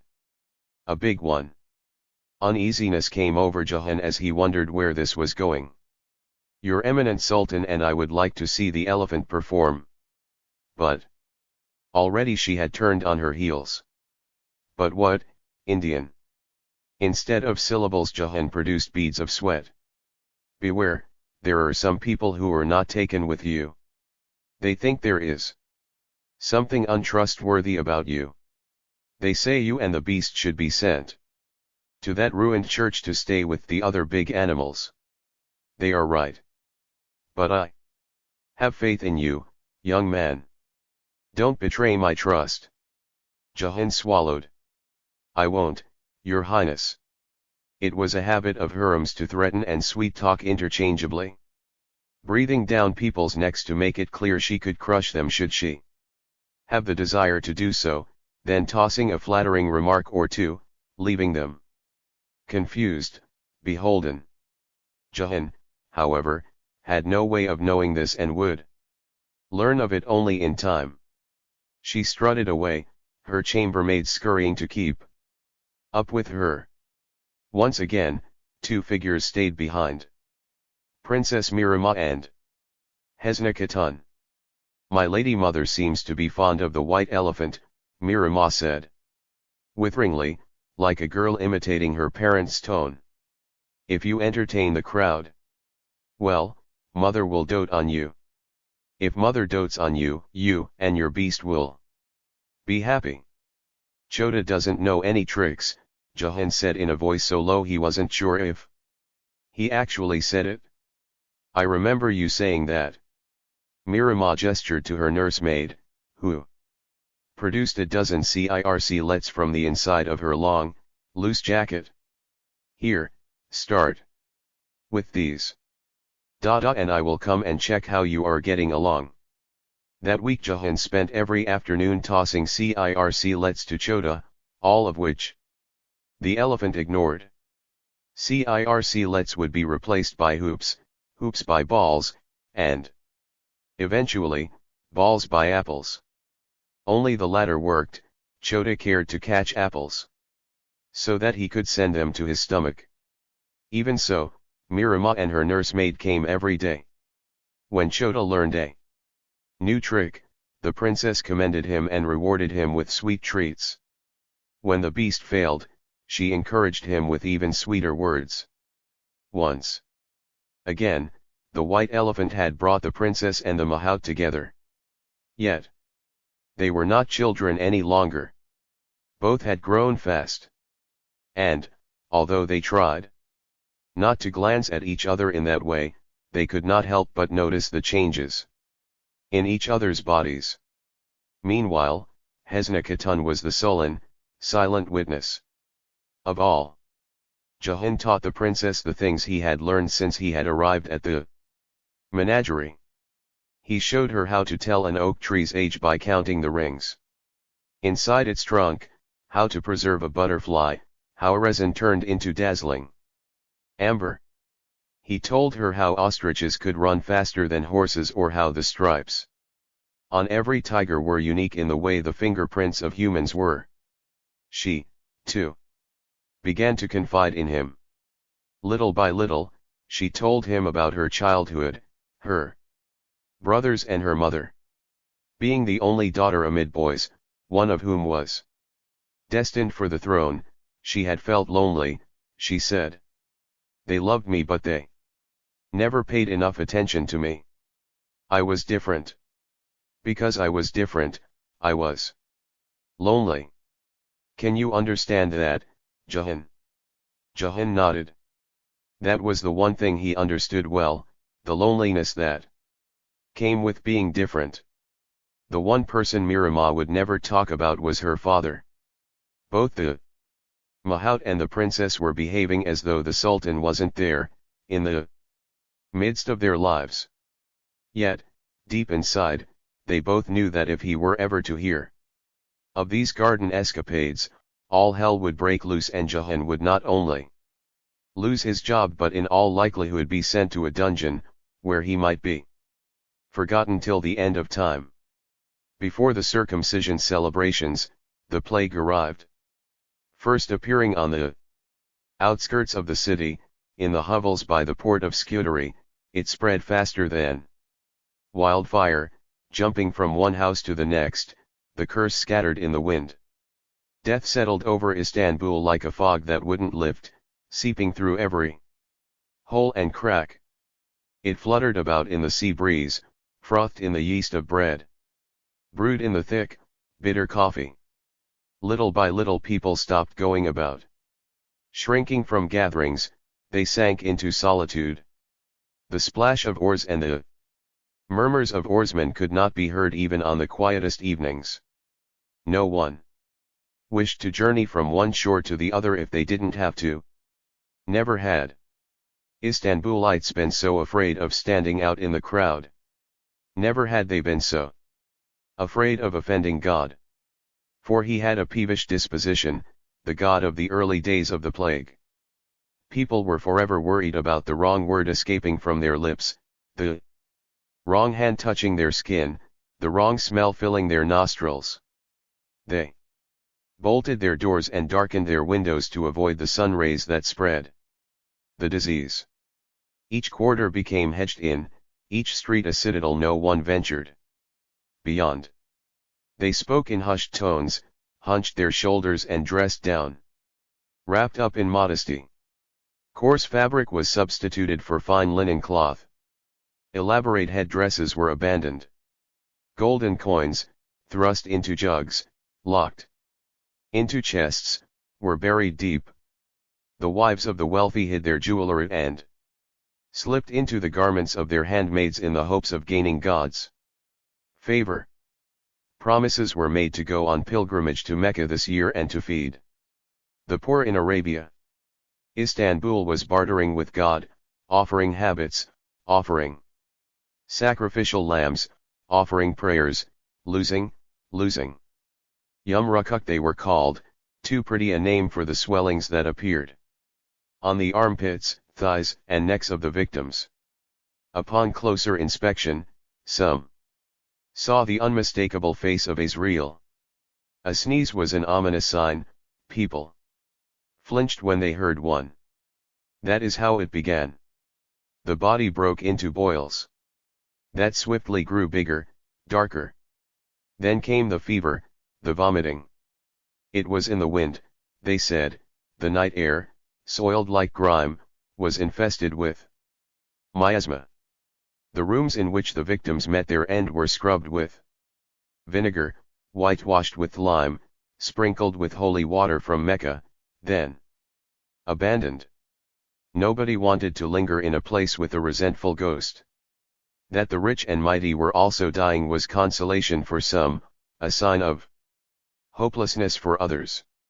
When a man fell sick, his wives would start quarreling about who would attend him. Ordinarily, the eldest, or the baron, if there was one, wife would take over. At times a concubine would be sent for. There were men who had 4 wives and a dozen concubines but still breathed their last alone. The corpses were carried on carts pulled by oxen, the screech of wheels pulsating on the cobblestones and a sharp tang following along.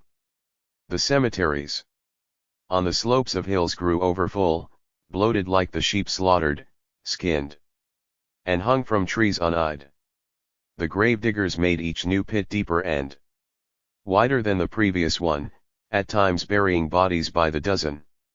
They kept it to themselves that most of the dead had been neither washed nor shrouded. Some were laid to rest without so much as a gravestone. Grief was an indulgence only. A few could afford. Death had to stop harassing the living for the dead to be properly mourned. When the plague had gone, only then would kin and kith beat their breasts and shed their tears to their heart's content. For now, grief was pickled and preserved, kept next to the salted meat and dried peppers in the cellars, to be partaken of in better times. Ships were sent back without having offloaded their merchandise, caravans were ordered to change their routes. The malady had sprung from the west, like all evils. Travelers, wherever they might be coming from, were met with suspicion. Runaways, itinerant dervishes, nomads, vagabonds, gypsies, anyone without roots was unwelcome.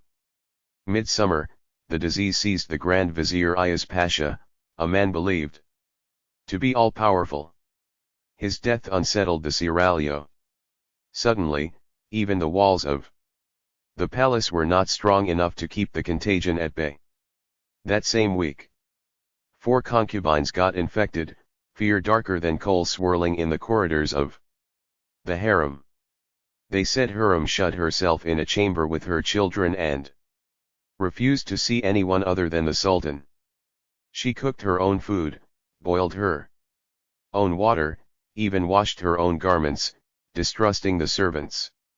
In the menagerie 3 trainers died, each in the springtime of life. And Taras, the Siberian, hid in his shed for days, for everyone hated him, still alive, old and frail as he was. Gone were the days when people didn't want to be seen on the streets. They hurried to mosques, synagogues, and churches to pray and repent. Repent and pray. Their sins had brought the calamity, the ones they had committed and were sure to commit. It was God's wrath. The flesh was weak. No wonder black roses bloomed on their bodies. Jahan listened to these words, his heart pulsing in the hollow of his throat, believing and disbelieving. Had God created humans, with their foibles, just so as to be able to punish them afterwards?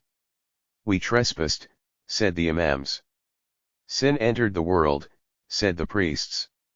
Repent we must, said the rabbis. And the people did, thousands of them. Many turned pious, none more so than the Sultan. Wine was forbidden, winemakers punished, musical instruments were burned in bonfires, taverns were closed. Brothels were sealed, opium dens remained as empty as discarded walnut shells. The preachers spoke only about pestilence and profanity and how they were intertwined, like the plate of an odalisque.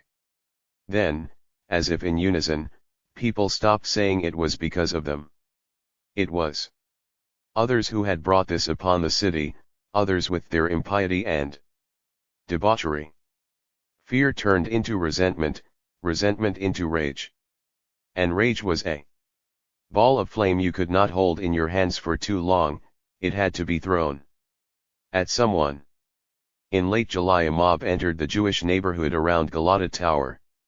Doors were marked with tar, men were beaten, a rabbi who resisted was cudgeled to death. A Jewish cobbler was rumored to have poisoned all the wells and cisterns and creeks in Istanbul, spreading the disease. Dozens had been arrested and had already confessed to their crime. That the confessions were obtained under torture was a detail to which no one paid attention.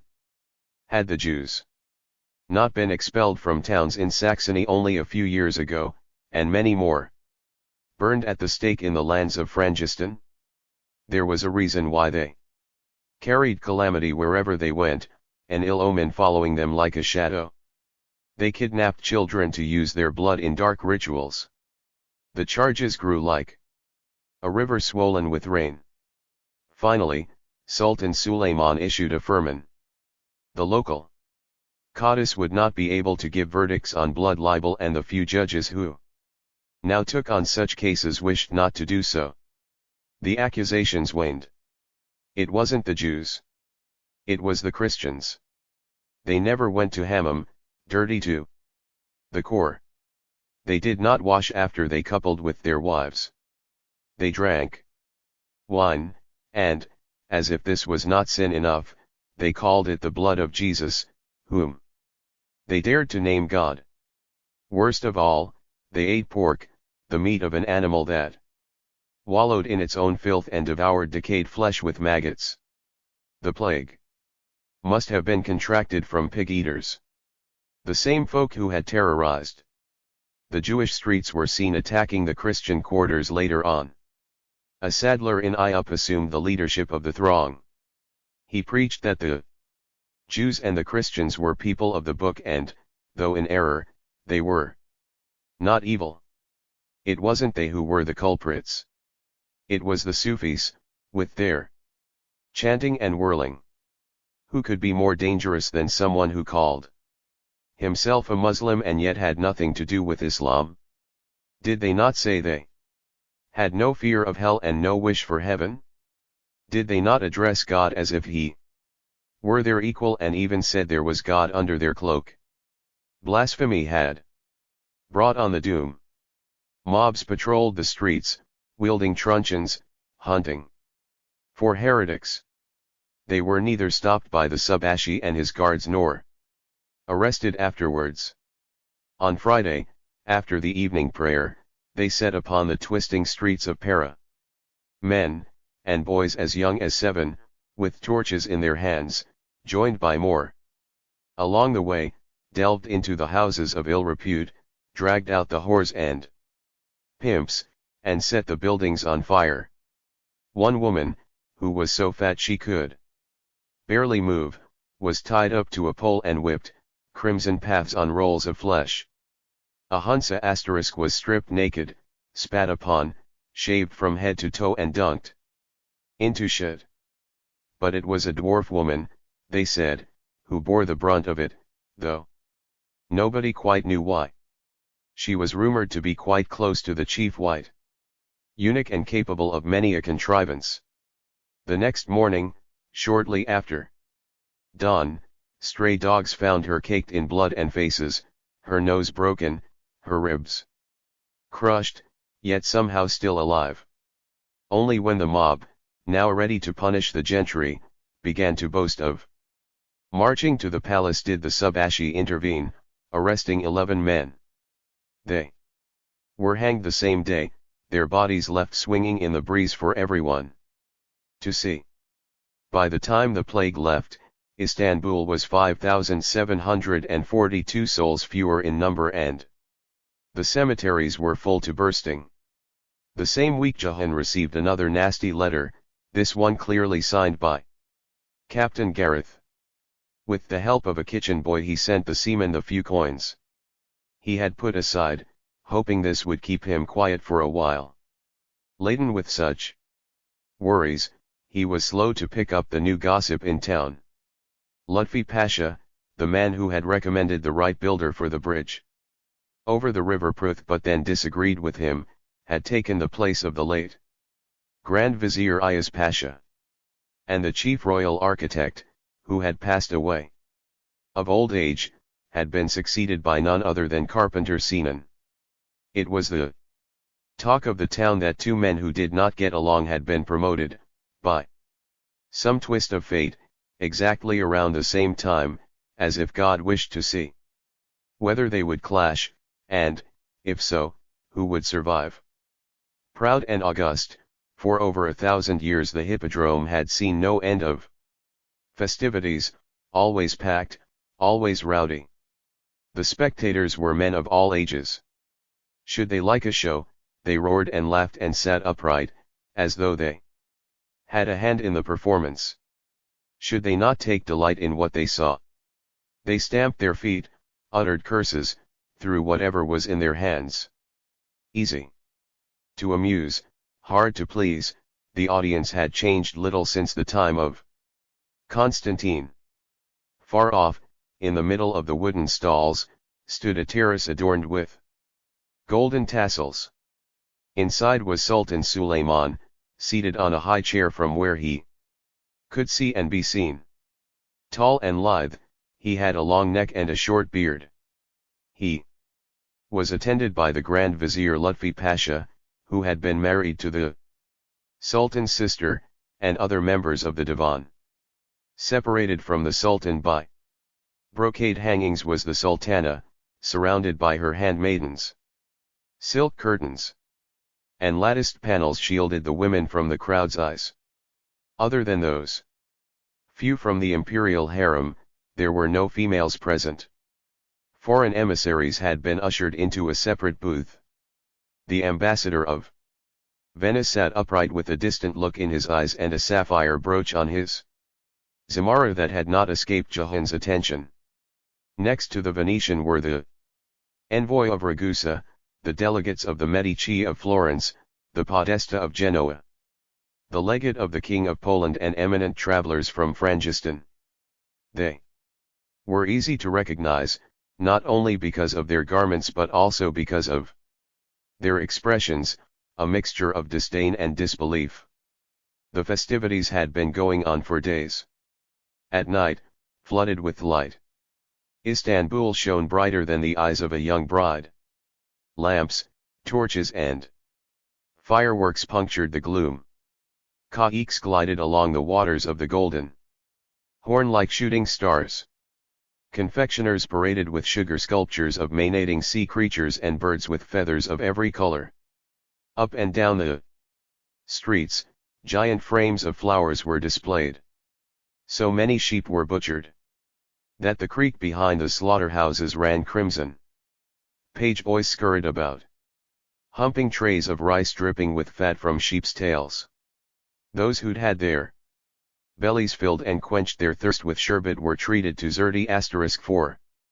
Once, the poor and the rich tucked into the same dishes. Those who'd had their bellies filled and quenched their thirst with sherbet were treated to zerti *4. Once, the poor and the rich tucked into the same dishes. The two princes had been circumcised alongside 100 poor boys. Sons of candle makers, lime burners, and cadgers had wailed together with the royal highnesses. Now lying in bed, clad in gowns, 102 of them sobbed whenever they recalled the distress they had gone through, and chuckled at the shadow play being performed to make the memory go away. Jahan, wide-eyed and terrified, walked in the midst of the frenzy. He had been asked to perform with Chota on the last day. Early in the morning he had brought the elephant to the barns beside the hippodrome. Much as he hated the fetters around his feet, Chota had settled down, munching apples and leaves. Jahan envied his aplomb and wished some of it would rub off on him. The night before, the mahout had slept in fits and starts, his lips had bled from his constant chewing of them. Other animals made an appearance ahead of them, lions, tigers, monkeys, ostriches, gazelles, and a giraffe newly shipped from Egypt. Falconers paraded with hooded birds, jugglers tossed rings, fire-eaters devoured flames, and a tightrope walker crossed a hawser stretched high above. Then came the guilds. Stonecutters carrying hammers and chisels, gardeners pushing carts of roses, architects with miniature models of the mosques they had built. At the head of this last guild strode Sinan, wearing a kaftan trimmed with ermine. When he noticed Jahan, he gave the boy a warm smile. Jahan would have returned one in kind had he not been so anxious. At long last it was their turn. Praying, Jahan opened the gates, letting Chota out. Passing by a lonely obelisk, brought here from Alexandria by the emperor Theodosius long ago, they ambled down the track beaten by hundreds of feet and hooves. Light reflected off the tiny mirrors sewn on Chota's mantle, green velvet embroidered with purple patterns, courtesy of the Sultana. Upon seeing them, the audience hollered with joy. Jahan walked in front of Chota, holding his reins, though the truth was that the elephant set his own pace. When they reached the royal terrace, they came to a halt. Jahan laid eyes on the Sultan. He looked solid, imperturbable. To his left was the partition behind which the Sultana and her women had taken seats. Even though Jahan could not get a glimpse of Hurrem, he felt her distrustful eyes piercing him. The thought that beautiful Miramah, too, was there, watching his every gesture, doubled his worries. His mouth went dry, his stomach lurched, his legs trembled as he bowed down. Still shaking, he dug into his pocket and produced a yarn of wool. This he tossed to Chota. The elephant caught it with his trunk, threw it back to him. They repeated the trick a couple of times. Jahan took out the sparkling rings that Miramah had given him. He threw them, one at a time, to Chota, who snatched each one out of the air, waving and flinging it aside, as if he didn't care. He then swayed his huge body to and fro, dancing. The audience hooted with laughter. Raising his cane, Jahan scolded him. Chota stood still, ashamed. It was part of the show, like everything else. As a sign of peace the boy handed Chota an apple. In return Chota plucked the daffodil fastened to the mahout's robe and gave it to him. More laughter from the spectators. Next Jahan balanced a cone on his head. He added another cone, then another, stacking 7 of them in total. He shouted, "Up!" With his trunk the elephant grabbed him by the waist and placed him above his neck so gingerly the cones remained intact. "Down!" Jahan ordered. Slowly, laboriously, Chota crouched. Still on his back, Jahan steadied himself. The wind drying the sweat trickling across his face. Having no knees, elephants found it hard to bend down. Jahan was hoping the Sultan of the land and the sea would understand and appreciate. No sooner had Chota managed to squat down than Jahan opened his arms wide and bellowed in triumph. Simultaneously, he saw something coming towards them fast. With a thud it fell on the ground. Jahan jumped off, picked it up. It was a pouch filled with coins. A generous gift from Sultan Suleiman. The mahout bowed, the elephant trumpeted, the audience went wild. Then came the final act.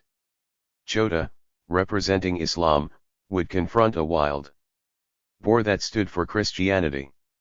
It was a play habitually performed by a bear and a pig, but, since the elephant was more majestic and clearly the darling of the public.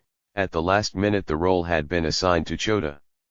The moment Jahan saw the hog, swinging its tusks, scraping its hooves, his insides twisted into a knot. The brute was smaller than Chota, for sure, but there was a madness in it, a rage whose source he couldn't place. As soon as its chains were removed, the animal made for them like an arrow. It could have gored Jahan's thigh had he not dodged it in time. The audience chortled, ready to side with the hog, should the mahout and the elephant disappoint them. Jahan wasn't the only one paralyzed. To his dismay, Chota was rooted to the spot, eyes half closed. Shouting, Jahan nudged him with his cane.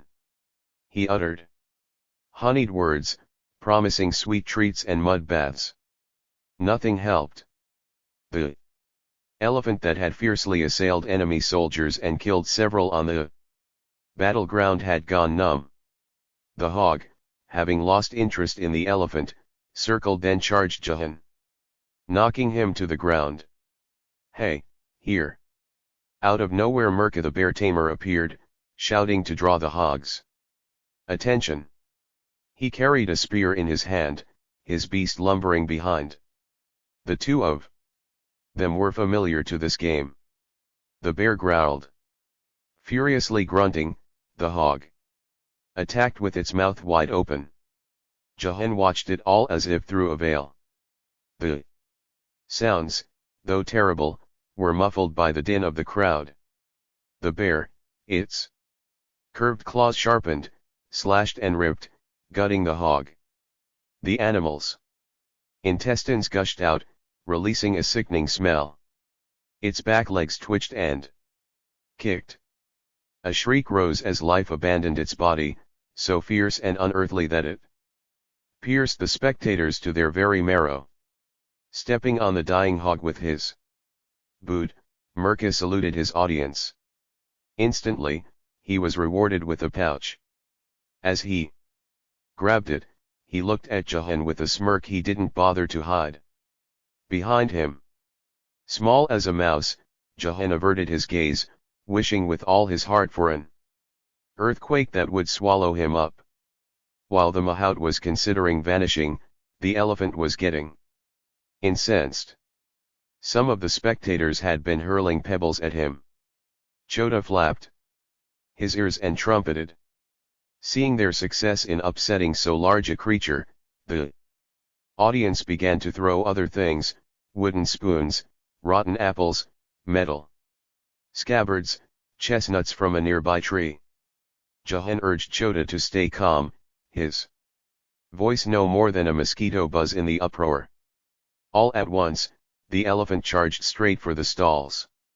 Baffled, Jahan ran behind him, waving his arms, yelling.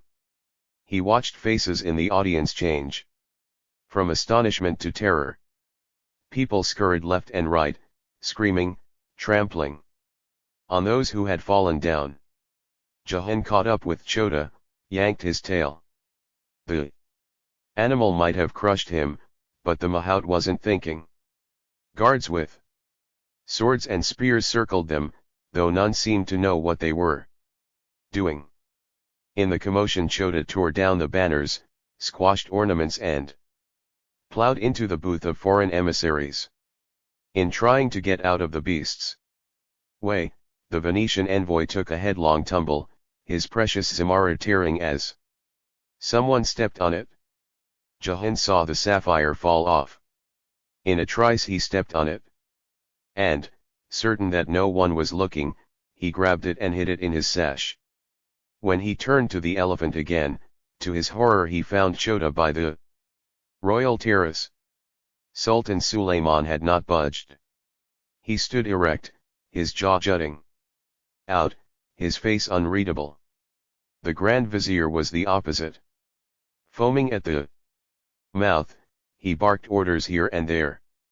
As if he had sensed the man's hatred, the animal moved directly towards the Vizier.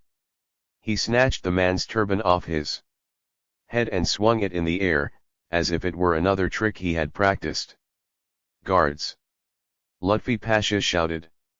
Out of the corner of his eye Jahan saw an archer aiming at Chota's head.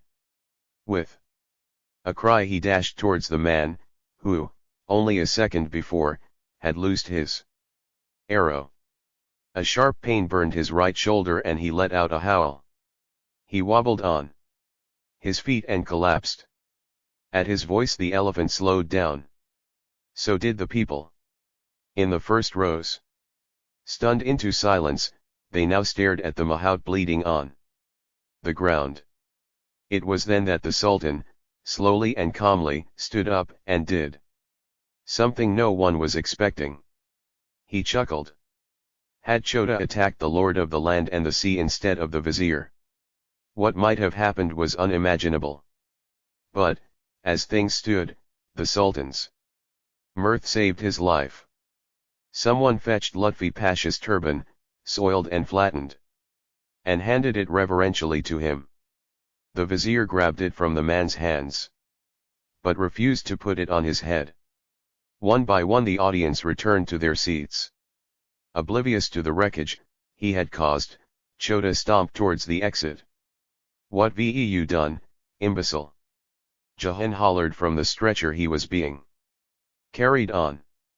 "They'll chop off your balls, send you to the slaughterhouse, cook you with cabbage and onions. And they will cast me into the dungeon." He would have loved to have kicked a bucket, punched a barrel, smashed a vase. Yet his body felt heavy while his mind spun round in circles. The only thing that outweighed this excruciating pain was his anger, aimed mostly at himself. A cart brought him to the menagerie, where Olaf took one look at him and another at the arrow sticking out of his flesh and nodded at the Chinese twins. Both men disappeared, only to shortly return with a bag of opium. "What's in there?" "What are the blades for?" asked Jahan. His neck was damp, his skin pallid, his lips cold. "Curious lad," said Olaf, as he placed medals of various sizes on a tray. "I'm going to take that thing out." "But how?" No one answered. Instead they forced him to drink a foul-smelling greenish tea, maslik, which was made from dried cannabis leaves. Even the first sip made his head whirl faster. By the time he had finished the cup, the world had acquired a strange luminosity, with colors melting into one another. The opium was mashed into a pulp and spread over the wound. They carried him into the garden, so that he could benefit from the remaining daylight. "Bite this," Olaf instructed. Dazed, Jahan closed his teeth around the rag they shoved into his mouth. Not that it made much of a difference. When the arrow was pulled out, his scream was so loud it sent the birds in the aviary flapping from their roosts. That evening, as he lay in bed aching all over, Sinan appeared by the door, his gaunt cheeks dim in the shadows. He sank down beside him, the way he had done on that battle's starless night. "You all right?" The boy winced in lieu of an answer, his eyes brimming with tears. "You're not good at performing tricks, are you? Entertaining people is not quite your thing," Sinan said. "Still, one has to admire your courage and your love for the elephant. Will I be punished?" "I think you've been punished enough. Our Sultan knows this. But Lutfi Pasha hates me." "Well, he doesn't approve of me either," said Sinan, dropping his voice a notch. "Because of the bridge. Because of defiance. He has not forgotten. He is used to having everyone worshipping his every word.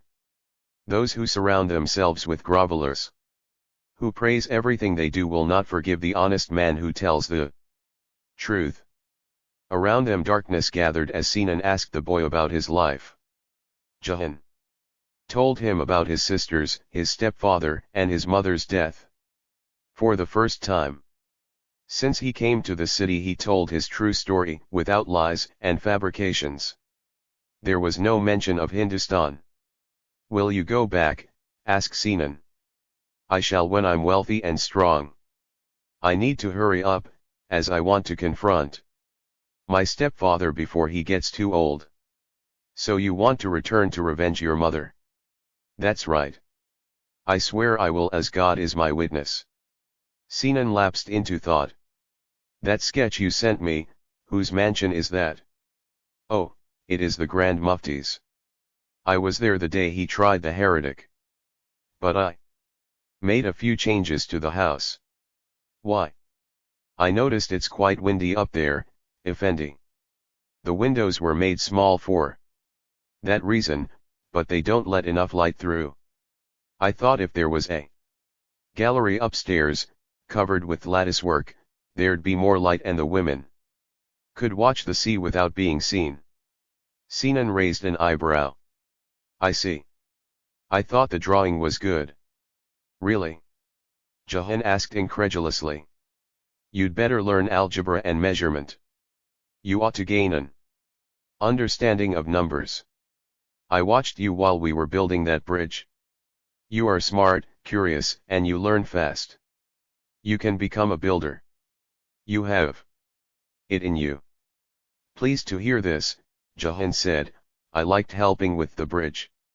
Chota was happy, too. He doesn't like to be kept in the barn all the time. You are a bright boy, Mahout. I want to help you. But there are many bright boys around. Sinan paused, as if waiting for his words to sink in. If you wish to excel at your craft, you have to convince the universe why it should be you, rather than someone else. What a bizarre thing to say. Jahan blinked, hoping for an explanation, but there was none. Silence poured into the space between them until Sinan spoke. Again. Take a look around. Every man you see here is the son of an Adam. Neither noble nor rich by birth. It doesn't matter who your father is or where you come from. All you need to do to climb up is to work hard. This is the way in the Ottoman palace. Jahan lowered his head. You are talented, but you ought to be tutored.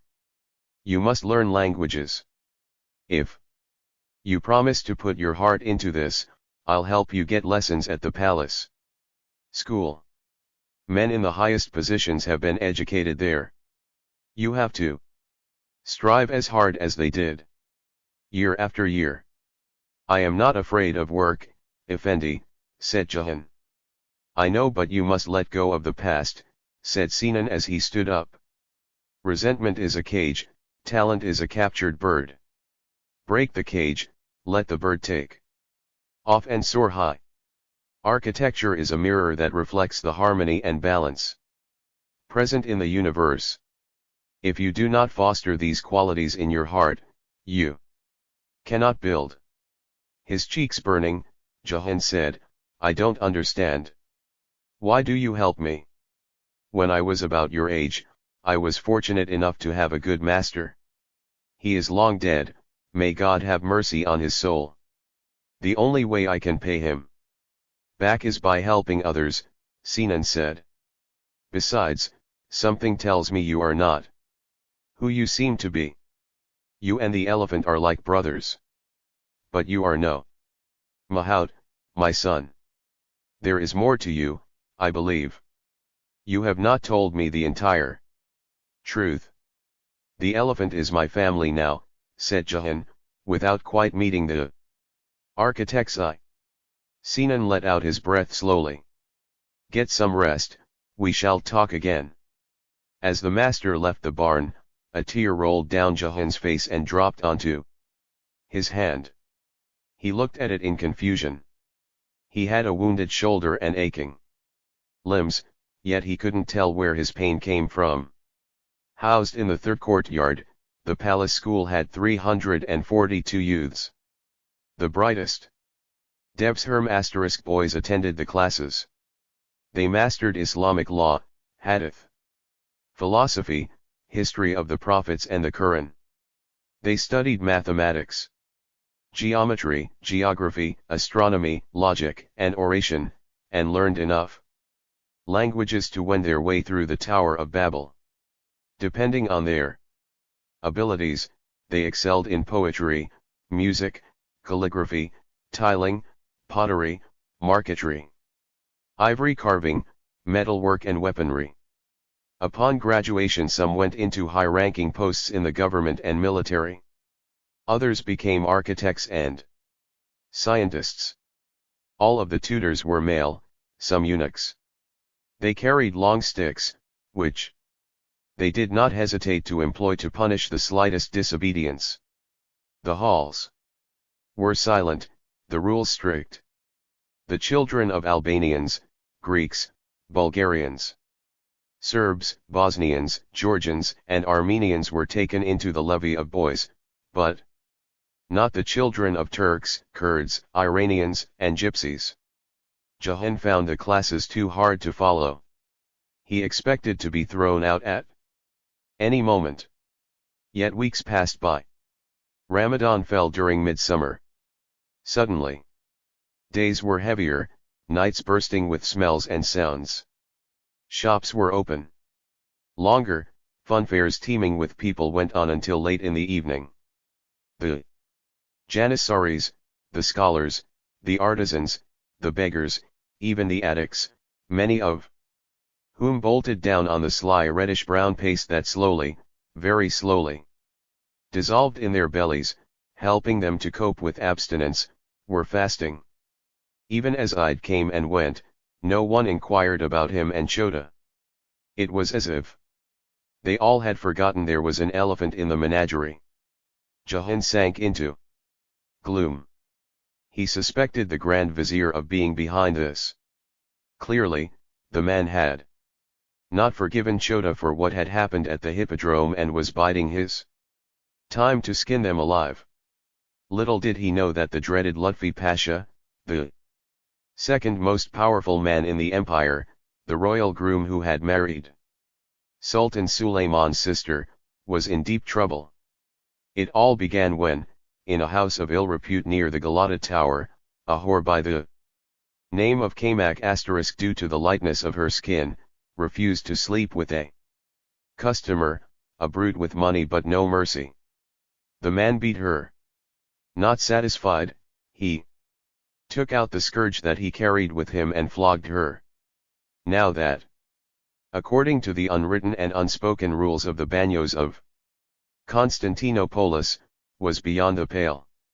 Ill-treating a whore was understandable, horse-whipping her, nowhere in the book. Everyone in the brothel ran to the woman's rescue, pelting the client with dung. But the man was not one to concede defeat. Foaming at the mouth, he complained to the cutty, who, fearing reprisal from the pimps, sought a middle ground. In the meantime, the incident had reached the ears of Lutfi Pasha. For quite some time the Grand Vizier had resolved to purge the streets of debauchery. Bent on shutting down the bawdy houses, he aimed to banish their fallen inhabitants to places that were so far away they would never be able to return. In the person of the flogged whore, he found the opportunity he had been waiting for. By punishing one he would teach a lesson to all loose women, of which there were too many in Istanbul. Casting aside the cutty's verdict, Lutfi Pasha proclaimed it was the whore who was in the wrong and her genitals should be cut off. She would then be made to sit backwards on a donkey and taken around so that everyone could see what awaited the likes of her. A punishment of this sort had never been heard of before. When Shah Sultan Sulayman's sister, learned about the sentence her husband deemed fit for an ill-starred woman, she was appalled. She, used to having her every whim obeyed, confronted the Grand Vizier, hoping to persuade him to change his mind. She waited till after he had been served with a mouth-watering supper. Soup of intestines, pheasant stew with onions, Uzbek pilaf with raisins and baklava, Lutfi Pasha's favorite, thinking that if she soothed his stomach, She could soothe his temperament as well. No sooner had the servants removed the low table, washed the couple's hands with rose water, poured their coffees and disappeared down the corridors of the house than Shah Sultan murmured, as if to herself, "Everybody is raving about this prostitute." The Grand Vizier said nothing. An orange streak of light seeped in through the window, giving everything an eerie glow. "Is it true she'll be punished in such an awful way?" asked Shah Sultan. Sweetly. "We reap what we sow," said Lutfi Pasha. "But is it not too harsh?" "Harsh? Nay, only befitting." "Have you no mercy, husband?" she asked, her voice tinged with contempt. "Mercy is for those who deserve it." Trembling, Shah Sultan rose to her feet and said the words only she could. "Dare! Do not come to my bed tonight. Nor tomorrow night nor the ones after." Lutfi Pasha paled. His royal bride was surely the bane of his life. People who envied him for having her were fools. Marrying the Sultan's sister or daughter was a curse one could wish only on one's enemy. In order to wed her, he had to divorce his helpmate, the mother of his 4 children, of many years, for a Sultan's sister would never be the second wife. In return, had she shown him any gratitude? To the contrary. She carried not a drop of compliance in her blood. Frowning on everything he did, she poured scorn on him day and night, even when the servants were around. Hence, when the Grand Vizier opened his mouth, it was his frustration that spoke. He said, "Never been keen on your bed. Anyhow. How dare you?" Shah Sultan said. "You who are a servant of my brother." Lutfi Pasha pulled at his beard, plucking a few strands of hair. "If I ever hear you've gone ahead with your awful punishment and made this poor woman suffer, be assured that you are no longer any husband of mine." She strode out of the chamber, leaving him boiling in his anger. The truth was that Shah Sultan, like many others, had expected the Grand Vizier to spare the prisoner at the 11th hour. This would be killing 2 birds with 1 stone. He would send fear to the hearts of all who sinned and gather respect by showing clemency. Thus Shah Sultan was greatly dismayed when one crisp morning, the sentence was announced by town criers and carried out. That same day, when Lutfi Pasha came home, he found his wife waiting, fuming. "Shame on you," she said, despite knowing that the servants were eavesdropping. "You are a stone-hearted man. Watch your tongue, wife. That's no way to speak to your husband. You call yourself a husband? You who can only beat hapless women." Beside himself with rage, Lutfi Pasha pushed his wife against the tiled wall and slapped her. "I will not stay married to a demon like you," she said, crying, calling him names so contemptible even the gossipers would not repeat them the following day. Lutfi Pasha made a lunge for his mace. That was when a black eunuch dashed into the room, followed by the maidservants, the drudges, the scullery maids, the cook and the kitchen boys. Together they tied up his hands, gagged his mouth, and, with their mistress's blessing, knocked him around. The next morning Sultan Sulayman heard that his Grand Vizier had attempted to mace his sister. That was the end of Lutfi Pasha. Deposed from his rank, deprived of his wealth, he was exiled to Demotika so fast he did not have time to pack up his things or to bid farewell to anyone. Back in the menagerie, Jahan listened to all this, bewildered. How soon things changed and how low people fell and from what heights. Even those whom he thought untouchable. Or, perhaps, especially those. It was as if there were 2 invisible arcs, with our deeds and words we ascended, with our deeds and words we descended. One afternoon, immersed in thought, Jahan walked back from the palace school to the menagerie. As he approached his shed, he heard a cough that froze his blood. When he entered, he found Captain Gareth waiting for him. "Look who's comin'." "Surprise. I'm back from the deep. I thought I'd better see how my little thief was doing. He must have missed me." Jahan said nothing, lest his voice betray his fright. The man had been drinking again. He could smell the rank odor of beer on his breath. His teeth were lined up in his mouth like barrel staves black with tar. The captain kept his gaze steadfastly on the mahout. "What? You look like you've seen a ghost. I thought you were gone." "It has been a long time," Jahan confessed. "My ship fell through a hole at the bottom of the sea. Lost 18 men in the devil's worst storm. Lucky me, I survived but fell captive. I contracted ague. They thought I was dead. I been to hell and didn't like the damn thing, so I returned."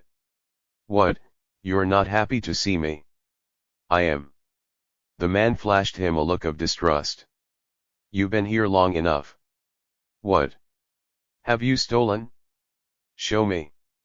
You must have a treasure trove by now, being the princess's pet." Jahan flinched at the mention of her name. How did he know about Miramah? There were spies everywhere. He said, as calmly as he could. "Manage, Effendi, it's not easy. The doors are guarded." I said, "What did you get for me?" Captain Gareth sharpened his voice, ready to use it like a weapon. His skin got a shade darker, including the scar on his face. Jahan had hidden the stolen things under the lilac tree. The captain immediately confiscated the sapphire brooch, but then made a weird sound, as though he were choking on his tongue. Jahan stared at him in terror, until he realized that the man was laughing. After he'd had a good cackle, he turned sullen. "Is this all? What do you take me for, an idiot?" "I'm telling the truth." In one swift move the man pulled a dagger from his jacket and held it to Jahan's throat. "I don't like liars. Never did. Give me one reason why I shouldn't skin you alive." The end of the blade piercing his flesh, Jahan swallowed hard. "I have got news. I am working with the chief royal architect. So we'll be building mosques for the Sultan. Lots of money comes in." The pressure of the cold metal slackened. Captain Crazyhead took a step backwards and regarded the boy as if noticing him for the first time. "Talk. The Sultan sets great store by the building Sinan raises for him and his family. Imagine, he spends more coins on stones than on gems." "Fine, then," the captain said in a rasping whisper. "You couldn't steal from the palace. Steal from the building works. Earn your master's trust. Be a good lad. Get your hands on the cash. I saved your skin on that damned ship. Remember. Don't make me take the favor back." "I won't, Effendi. You won't regret waiting this long. I shall bring you riches soon, inshallah," said Jahan, and in that moment he believed what he said. By the end of the summer a new disease was clawing at the Ottoman land. Blisters, vomiting, fever, death. Shaitan's spittle they called it, those reddish spots. Many perished in a matter of days. Among them was Shehzade Mehmed.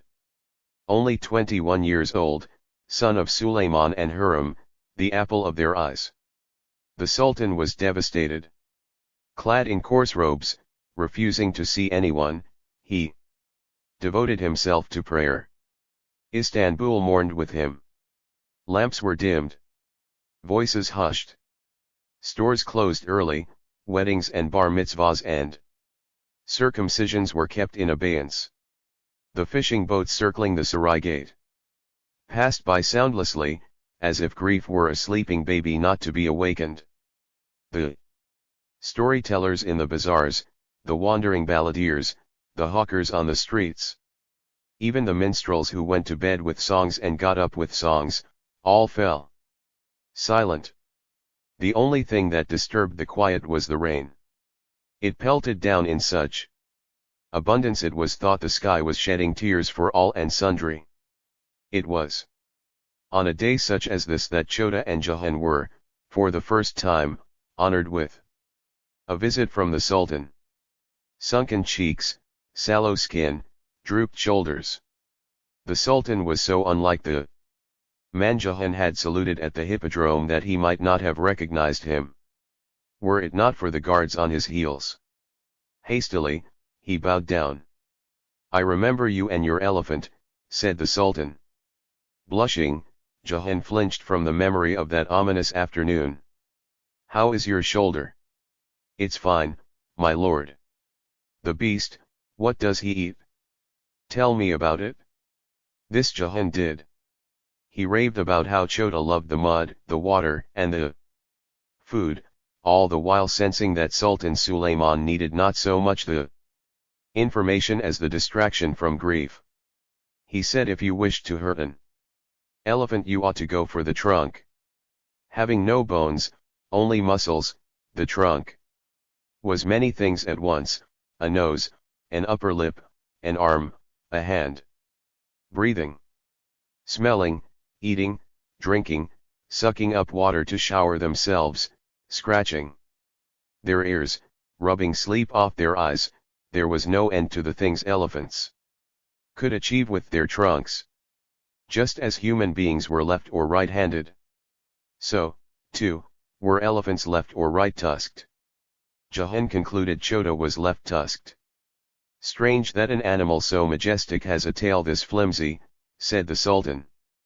"Do you think Allah is reminding us even the strongest have their weaknesses?" Not knowing how to answer, Jahan fumbled for words. Mercifully, the Sultan went on, "The chief royal architect told me you and the elephant would help him." "That's right, your highness." "Then be ready. You shall put the beast to work again." It was only later on that Jahan would find out what the lord of the land and the sea had meant. He had commissioned Sinan to build a mosque for his deceased son. In a fleeting world, where everything was here today and gone tomorrow, the endowment for the beloved prince would be of solid marble, solid stone. And this is how, on the 7th day of September, an auspicious time set by the chief royal astronomer Taqiyuddin, Jahan found himself on a construction site, watching the first spade pierce the earth. 40 sheep and 40 rams were sacrificed, their blood scattered onto 4 corners, their meat cooked in cauldrons and distributed among the poor and the lepers. Jahan noticed Abu Su'ud Effendi, with his high turban and flowing robes, in the crowd. Having become the Shaykh al-Islam, the chief religious officer, he carried himself with imperiousness. Seeing him up close sent a shiver down Jahan's spine. He recalled with a lingering ache the heretic Majnun Sheikh, his velvet voice, handsome face and unclouded gaze. He had not forgotten him. Then they were gone, the Sultan, the members of the Divan, the onlookers. Only the laborers were left behind. Hundreds of them. Jahan realized there were 2 kinds of men on a building site, the ones who never looked you in the eye and the ones who, at times, did. The former were the galley slaves. Shackles on their ankles, whipped into submission. Sailors, peasants, pilgrims, or travelers, whose lives had been reversed so abruptly they could not tell whether this was a delusion or whether the past had been a dream. Surviving on dried biscuits and thin soup, these Christian slaves erected Muslim shrines from dawn to dusk. Then there were those who, like Jahan, had volunteered. They were paid 2 aspers per day, given tastier food and were, overall, treated well. Masons, diggers, carpenters, joiners, smiths, glaziers, and draftsmen, each under his guild. Every expense was written down by a scribe and overseen by a foreman. Everywhere he turned, Jahan saw a flurry of activity. Steel pulleys, windlasses, winches, and hawsers. Earlier Sinan had the carpenters assemble a huge treadwheel crane. Groups of men took turns inside, at times walking, at times running, turning the wheel that hoisted the heaviest stones. Jahan thought. There was something about a construction site that resembled the deck of a ship. In both there was the innate knowledge that any individual failure would be the failure of all. And success would be doled out in the smallest portions, shredded like the salted, dried meat in their soup. When putting up a building or sailing in the deep, you learn to watch over one another, and enforce togetherness. Emerged, a brotherhood of sorts. A tacit understanding ruled across the ranks. You accepted that the task at hand was mightier than yourself, and the only way to forge ahead was by toiling together as one. So you buried the dislikes and the fights, unless a mutiny erupted, in which case the world would be turned upside down. Workmen were no less superstitious than seamen. One could not whistle, whisper or curse while hammering a nail. All three were invitations to Shaitan, who, once his company was requested, never failed to make an appearance. Should the nail puncture the wall upon Shaitan's arrival, his footprint would be embedded in the edifice till the end of time. It wasn't only Muslims who adhered to these rules. So did Christians and Jews. To ward off the evil eye they left a loaf of bread and a pinch of salt on the highest stone erected. At no stage throughout the construction did they wish to see a pregnant woman pass by, or anyone with red hair or bright blue eyes or a hare lip. Even Sinan could not convince the laborers to work beside a mason with flame-colored hair. Some creatures were unpropitious, frogs and pigs and goats with 3 legs. Others they didn't mind, snakes, scorpions, lizards, centipedes, and worms. Packs of stray dogs came and went. With the exception of those from the Shafi'i sect of Islam, the workmen enjoyed having dogs around, for they were loyal, appreciative. Spiders were treasured, as they had saved the Prophet Muhammad. Killing a spider, worse yet, squashing it underfoot, was a grave sin. One other animal deemed to be a harbinger of good fortune was, much to Jahan's delight, the elephant. Seeing omens in the sky and the earth, they observed nature, every passing bird, every tree root they hit.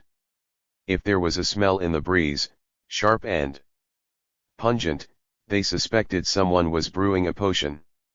Volunteers combed the area, east and west, occasionally returning with a fisherman, mendicant, or crone, whom they accused of sorcery and would have persecuted further had Sinan not interceded each time, telling them to let the poor person go. It was wrong to brag on a construction site.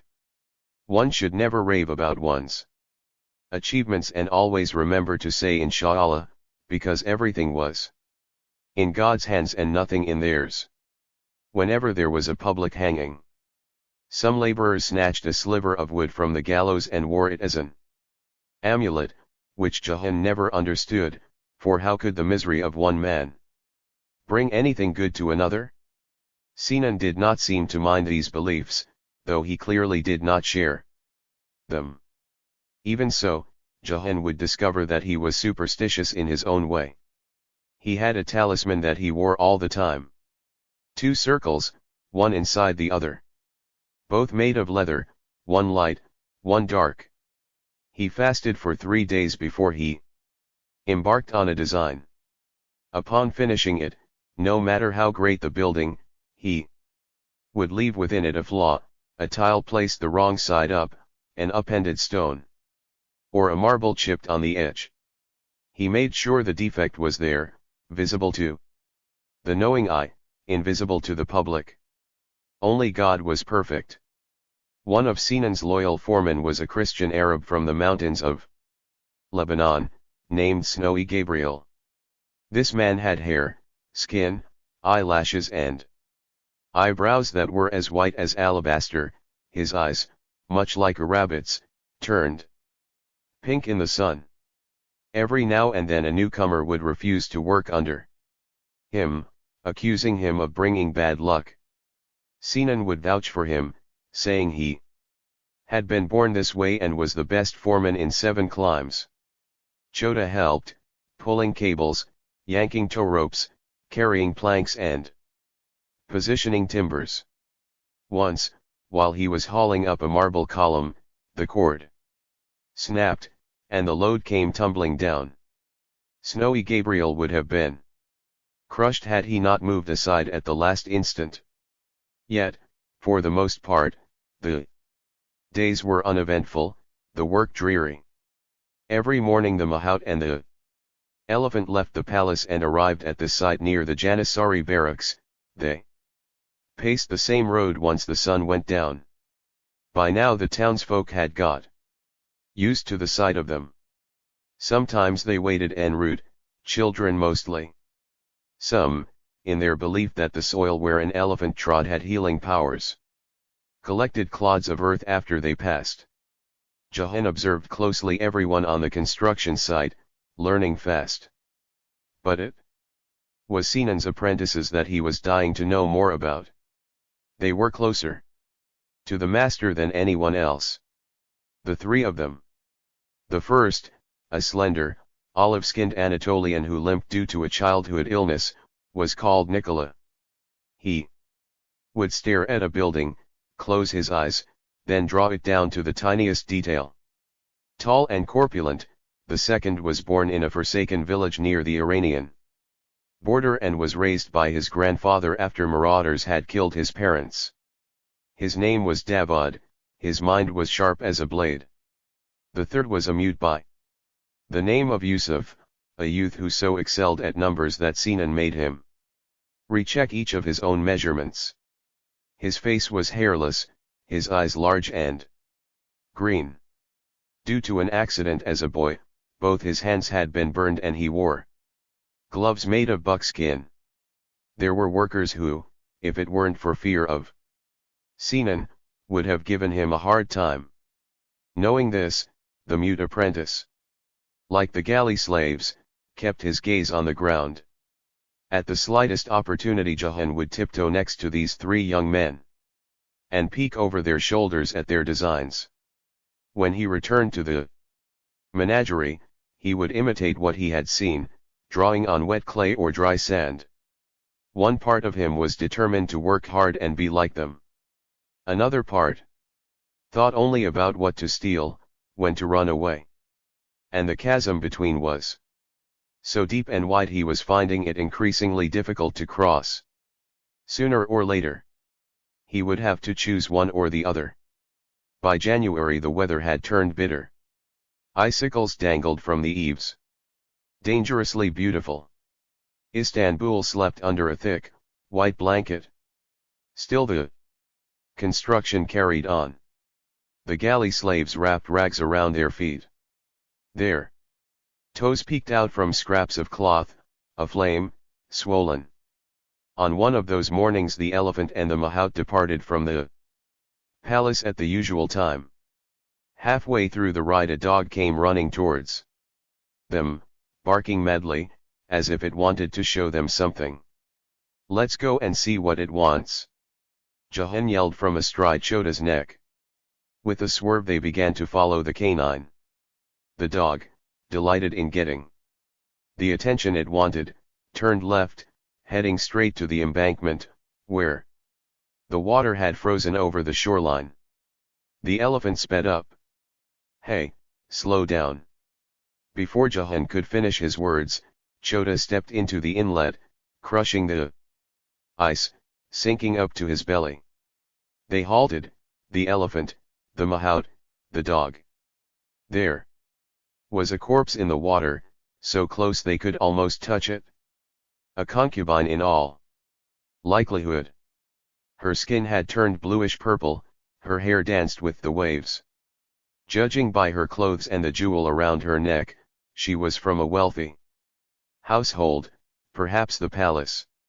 Jahan ordered Chota to trudge ahead, determined to get his hands on the jewel.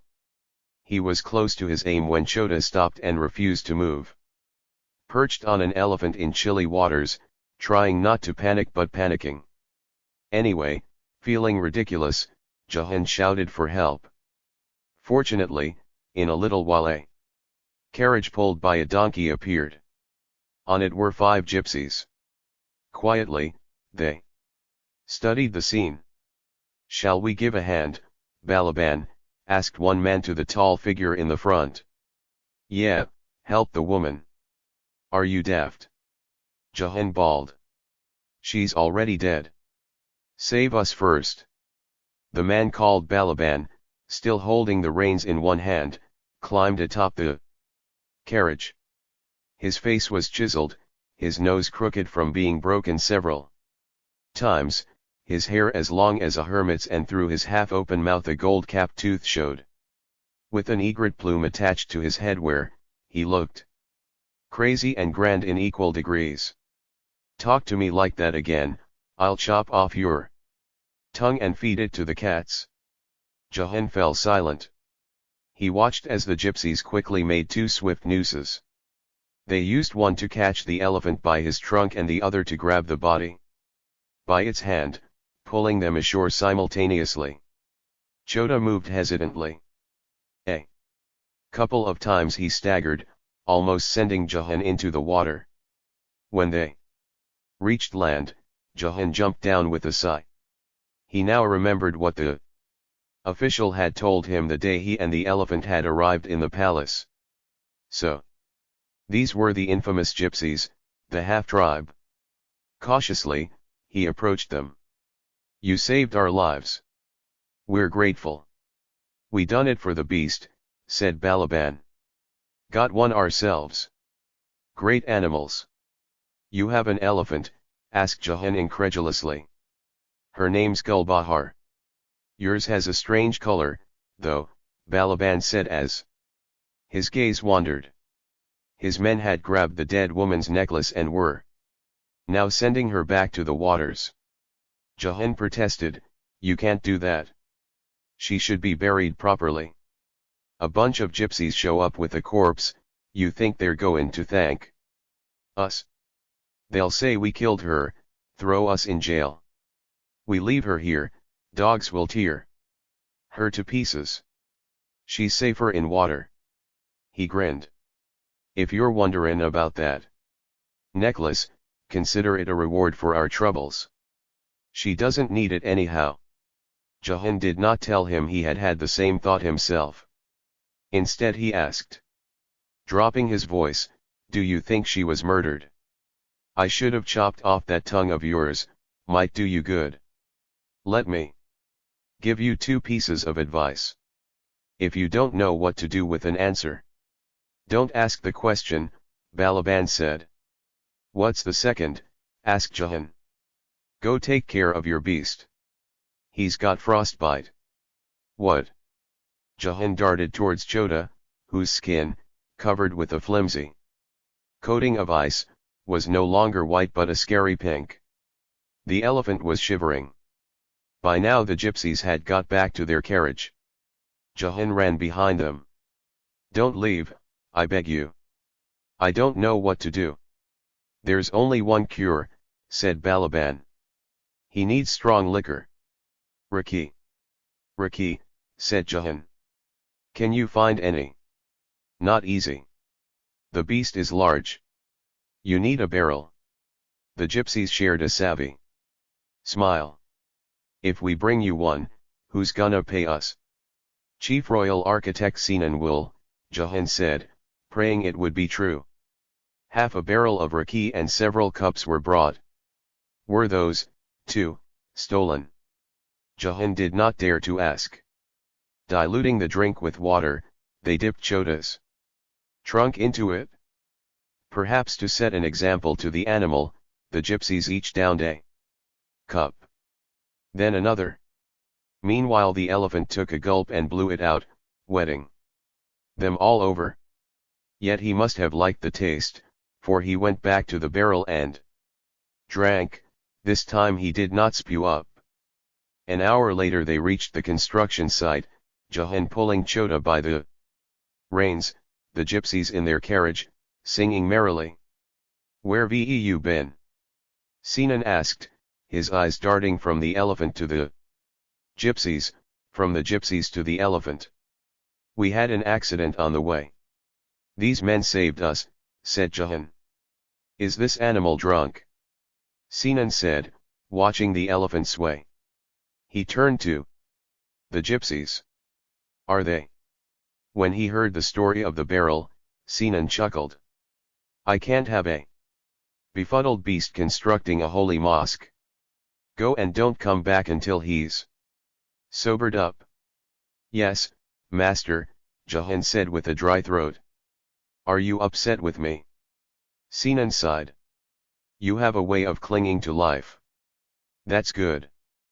But curiosity could be a detriment if not guided. We should expand your training." "Expand?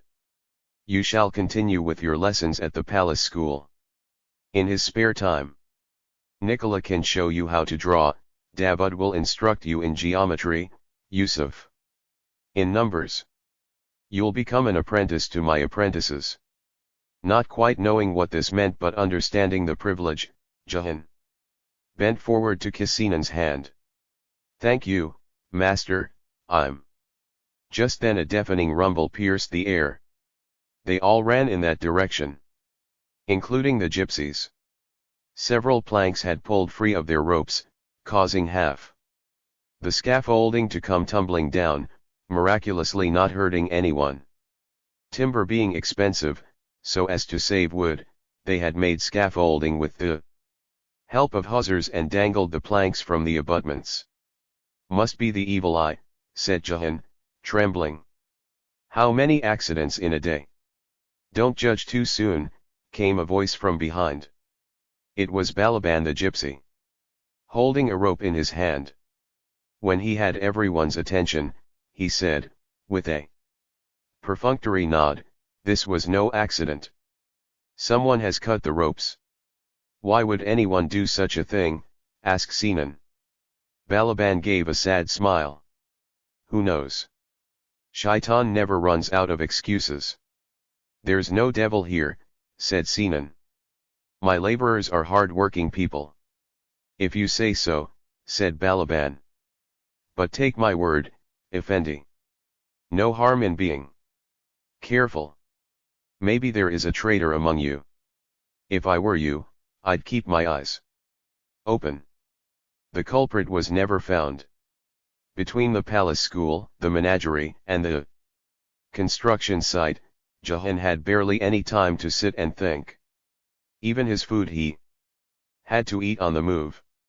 He understood that to be apprenticed to Master Sinan meant to have to work incessantly. Lately, the Shaykh al-Islam had ordered more mosques to be built far and wide. Decree after decree had been issued to inform the public that those who did not attend the Friday prayers would be made an example of. Every Muslim man, in towns and villages, was urged to pray 5 times a day and to join the nearest congregation. Since the number of mosque-goers had doubled as a result, Sinan and the apprentices had more work than ever. No sooner had they finished the Shehzade Mosque than they set about the next construction. Jahan had not yet been able to pilfer any aspers from the coffers. Everything was painstakingly supervised and each expense put in writing. But, while he sought out ways to purloin goods for Captain Gareth and dreamed of inflicting harm on his stepfather, he had, unknowingly, become engrossed in the world of draftsmanship. He could not get any news about Miramah, let alone see her. Oddly, in her absence her significance had grown. Folding his heart like a handkerchief, he kept inside the memory of the afternoons they had spent together. He revealed his longing only to Chota, who was getting heavier by the day, his appetite bigger than his shadow. In the summer Sinan and the 4 apprentices began to work on their biggest venture yet, the Suleymaniye. The mosque that the Sultan commissioned for himself would glorify his name for eternity. Long before he settled on where to lay the first stone, Sinan had butchers haul carcasses of cows and sheep. These were suspended from iron rings and left to rot at various locations. Every few days Sinan inspected the meat.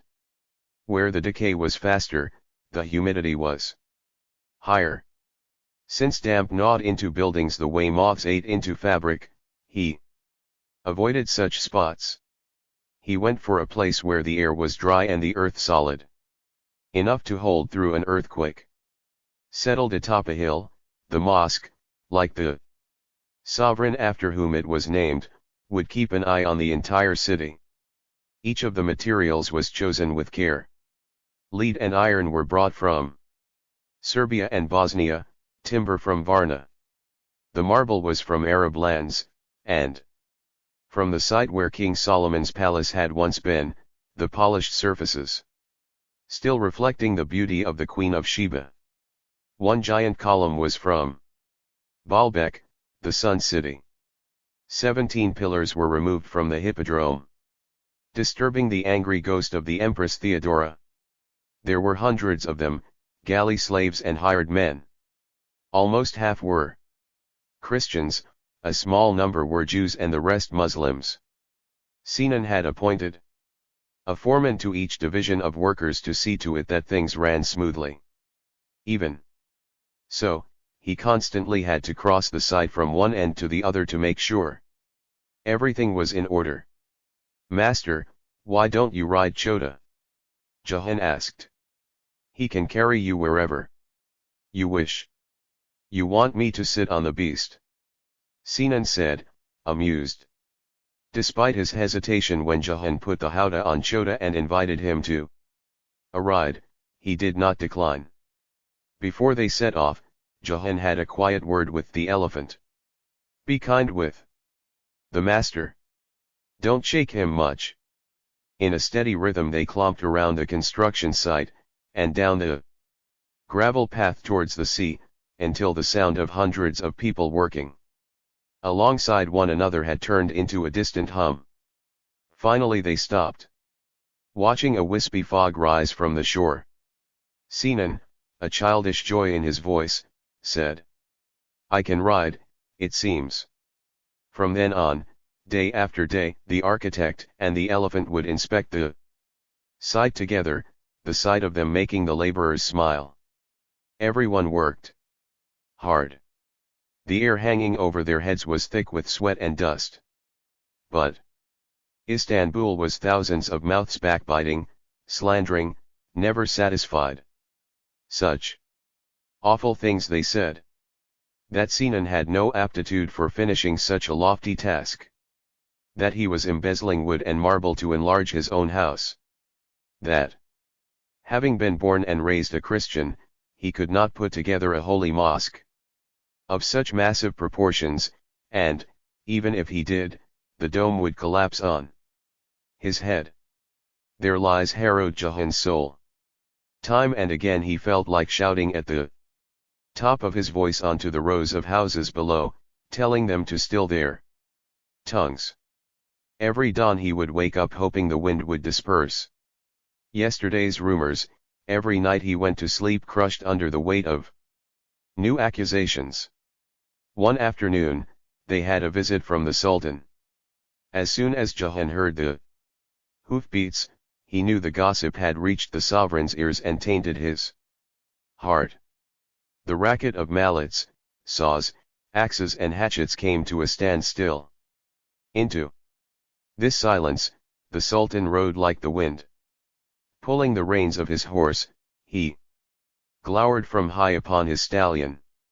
He was attired in a modest robe of brown wool, gone were his caftans of atlas in dazzling colors. With age and gout he had become more pious. Leaving off wine, giving up pleasures, he had ordered the remaining musical instruments in the palace to be burned. By a decision of the Divan, the taverns, houses of ill repute and the recently opened coffee houses had been closed down, all fermented drinks, including boza, which was always in vogue, were forbidden. He frightened Jahan, this new Suleiman. Bowing, Sinan greeted him. Your Highness, you have honored us. Is it true what I've heard about you? Answer. Could my lord tell me what he heard about this humble ant? Sinan said. They say you've been wasting precious time with trims and frills, is that true? I can assure my sultan that I spare no effort for the outside and the inside of his mosque. I intend to build with the finest craftsmanship and enough, the sultan cut in. I've no regard for decorations. Nor should you, if you're wise. I order you to finish at once. Not a day's delay. I want to see the dome, not the embellishments. Scolded in front of his workers and apprentices, Sinan paled. Yet when he spoke he sounded calm. They are inseparable, the dome and the embellishments. Architect. Have you not heard what happened to the draftsman of my forefather Mehmet Khan? He had the same name as you. An omen of things to come, you say. Sinan answered carefully, as though talking to a surly boy. I'm aware of his sad fate, your highness. Then you know what lies in wait for those who don't keep their promises. Make sure you're not one of them. When the sultan left, they took up work again. Even so, it wasn't the same. There was something new in the air, the smell of despair. Although they neither shirked nor slowed their work, they felt daunted. If they would not be able to please the sultan, what was the use of keeping their noses to the grindstone? Why work so hard when that work went unappreciated? During the next days Jahan waited for a chance to talk with Sinan.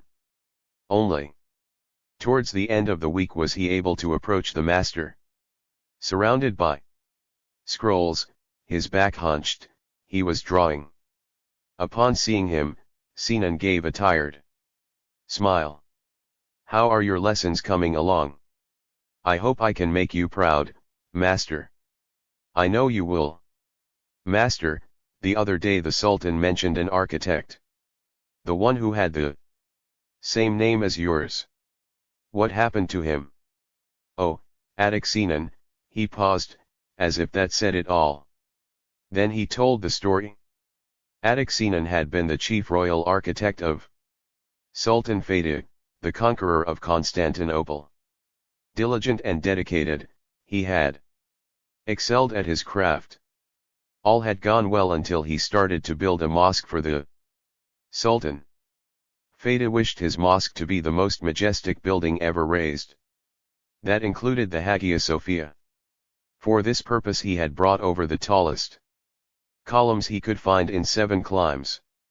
When he heard that his chief royal architect had shortened these columns without first asking him, he was furious. He accused the architect of deliberately obstructing his aims. Poor Adik Sinan tried to explain, as Istanbul was a city of earthquakes, he had to keep safety in mind, and had shortened the columns to make the edifice stronger. Fatih did not like this answer. He had the architect imprisoned in the worst dungeon, where his hands were chopped off. He was then beaten to death. This talented craftsman of the Ottoman land died alone and in pain in a dark prison cell by the sea. Whoever doubted the story could go and read it on his gravestone. Jahan's bottom lip trembled. Until then he had always believed it was thieves and miscreants who lived on the edge of danger. Now he saw that even honest artisans dangled from the thinnest of cotton threads. Should the sovereign get upset, he would have them sent to the gibbet. How could one work under such strain? Sinan, watching him, put a hand on his shoulder. Talent is a favor of the divine. To perfect it one must work hard. This is what we must do. But aren't you afraid? My son, I dread the Sultan's wrath as much as you do. Yet that is not why I toil. If there were no hope of reward and no fear of punishment, would I work less? I don't believe so. I work to honor the divine gift. Every artisan and artist enters into a covenant with the divine. Have you made yours? Jahan made a sour face. I don't understand. Let me tell you a secret, said Sinan. Beneath every building we raise, it doesn't matter whether it's small or large, just imagine that below the foundations lies the center of the universe. Then you will work with more care and love. Jahan pursed his lips. I don't understand what that means. You will, said Sinan. Architecture is a conversation with God. And nowhere does he speak more loudly than at the center. Jahan was intrigued. Where is this place, master? Yet, before Sinan could answer, Snowy Gabriel came running in, his face ashen. My lord, we are doomed, the delivery. For weeks on end they had been waiting for a consignment of marble from Alexandria. Finally, the ship had arrived, but without the precious delivery. When questioned, the captain explained they had been caught in a storm so awful they'd had to dump half the freight. Nobody believed him, but nobody could prove otherwise either. Sinan had to make changes in his design, reducing the number of pillars. In his palace, Sultan Suleiman was getting more impatient with every passing day, as the mosque that was to bear his name fell further and further behind schedule. In the meantime, the splendid columns intended for the Suleymaniye mosque lay at the bottom of the Red Sea, castles for fish. Mahout? Where are you? Jahan ran out of the barn and held his breath at the sight of her. Dressed in her customary silks, dyed in rich blue, and, for once, alone, she gave him a look that was so tender he trembled slightly. You have honored us with your visit, he murmured as he knelt down. I have news for the elephant, she said, and paused for a moment. She enjoyed watching him squirm with curiosity. The Austrian ambassador brought a painter to the court. An ambitious man, so I heard. They have asked my father's permission to make the beast's painting. What did our noble sultan say? Well, he was going to say no, but after I spoke with him, he changed his mind. A painting would be nice, I persuaded him. In the courts of Frangistan, kings and queens, they are accustomed to having their likenesses made. Even lowly merchants do so. Mirama added softly, ladies, too, imagine. Detecting a trace of longing in her voice, Jahan asked cautiously, would your Highness like to have her likeness painted someday? What a stupid question, she said. You should well know that is impossible. Jahan apologized in panic, unsure whether he had crossed a boundary or discovered a piece of information he was not meant to possess. How he wished he could tell her that he had, in fact, carved every inch of her face into the infinite space within his mind, so that each time he closed his eyes he saw her talking, frowning, laughing, her moon-like face in its many moods. I am no painter, but I can make a sketch of you, your Highness, Jahan said, with a surge of courage. No one will know. Are you trying to tell me you will shamelessly draw my face and expect me to be happy about it? She said. From her tone Jahan could not fathom whether she was infuriated or mocking him. Yet the thought of them sharing a secret was so delicious he could not help but believe it to be true. She took a step closer. Why would I allow such insolence? Because, your Highness, said Jahan, his voice now trembling, nobody sees you the way I do. He closed his eyes, waiting for the punishment that was sure to come. But Miramar remained strangely silent. Busbek, the Austrian ambassador, was an inquisitive man. Every time he was invited to the palace to discuss matters of state, he asked to be taken to the menagerie to see the animals afterwards. Such was his love for, and interest in, animals that he had filled the embassy grounds with as many of them as he could obtain. The locals called his garden Noah's Ark. He kept flat-horned stags, weasels, sables, lynxes, eagles, monkeys, reptiles with odd names, deer, mules, a bear, a wolf and, to the horror of his Muslim servants, a pig. His favorite animals were tigers, and chota. It was Busbek who introduced Melchior Lorix to the Ottoman court. Since he had arrived in the Ottoman land, the painter had drawn janissaries with muskets, camels with war drums, porters bent under their loads or ancient roadside ruins. He had two remaining wishes, to paint Ottoman women in their mantles and yushmaks, and to draw Sultan Sulayman's elephant. Now that he had received permission from the Sultan to pursue his second wish, life changed for Jahan and Chota. Twice a week the Mahout would bring the elephant to the ambassador's residence.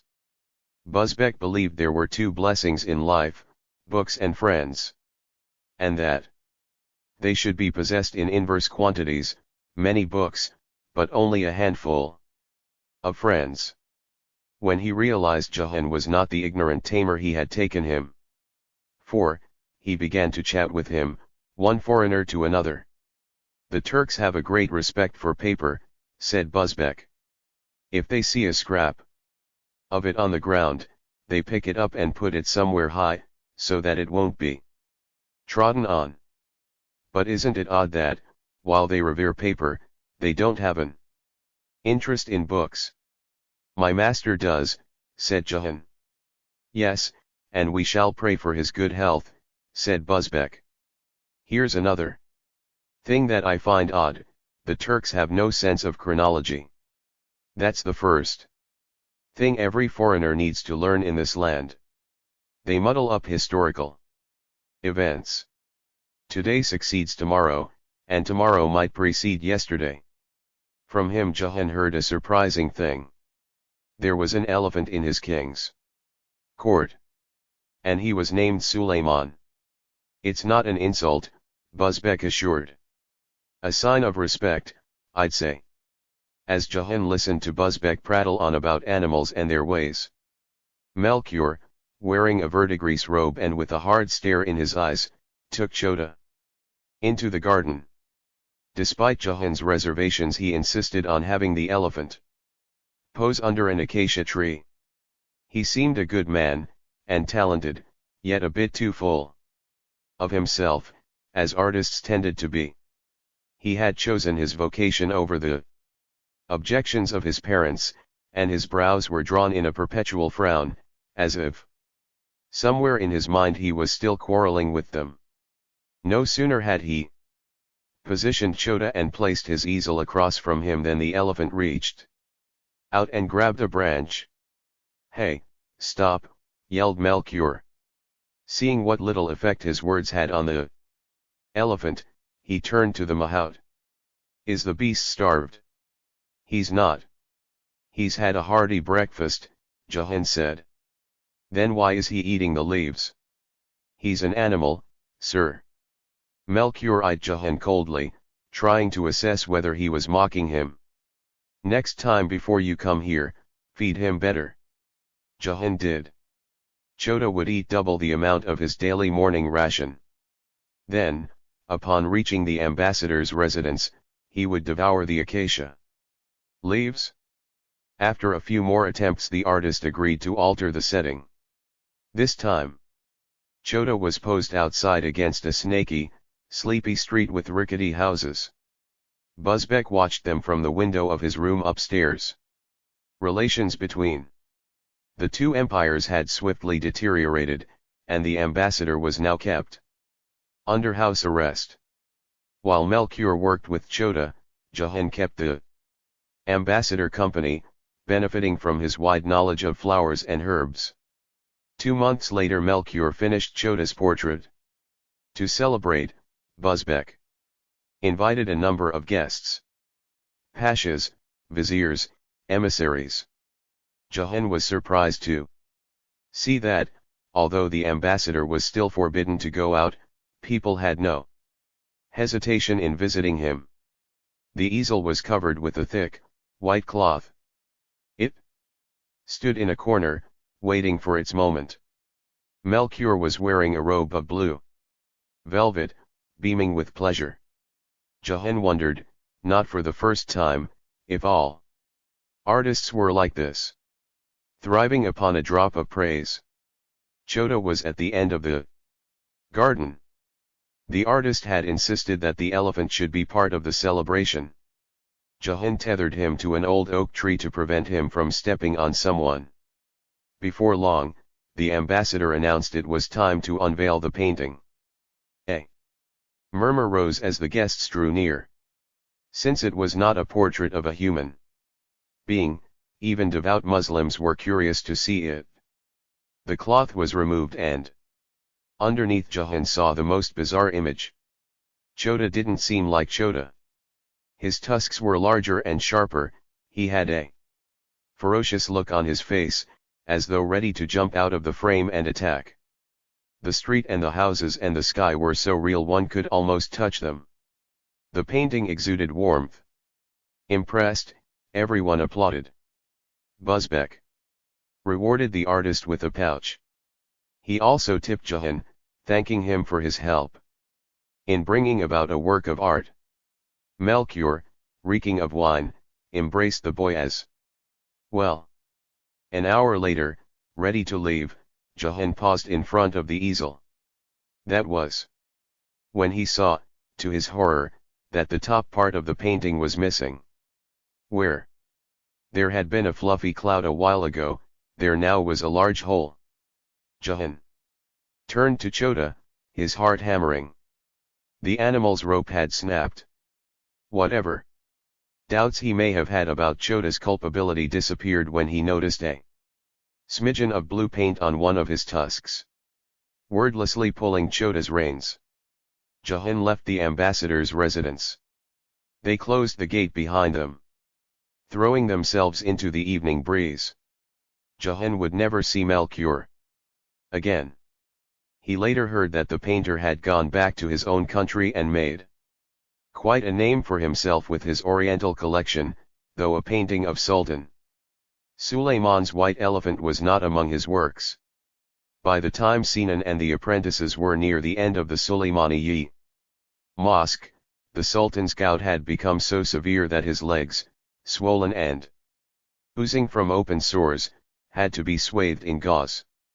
He had on his hands the blood of those once dear to him, of his first Grand Vizier, Ibrahim, and of his eldest son, Mustafa.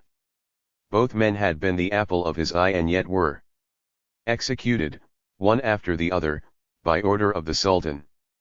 Istanbul seethed with plots and conspiracies. Jahan thought they would not hear from the Sultan for a while.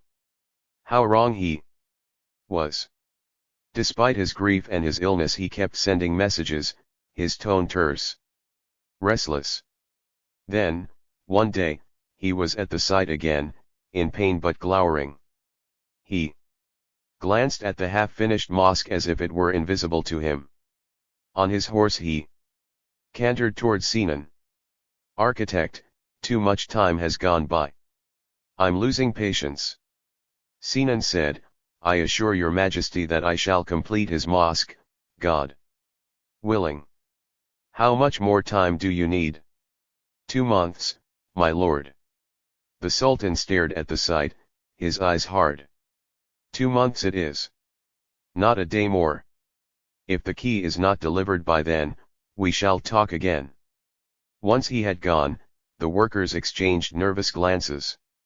Nobody knew How they could possibly meet his demand in so short a time. Unrest boiled up like stew in a pot. Fretting that at the end of the 2 months the Sultan would punish them, the laborers started to talk about deserting. One day, as things were getting increasingly out of hand, Sinan asked Jahan to help him into the howdah. He was going to give a speech, from atop the elephant. Brothers, there was a bee flying around this morning. Did you notice it? No one answered. I thought to myself, if I were that tiniest of creatures and if I could land on every man's shoulder and listen to the sounds in his head, what would I hear? The crowd stirred somewhat. I think I would hear worries. Some of you are uneasy. If we don't finish the mosque in time, we'll be in trouble, you say. Rest assured this won't happen. If our Sultan is not pleased, none of you will be worse off. Other than me. How do we know our heads will not roll off next to yours? A worker asked. Without revealing his face. Instantly a murmur of assent rose. Hear me out. This place was a bare field. With us the holy mosque rose, stone upon stone. Winter and summer, we slogged together. You saw one another more often than you saw your wives and children. Whispers rippled throughout the site. People will come here after we are dead. They won't know our names. But they will see what we've achieved. They shall remember us. So you say, someone shouted. Sinan said haltingly, if I fail alone. But if I succeed, we all succeed. He thinks we're stupid, someone else ventured. They did not believe him. The man whom they had obeyed and respected all this time was suddenly seen as someone who was putting their lives in danger. Brothers, said Sinan finally. I see I cannot convince you. I shall put in writing everything I have said and seal it. Should anything happen, give my letter to our honorable Sultan. As a reward for your trust we will distribute tips. Their silence was approval enough. Thus Sinan wrote, in his elegant handwriting, that he was the sole person responsible for any failures related to the Suleymaniye Mosque. The success belonged to God, and then to the workers. The letter was signed and sealed, and buried outside the walls. If things went wrong, they all knew where to find it. The next morning no one failed to turn up. Bakshish were given out. Jahan managed to benefit from the disruption, snitching 50 aspers from the coffers. He silenced the guilt-ridden voice inside by reminding himself that he was not stealing from his master, but from the Sultan, who already had plenty. They picked up where they left off, working till late hours. Dozens of hands were brought in. Every unemployed stonecutter in the city was asked to join. Every carver, etcher, draftsman. Just when everyone thought he would be frozen with fear, Sinan was moving heaven and earth. His frenzy was contagious. Seeing him so driven, his apprentices strove harder. The expenses soared. Suleymaniye Mosque would cost the treasury 54,697,560 aspers. Even amid the whirl there was not a single feature the chief royal architect had not considered at length. The tiles, made in the ateliers in Iznik, were in vivid colors, turquoise, red, white. The beautiful thuluth that spelled out Allah, Muhammad and Al was completed by the court calligrapher, Molla Hassan. While people adored the decorations inside, most failed to understand how the buttresses had been incorporated into the walls. Very few saw how the side walls, freed from the burden of having to carry the dome, were dotted with numerous windows, so that the light poured in as warmly as milk from the breast of a mother to her infant.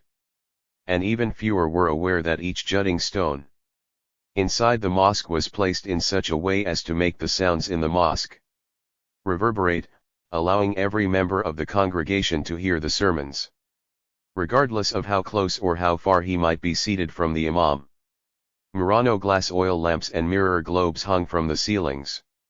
Among them were ostrich eggs, dainty and delicate, tastefully painted, decorated with silk tassels, suspended from iron hoops.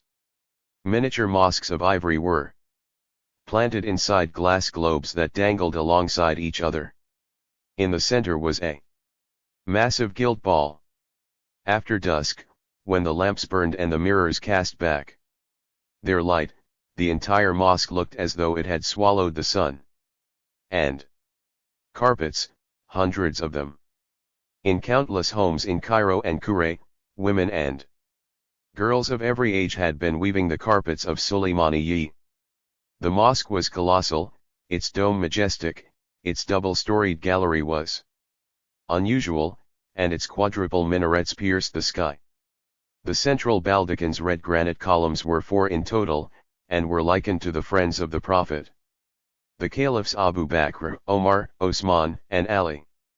Every verse from the Quran that was displayed inside was chosen by the Shaykh al-Islam Abu Su'ud.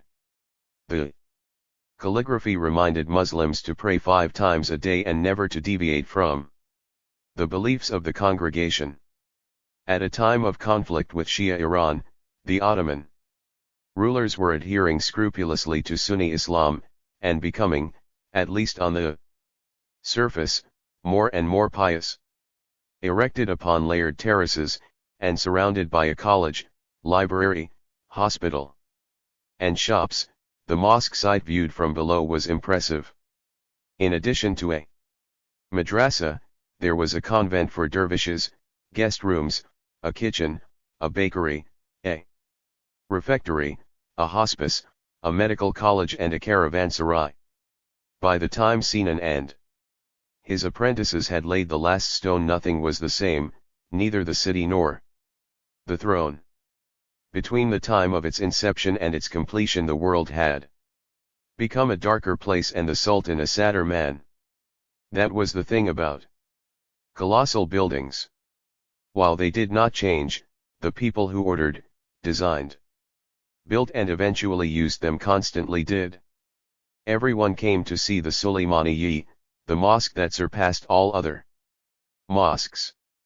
The Balo, the ambassadors, even Shah Tahmasp's envoy, though no real peace had been achieved between the two kingdoms, only a respite from enmity. The Sultan, his eyes brimming, said, "My architect built me a mosque that will survive till the day of judgment. When Halaj Mansur rises from the dead to shake Mount Damavand, he might shake the mountain but not your dome, your highness," Sinan responded. The Sultan held the gilded key in his hand and addressed the crowd. "Who among you is the most worthy? I want that man to take this key and open the door." Jahan looked around. All the people who had been gossiping about his master were now silent, smiling. "None among you deserves this more than the chief royal architect," the Sultan said. He turned to Sinan. "You have not let me down. I'm pleased with you." Sinan, his face flushed, lowered his gaze. He took the key, opened the gate, and invited the Sultan in. One by one the others followed. Jahan wormed his way through the crowd, determined to make the most of this day. Encircling him on all sides were the wealthiest men in the empire. Gems shone on their fingers. Pouches bulged from under their elegant robes. To his left he saw a figure of ample proportions, a Cudi from Rumlia, talking fervently with another officer. A deep crimson rosary dangled from the man's hand, his prayers made of rubies. As they poured towards the entrance, Jahan propelled himself against the man, wearing a contrite look as if being helplessly shoved in the commotion. "Effendi, I beg your pardon." The Cudi glowered, looking over Jahan's shoulder. He was swirled with the Others through the door, unaware that the young man had snatched his rosary. To avoid encountering him again, Jahan moved in the opposite direction, allowing people to pass him by. He waited to one side for a while. Thus it was some time before he entered the Suleymaniye Mosque. By then most of the guests had left the mosque itself and were touring the complex. Feeling the gems under his fingers, Jahan walked into the mosque. His buoyant mood changed to dismay when he remembered Captain Gareth. The man was away on another voyage that would take at least a couple of months. Jahan had to keep his booty somewhere safe and give it to him upon his return. Even so, he wondered if he could sell the rosary and buy a gift for Mirama. Perhaps a hair comb made of mother of pearl and tortoise shell. Secretly, he had been working on her sketches, over and over again, unsatisfied with the results. He had never expected it to be so hard to put on paper an image that was already etched indelibly in his mind. With these thoughts he stepped over the threshold and stopped. Inside, a strange rainbow spilled from the windows. Crimson, cobalt blue, vermilion.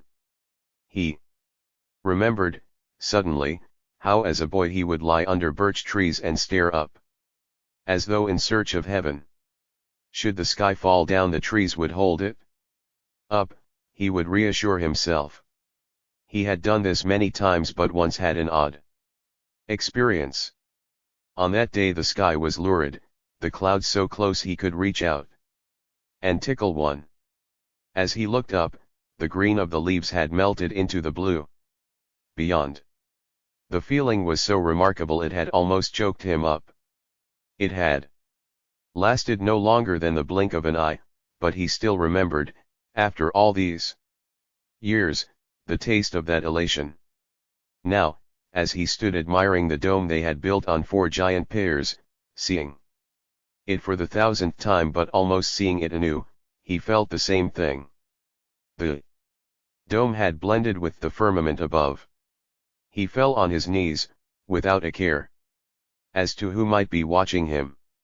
He lay down on the carpet, eyes closed, arms and legs open wide, once again that boy under the birch trees. Alone in the mosque, only a dot in this vast expanse, Jahan could think only of the world as an enormous building site. While the master and the apprentices had been raising this mosque, the universe had been constructing their fate. Never before had he thought of God as an architect. Christians, Jews, Muslims, Zoroastrians and people of myriad faiths and creeds lived under the same invisible dome. For the eye that could see, architecture was everywhere. Hence, with a stolen rosary in his hand and an inexplicable gratitude in his heart, full of conflicts and confusions, under the majestic dome of the Suleymaniye Mosque, Jahan stood, a most intelligent animal tamer and a most perplexed apprentice. Time, too, stopped with him. It seemed to him that in that instant he had, unknowingly, come a step closer to the center of the universe. Every now and then Master Sinan sent the apprentices and novices on odd errands, from buying a pot of ink at the bazaar to rummaging around the ruins of an ancient church and reporting, upon their return, why some parts had fallen into decay while others had lasted, from digging in various hills to see which types of soil crawled with worms to spending a day with the knee makers and observing how a simple musical instrument could be made to capture sounds of such immensity. They were instructed to carry out these orders to the best of their ability, however trifling they seemed to be. Yet, in truth, each always weighed their assignments against those of the others, judging, begrudging. Having never been assigned such tasks, Jahan had been spared this contention. That changed one Thursday afternoon. As if to make up for lost time, Sinan gave him not one but 2 tasks.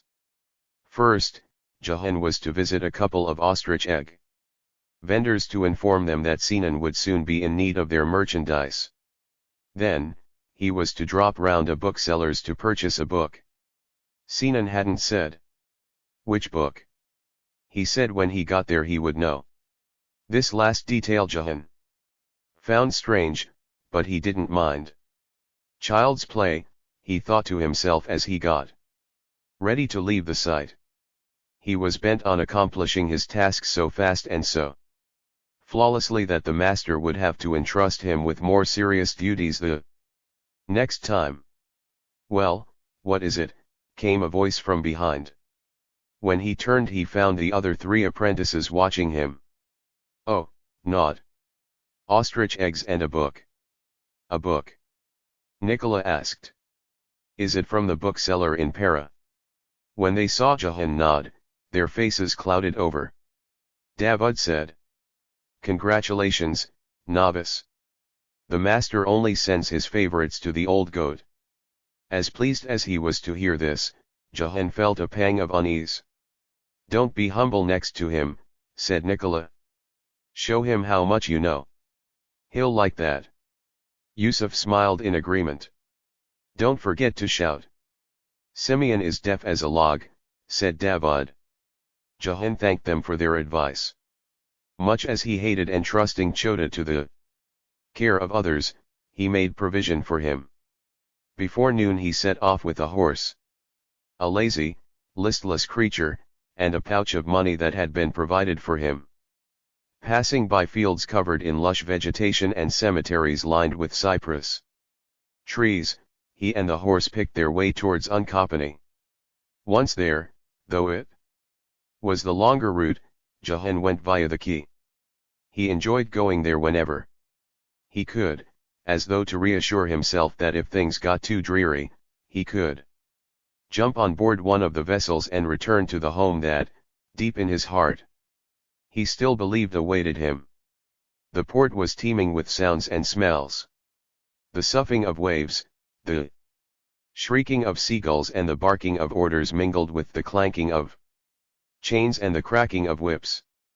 A tang of seaweed permeated the air, and the reek of sweat and excrement wafted in from hundreds of bodies trudging in tandem, the captives from the recent naval victory. Children, the elderly, women and men, people who weeks ago had names and families of their own. With their ankles shackled, looking about but unseeing, they were here and not here. Jahan jumped off the horse and joined the multitude watching this grim procession. They were all covered head to toe in grime. Some wore garbs that had once been elegant, which they had arranged to retain some semblance of dignity. These, Jahan supposed, were the gentry. Others were clad in tatters that the beggars of Ayup would slight. Regardless of who they might have been in their previous lives, they were now subject to the whip, which descended at random. Less to quicken their pace than to snatch them back from any daydream in which they might have momentarily taken shelter. Jahan hopped back on his horse and set out for the bazaar. He spoke with several merchants who traded in, among other things, ostrich eggs. He told them Sinan would soon have need of their stocks. The chief royal architect used these eggs to keep the spiders away, so as to prevent cobwebs from gathering in the mosques. When a hole was pricked in each end of the egg and it was suspended from the ceiling, it would release a smell that would not bother humans but would surely keep all insects at bay. The vendors listened. But when Jahan inquired if the goods would be ready in a month's time, all they said was Inshallah. Not quite sure whether he had fulfilled his first assignment, Jahan proceeded to the second one. When Jahan arrived at the bookseller's, a 2-story wooden house that had seen better days, the horse looked as happy to be rid of him as he was of the horse. Remembering what the apprentices said, he pounded hard. The door opened and a doddering man appeared, looking enraged. "You want to break my door or what?" "Salaam alaikum, I was sent by the..." "Why are you shouting?" You think I'm deaf, you dolt. Puzzled, Jahan stammered, no, Effendi. Who sent you here? Asked the bookseller stiffly, but when he heard Sinan's name his face softened. Come on in, then. Inside, the smell of a freshly baked loaf wrapped round them like a blanket. Sitting in a corner was a woman, gaunt and old, hunched over her sewing. Simeon said, That's my wife, Esther. Let's not disturb her. They pottered down the dark, drafty corridors. The house was a maze. Inside were shelves laden with volume after volume of leather-bound books. Mostly in hues of brown and black. Some had been looted by corsairs from remote islands, port towns, or enemy vessels. Knowing Simeon's delight in such articles, the sea dogs brought them over in return for a decent sum. Others had been gathered in Frankish kingdoms. Among them were medical treatises by Spanish physicians and volumes by French noblemen. Still others had been printed in Istanbul or Salonika. The Sephardic Jews, with permission from the Sultan, published their own books. In one corner there was a compendium of mathematical manuscripts, which, Jahan learned, were once owned by a scholar called Molla Lutfi, drawings of the winds and the air streams, stars, and heavenly bodies, were incorporated into the borders of each page. There was the book of the Night Ziffer, freshly arrived from Spain, a pile of wooden engravings by Antonio de Sangallo, a treatise titled Reguli Generali di Architectura by a certain Sebastiano Serlio, a Bolognese architect, and a gilt-edged manuscript in Latin. De Architectura, by Vitruvius. The last, found during the conquest of Buda, had ended up in Istanbul. A tract by a Leon Battista Alberti was titled De Re Edificatoria, which Simeon translated as The Art of Building. There was a tome by a man with an awkward name, Ibn Maimon. Its title was The Guide for the Perplexed, which Jahan thought was well suited to himself. They arrived at a large, dim room at the back. A cupboard with dozens of drawers, its doors intricately carved and fretted, stood in the middle. Simeon gestured to the boy to sit in the only chair. How's your master? Haven't seen him in a while. He sends you his regards, said Jahan. He wanted me to choose a book. But didn't say which. That's easy. First, tell me, honestly, are you a learner? Jahan gave a surprised look. I attend the palace school and I didn't say are you a student. I asked, are you a learner? Not every pupil is a learner. Remembering Nicola's counsel, Jahan decided this was his moment to stand up to this grumpy man. Working on construction sites all day long, one learns whether one wants to or not. The expression on Simeon's face was one of belittlement. Our Sultan, may the mercy of God be upon him, should levy a tax on idiocy. If he could collect a coin for every stupid word uttered, his treasury would be full. It suddenly dawned on Jahan that his fellow apprentices had misled him. Everything he did or said only helped to annoy the old man. He said meekly, the others have been here before, have they? Oh, yes, many times, said Simeon. Lucky you, being a novice to a man like Sinan. Are you aware of your good fortune? Jahan averted his eyes, feeling like an impostor. What would the man think if he heard that Jahan was trying to steal from construction sites? Slowly, he said, I do my best, Effendi. Masters are great but books are better. He who has a library has 1,000 teachers. Your prophet said, seek lore, even if it be in China. Mine said, God created us because he wanted to be known. Ignorant men think we are here to fight and make wars and to couple and have children. Nay, Our job is to expand our knowledge. That's why we're here. Simeon paused. Tell me, do you talk to God? I pray. Didn't ask do you pray, dunce. You want to become an architect, you have to speak to something bigger than you. Jahan lowered his gaze. I wouldn't bother God with my worries. But I talk with my elephant. Chota is bigger than me and wiser. He is young, but I think he was 100 years old when he was born.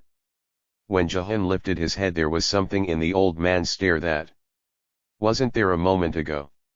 A trace of appreciation. You seem like a kind soul. But your mind is confused. You are like a boat with two oarsmen rowing in separate directions. That means you have not found the center of your heart yet. Remembering his master's words the other day, Jahan shivered imperceptibly. Simeon went on, now, tell me, what do you like to build best? I like bridges. It began to rain. From the depths of the corridor came the rustle of a page being turned. Was it Simeon's wife who was reading? Or was there someone else in the house? In that moment Jahan had a suspicion that one of the apprentices was there, hiding, listening. He glanced at the bookseller, as though for confirmation. But the man was busy fumbling inside a chest. Finally, he produced a sketch. Look. A bridge on the Golden Horn. It was made by Leonardo.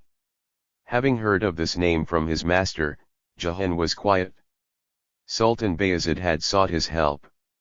Leonardo sent him his drawings.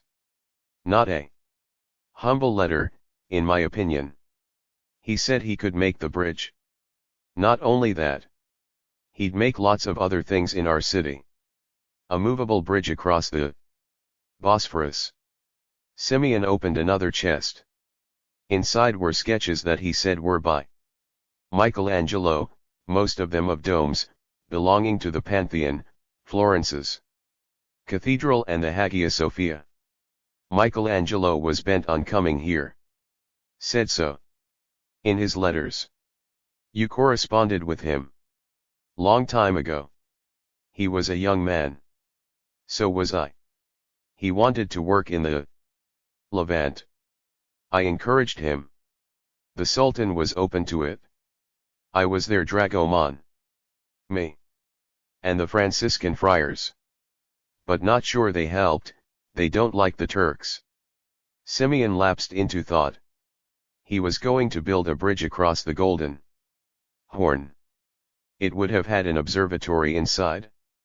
And a library? I'd have been in charge of that. Jahan heard the disappointment in his voice. What happened? They convinced him not to.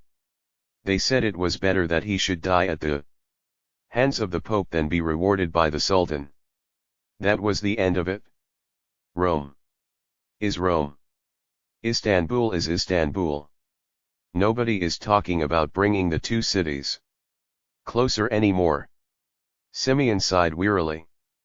But they are always watching. Who, Effendi? The eyes of Rome. Watching your master. Jahan felt uncomfortable. He thought about the falling scaffolding and the cut ropes, he thought about the marble that was never delivered. Behind all these accidents and misfortunes, could there be a hidden force? The eyes of Rome. He composed himself. His mind had run wild again. Meanwhile the man had already walked over to a shelf and pulled out a tome with woodcut illustrations. This is yours. Tell your master this is the book that I chose for you. Without so much as a glance at the cover, Jahan opened his pouch, but the bookseller refused. Keep your coins, young man. Learn Italian. If you are a man of bridges, you ought to be able to speak sundry languages. Tucking the book under his arm, lost for words, Jahan walked out. The horse was waiting. Only when he arrived at Sinan's house did it occur to him to examine the gift. It was La Divina Commedia by a gentleman called Dante. When Jahan showed the book to Sinan, his face broke into a smile. He said, "Simeon seems to have liked you. He gave you his favorite book. He said I ought to learn Italian. Well, he's right. But who is going to teach me?" "Why, Simeon himself, of course. He also taught David, Nicola, and Yusuf." Jahan felt a twist of jealousy. Until then he had believed that the old bookseller had liked him more than the others. Sinan said, "When you master a language, you are given the key to a castle. What you'll find inside depends on you." Liking the imagery of entering a castle to collect the riches within, Jahan beamed. "Yes, master." That was how the novice came to spend many hours of his youth in the bookseller's shop, which would, by and by, become a haven, a home. He was no outsider inside those walls. Lost among books, he found himself. As his knowledge of Italian grew, he began to dabble in Latin and French, and, as his knowledge of drawing grew, he inched his way up from novice to apprentice. And at last found himself welcome in Sinan's own library. There was another collection at the headquarters of the Royal Architects in Vifa.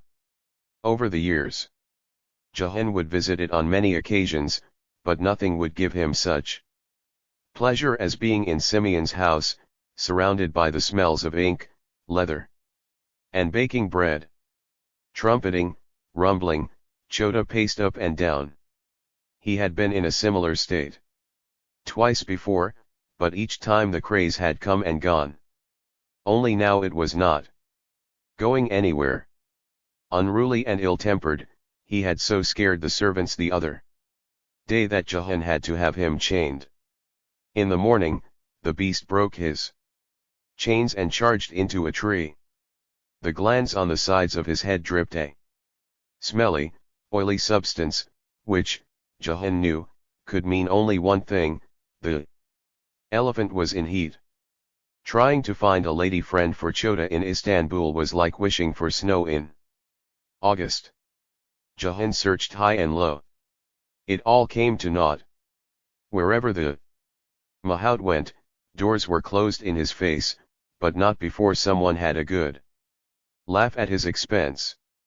Even Olef the lion tamer did not know what to do, for once, when Mirama appeared in the garden with her nursemaid and asked to see the elephant, Jahan broke into a sweat.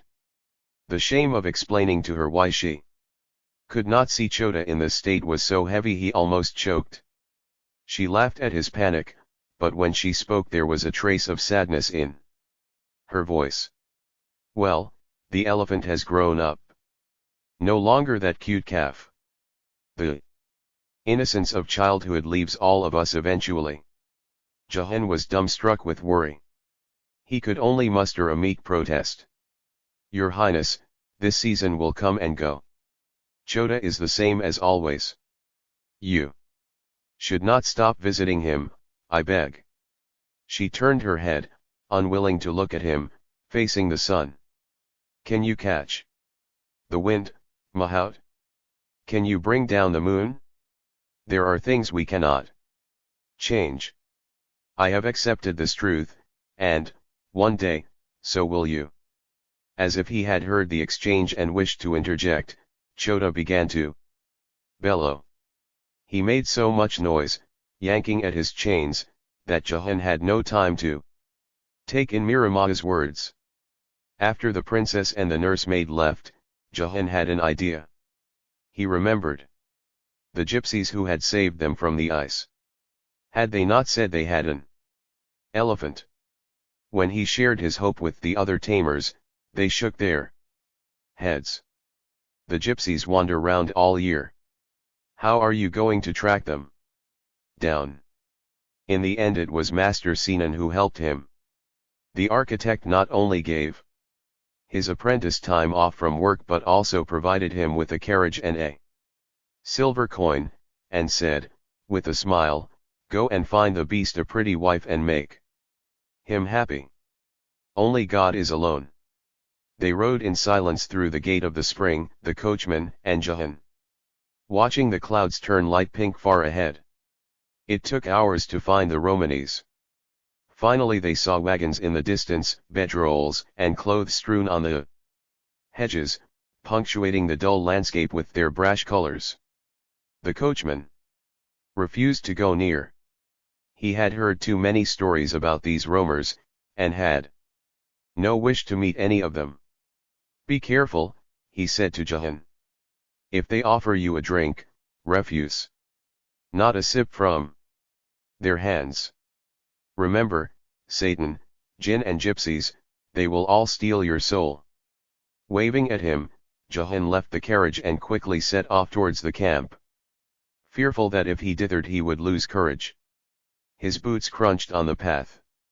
As he approached a bevy of children, their noses snotty, their feet bare. One woman was suckling her twins, a baby latched onto each teat. Catching him staring at her bosom, she glared at him. Ashamed, Jahan averted his gaze. He approached one of the boys. "Is your chief here?" The child stood so still that Jahan doubted he had heard him. "What do you want?" A husky voice came from behind so suddenly that Jahan almost jumped out of his skin. Upon turning round, he saw two men scowling at him. "I need to see your leader." "Balaban," Jahan said. "How do you know him?" He saved me once," was all that Jahan could come up with. He was taken to a tent in a shade of indigo so bold that even the blue jay in the aviary would envy it. On the walls were carpets with pictures of animals and flowers, and one with Abraham catching a ram to sacrifice in place of his son. In one corner, sitting by a stove, was a group of men, and in their midst was none other than Balaban. "Look who's here," Balaban said. "Why have you come? Tell." "I need help. My elephant's lost his mind. He's in rut." "I remember you said you had a female." Before he could finish his sentence, Balaban grabbed him by the robe, pulled out a dagger and held it against his jaw. "Rascal! Scamp! You've got the guts to ask me to be your pimp. Do you want me to spill your blood here, or shall we go outside?" "No, Effendi. I intend well. It's for the animal's benefit," Jahan said in a groveling voice. Balaban pushed him away. "What's in it for me? If your elephant gets pregnant, you will have two animals," Jahan said. "You could make use of them both." Balaban weighed this up, unimpressed. "What else?" Jahan showed him the coin Sinan had given him, but Balaban again said, "What else?" Deciding to take another path, Jahan said, "This elephant belongs to the palace. If you don't help me, the Sultan will be furious." "The Sultan, you said?" Jahan nodded vigorously, confident that he had him now. "You wretched toad." Balaban kicked a cushion, which went flying to the wall, where it hit Abraham's ram and bounced back. "Is this the Sultan's generosity? A chipped coin? I beg you. Architect Sinan needs the elephant to work." The silence was unbearable. After a moment, and an exchange of glances, none of which Jahan could decipher, Balaban shrugged. "Gulbahar is pretty as a lotus flower. You must earn her hand." "What do you want my elephant to do?" Jahan asked suspiciously. "Not your elephant. You." Jahan tried to maintain a brave countenance, but his voice cracked. "Me." Just then the woman who had been suckling the twins appeared, carrying a tray with drinks and fried dough covered in syrup. "First take a bite." "He who shares my bread and salt is not my enemy," said Balaban. Jahan hesitated for a moment. He popped into his mouth a dough ball, savoring the sweet taste. Now have a drink. Can't walk straight when the road is crooked. May our wives die if we don't knock these back in one go. Like them, Jahan downed the mud-colored fluid in one gulp. Like them, he brought down the cup with a thud on the wooden table. Like them, he wiped his mouth with the back of his hand. Although the drink was pungent, burning all the way down to his stomach, it was surprisingly enjoyable. Then they told him, in waggish detail and with boyish mirth, what they were daring him to do. Up to you, Balaban said. Take it or leave. Whether it was his love for Chota, or his bullheadedness, or the drink, Jahan said, after a pause, fine, I'll do it. The men walked out, leaving him with the women. Brazen, purred, they helped him to dress up as a dancer. A purple shalwar and a short embroidered vest that revealed his belly. They painted his face with a whitish powder that smelled of rice. They put coal around his eyes, and reddened his cheeks and lips with crushed beetles, or so he was told. They reddened his fingers with henna and sprinkled rosewater down his neck. And on his pate they placed a horse's tail, giving him the strangest hair. Balaban and his men came back, accompanied by musicians who, it turned out, could not play a tune without sniggering. They strummed on their instruments and blew their horns a bit, and then one of them burst out laughing, the others following gleefully. Still, Jahan danced, if his clumsy moves could be called dancing. The Romanes watched, drinking, cackling with delight. When one of the men tried to hug Jahan with no decent intentions, Balaban hit his head with a wooden spoon and shouted, "Behave." From then on Jahan danced more willingly, trusting that if he kept his part of the deal, so would they. Hours later, when he walked out of the tent clad in his old clothes, though with henna on his hands and coal on his eyes, the coachman was nowhere to be seen. Jahan didn't mind. He did not have to make his way back on foot. He had a female elephant to take him. 4 days later Jahan returned Gulbahar. It took him a whole afternoon to locate the gypsies, as they had moved again. The old women huddled in a corner greeted him with a smirk, which Jahan pretended not to notice. "The dancer is back," yelled a small boy. A cackle rose from behind him. It was Balaban. "Felicitations," said the chieftain, "your elephant is no longer a virgin." "Gulbahar made Chota the happiest elephant in the world," Jahan said with a bashful smile. Then, with a new realization, he added, "You've done it again, Balaban. You've saved my skin." Every Wednesday, Master Sinan gathered his apprentices in his house and instructed them to design a building, an aqueduct, a madrasa, a bathhouse or a beadstan. The young men took these assignments with the utmost seriousness, seeing a chance not only to display their talents but also to outshine their rivals. Sometimes their task would be as straightforward as drawing a one-roomed hut. At other times a more demanding exercise would be set, how to reduce the number of columns in a mansion without diminishing its strength and solidity. How to make the best use of mortar, which, although it bonded well, led to nasty cracks as it dried, how to assemble a crisscross of water channels above and beneath the ground. Such exercises they were expected to tackle on their own. It was permitted to share the finer points of technique, but under no circumstances were they to see one another's designs. "Architecture is teamwork," said Sinan. "Apprenticeship is not. Why don't you want us to look at each other's drawings?" Jahan once asked. "Because you'll compare. If you think you are better than the others, you'll be poisoned by hubris. If you think another's better, poisoned by envy. Either way, It is poison. One such afternoon they had each finished drawing a dervish convent when a servant announced that the master was waiting for them in the library. Putting their pens aside, they walked out wordlessly, burning with curiosity. Upstairs, they found the master with scrolls unrolled and spread open to his left and his right. In the middle of the room, upon an oak table, was a wooden model.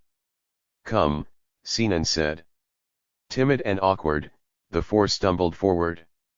"Do you know what building this is?" Sinan asked. Davud, examining the model with a frown, said, "It's an infidel temple." "The dome is admirable," said Nicola. "Where is this place?" asked Jahan. "In Rome," Sinan replied, waving his hand as if Rome were outside the window. He said it was called San Pietro, and when finished it would possess the largest dome in all of Christendom. Several architects had worked on it, some aiming to demolish the old basilica and start anew, others to restore it.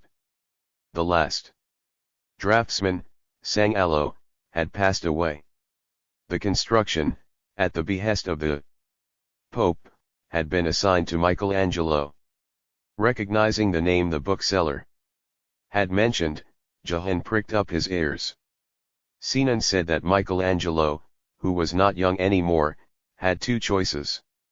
He could either disregard the existing designs or build on them. The decision would demonstrate not only his talents as a craftsman but also his character. Sinan spoke with such fervor that a surge of excitement ran through his apprentices. Yet all the while a thought tugged at the back of their minds: why was the master telling them this? Reading their mood in one glance, Sinan said, "I'd like you to see San Pietro. Study its design. Compare what they've done over there with what we're doing here. If you aim to excel in your craft, you ought to study the works of others." It took them a moment to grasp the full weight of his statement. "You want us to travel to the land of Franks?" Davud faltered. "And see the churches. We follow our prophet's advice, we seek lore near and far." Sinan told them. He had learned much from his travels in the lands of the Franks, in the Balkans, Anatolia, Syria, Egypt, Iraq, and eastward into the Caucasus.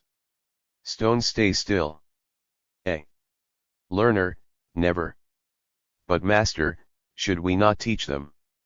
It was Davud again. They are Christians. Why should we learn from their ways?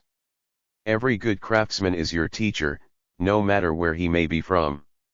Artists and artisans are people of the same faith.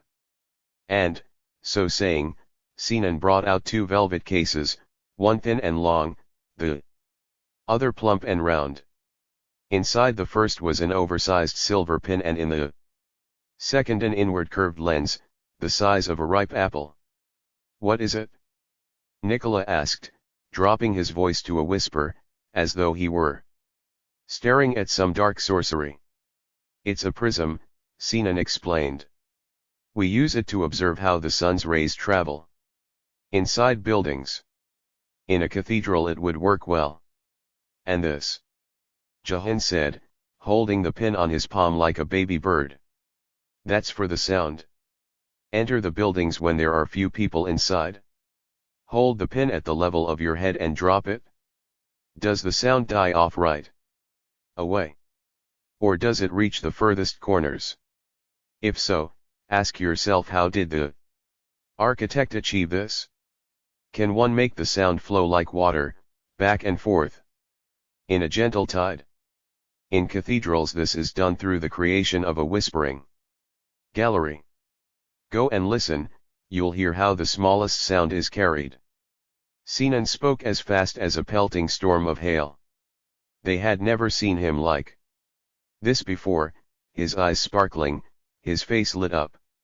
He said there were 3 fountains of wisdom from which every artisan should drink abundantly: books, work and roads. Reading, practicing and traveling. He went on, "Unfortunately, I can't Send away all of you. We've work to do. You need to decide among yourselves. Who will go? A trip for about 5 weeks. Nicola, Davad, Yusuf, and Jahan stole furtive glances at one another, shoulders stiff. The desire to impress their master with their audacity clashed in their hearts with their wish to stay where everything was familiar. It was Yusuf who came forward first, shaking his head. He didn't want to go. Jahan was not surprised to see this. Like a small planet orbiting a bigger one, Yusuf always wished to be close to the master. How about the others? Sinan asked. I can't go either, said Jahan. Who would take care of the elephant? He wasn't exactly telling the truth. Another tamer could easily substitute for him, should the master arrange it with the palace officials. Yet Chota was only one of his concerns. He needed to stay close to Mirama. Lately she had been visiting the menagerie more often, wearing a troubled look in her beautiful eyes. As if she had something to tell but couldn't. My parents are old, said Nicola. It'd be hard to leave them for that long. All heads turned to Davad. He sighed. I can go, master. Sinan gave an appreciative nod and said, to no one in particular, if any one of you changes his mind, let me know in a few days' time. The following afternoon, Mirama did not come to see the elephant. Nor the one after that. Instead Hesna Khatun arrived with the latest news from inside the seraglio. Don't wait for her, she said. Your princess is getting married. What are you saying, Dada?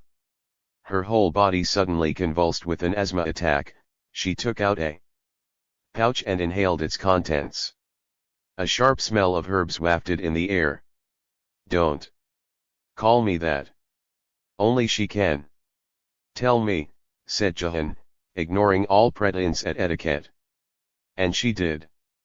Mirama had been betrothed to Rustem Pasha, a man of 40 winters and infinite ambition.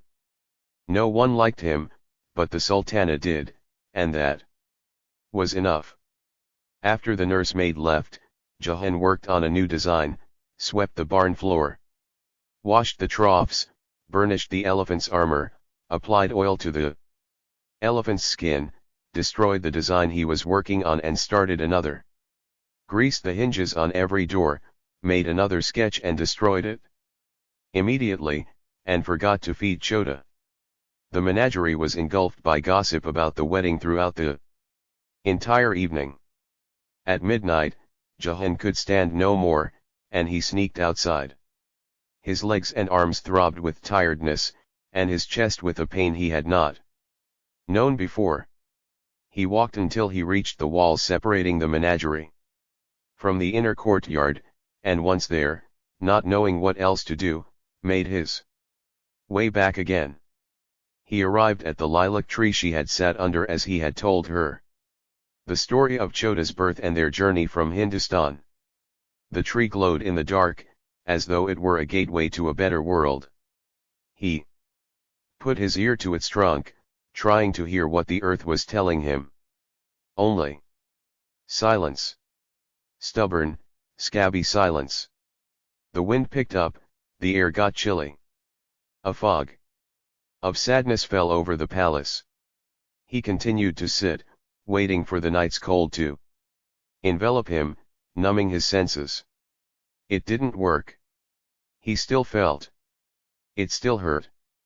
The next morning he sent a letter to his master. A short message. Esteemed master. If you still wish me to go, I will gladly accompany Davad to Rome. Your humble apprentice. Jahan. Rome, the city where memories were chiseled in marble. The day they arrived it was raining, a drizzle as light as a caress. Slowing down their horses to a trot, they rode aimlessly for a while. Each face was unfamiliar, every street more baffling than the previous one.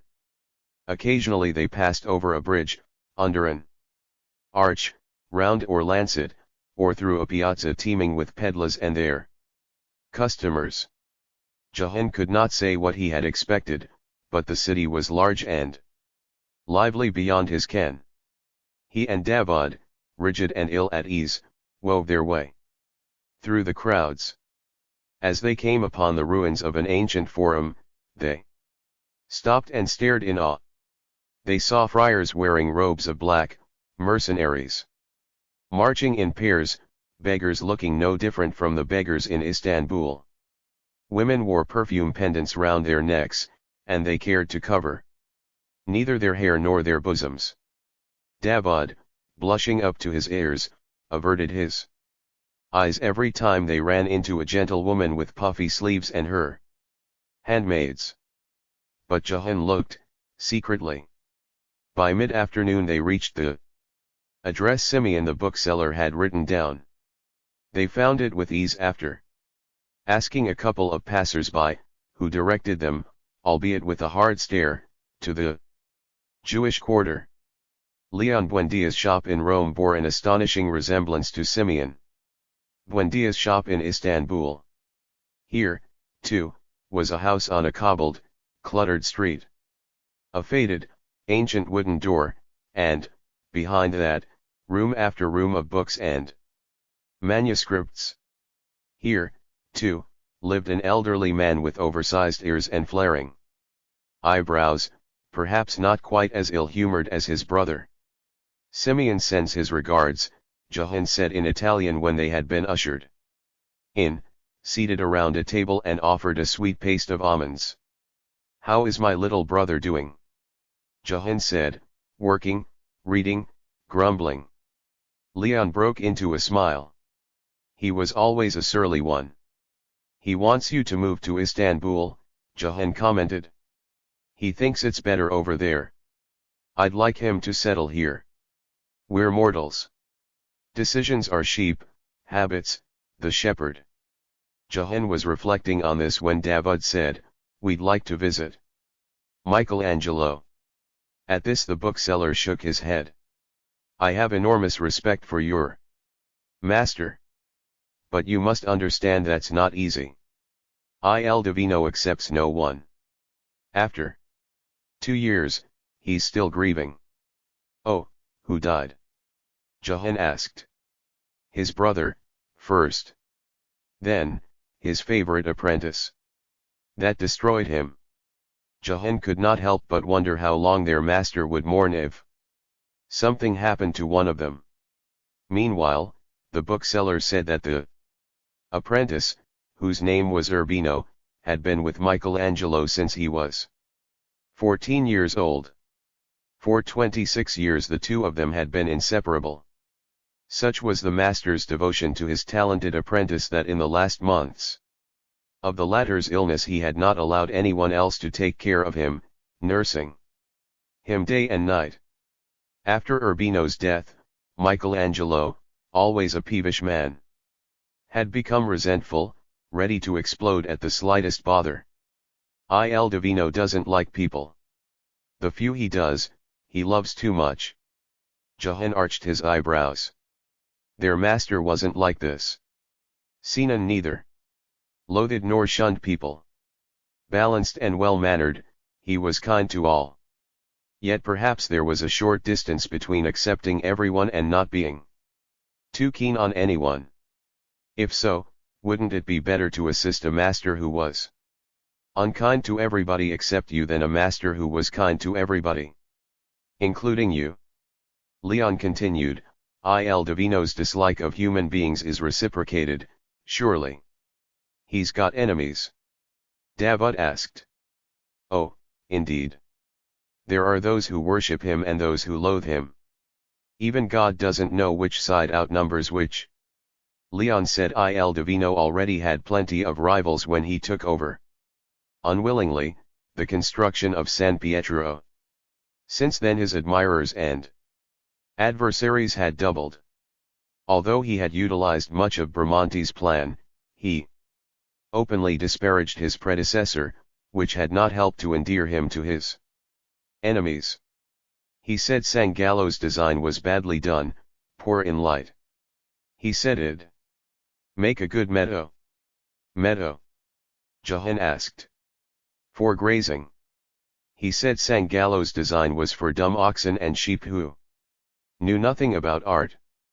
That didn't go down well with those who were fond of Sangallo. Jahan sighed. Here, too, his master differed. For the life of him he could not imagine Sinan pouring scorn on another architect, dead or alive. He said. Cautiously, we heard the Pope backs Michelangelo. Well, true. If it weren't for his holiness, the artist would be torn to pieces. Leon remarked, shifting in his chair and, momentarily, blocking the candle light.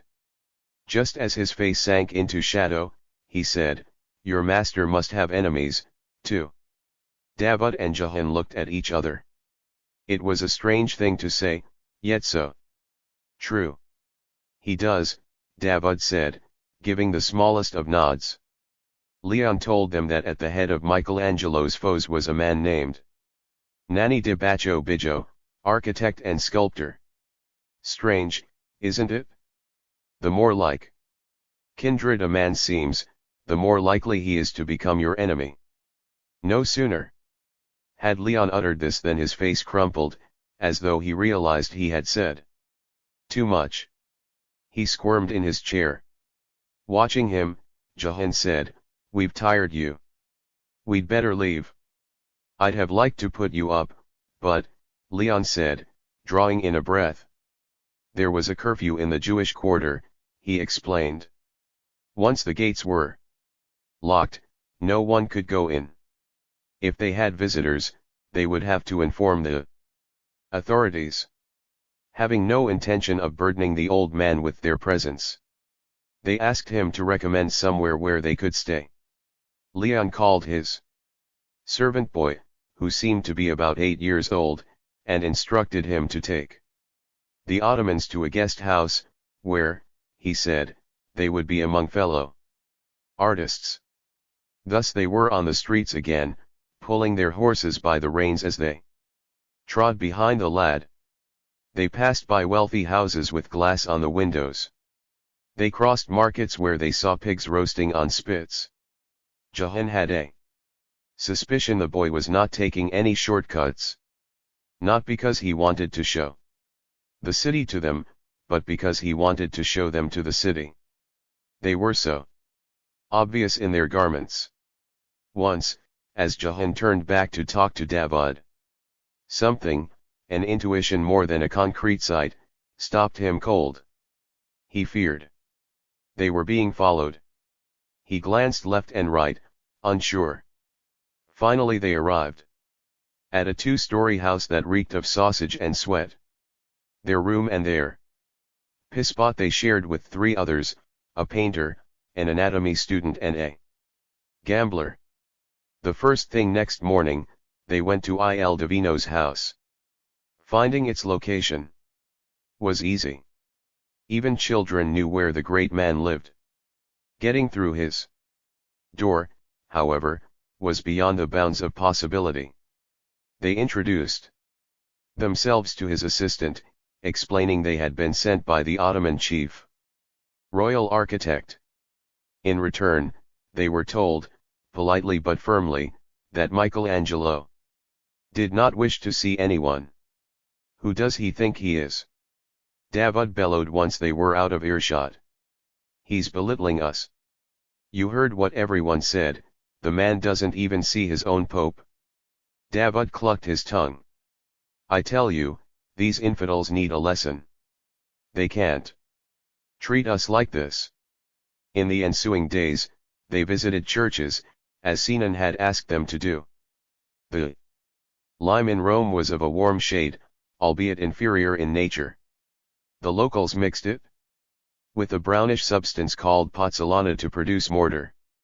When dry it turned fine and powdery, and they used it profusely in their building works, but over time it became covered by an ugly mold. Jahan and Davud took notes, sketched the buildings. Many times they became lost in a maze of alleyways. only to find themselves staring in wonder at a basilica. But it was the construction of San Pietro that impressed them beyond anything. A circular shrine in the cold morning light, elusive and enticing like the remains of a dream. Slipping away. It was far from being finished, but, having studied every model they could lay their hands on, they were able to fathom how massive and majestic it would be, the base, the drum, the dome, and the cupola. Its smell of stone, sand, and newly sawn wood would cling to their robes and stay with them. Jahan thought that there were two main types of temple built by humankind.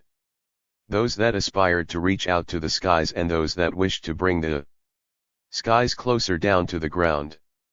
On occasion, there was a third, those that did both. Such was San Pietro. As he stood there watching, completing the structure, in his mind's eye, he had the strange sense that here, too, was the center of the universe. The laborers were waiting for a delivery that had been delayed due to bad weather in the south. This was fortunate for Sinan's apprentices, because it enabled them to walk around without being seen by too many. Positioning themselves on a hill, they completed dozens of drawings. The lower choir walls, the giant pilasters, the crossing piers, each an ode to perfection. Every day without exception they went to see Michelangelo, only to be stopped before they crossed the threshold of his house. The same apprentice, a painter and a nobleman of some kind, stood sentinel by the entrance, bent on not allowing anyone in. His name was Ascanio. Jahan had never met an apprentice so protective of his master. Il Divino is not a man of this world, Ascanio said, staring at them intently. He explained how his master spurned his meals, surviving on pieces of bread. Even if you poured upon his head all the scudi in Rome, he'd still be living in penury. Why live poorly in the midst of riches? Davud said. Simple. He's not interested in earthly trinkets. Davud seemed determined to rub Ascanio up the wrong way.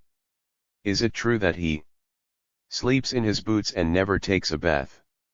A flush of crimson crept over Ascanio's cheeks. Don't believe everything you hear. This city is cruel. He said Michelangelo's friends in Florence had called him back, but, out of his love for his art and because he was a man of his word, he had not abandoned Rome. Do they appreciate it? Not even a crumb of gratitude. The more you give them, the more they ask. You know what my master says? What? Jahan duly asked.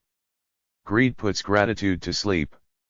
What Ascanio didn't say was how the townsmen fretted that Michelangelo would die before he finished San Pietro. In old age his spirit was low, his body frail, though his mind was sharp as a blade.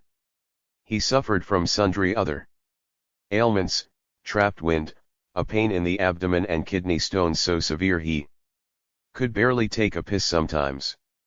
Jahan wondered if his master, too, feared death.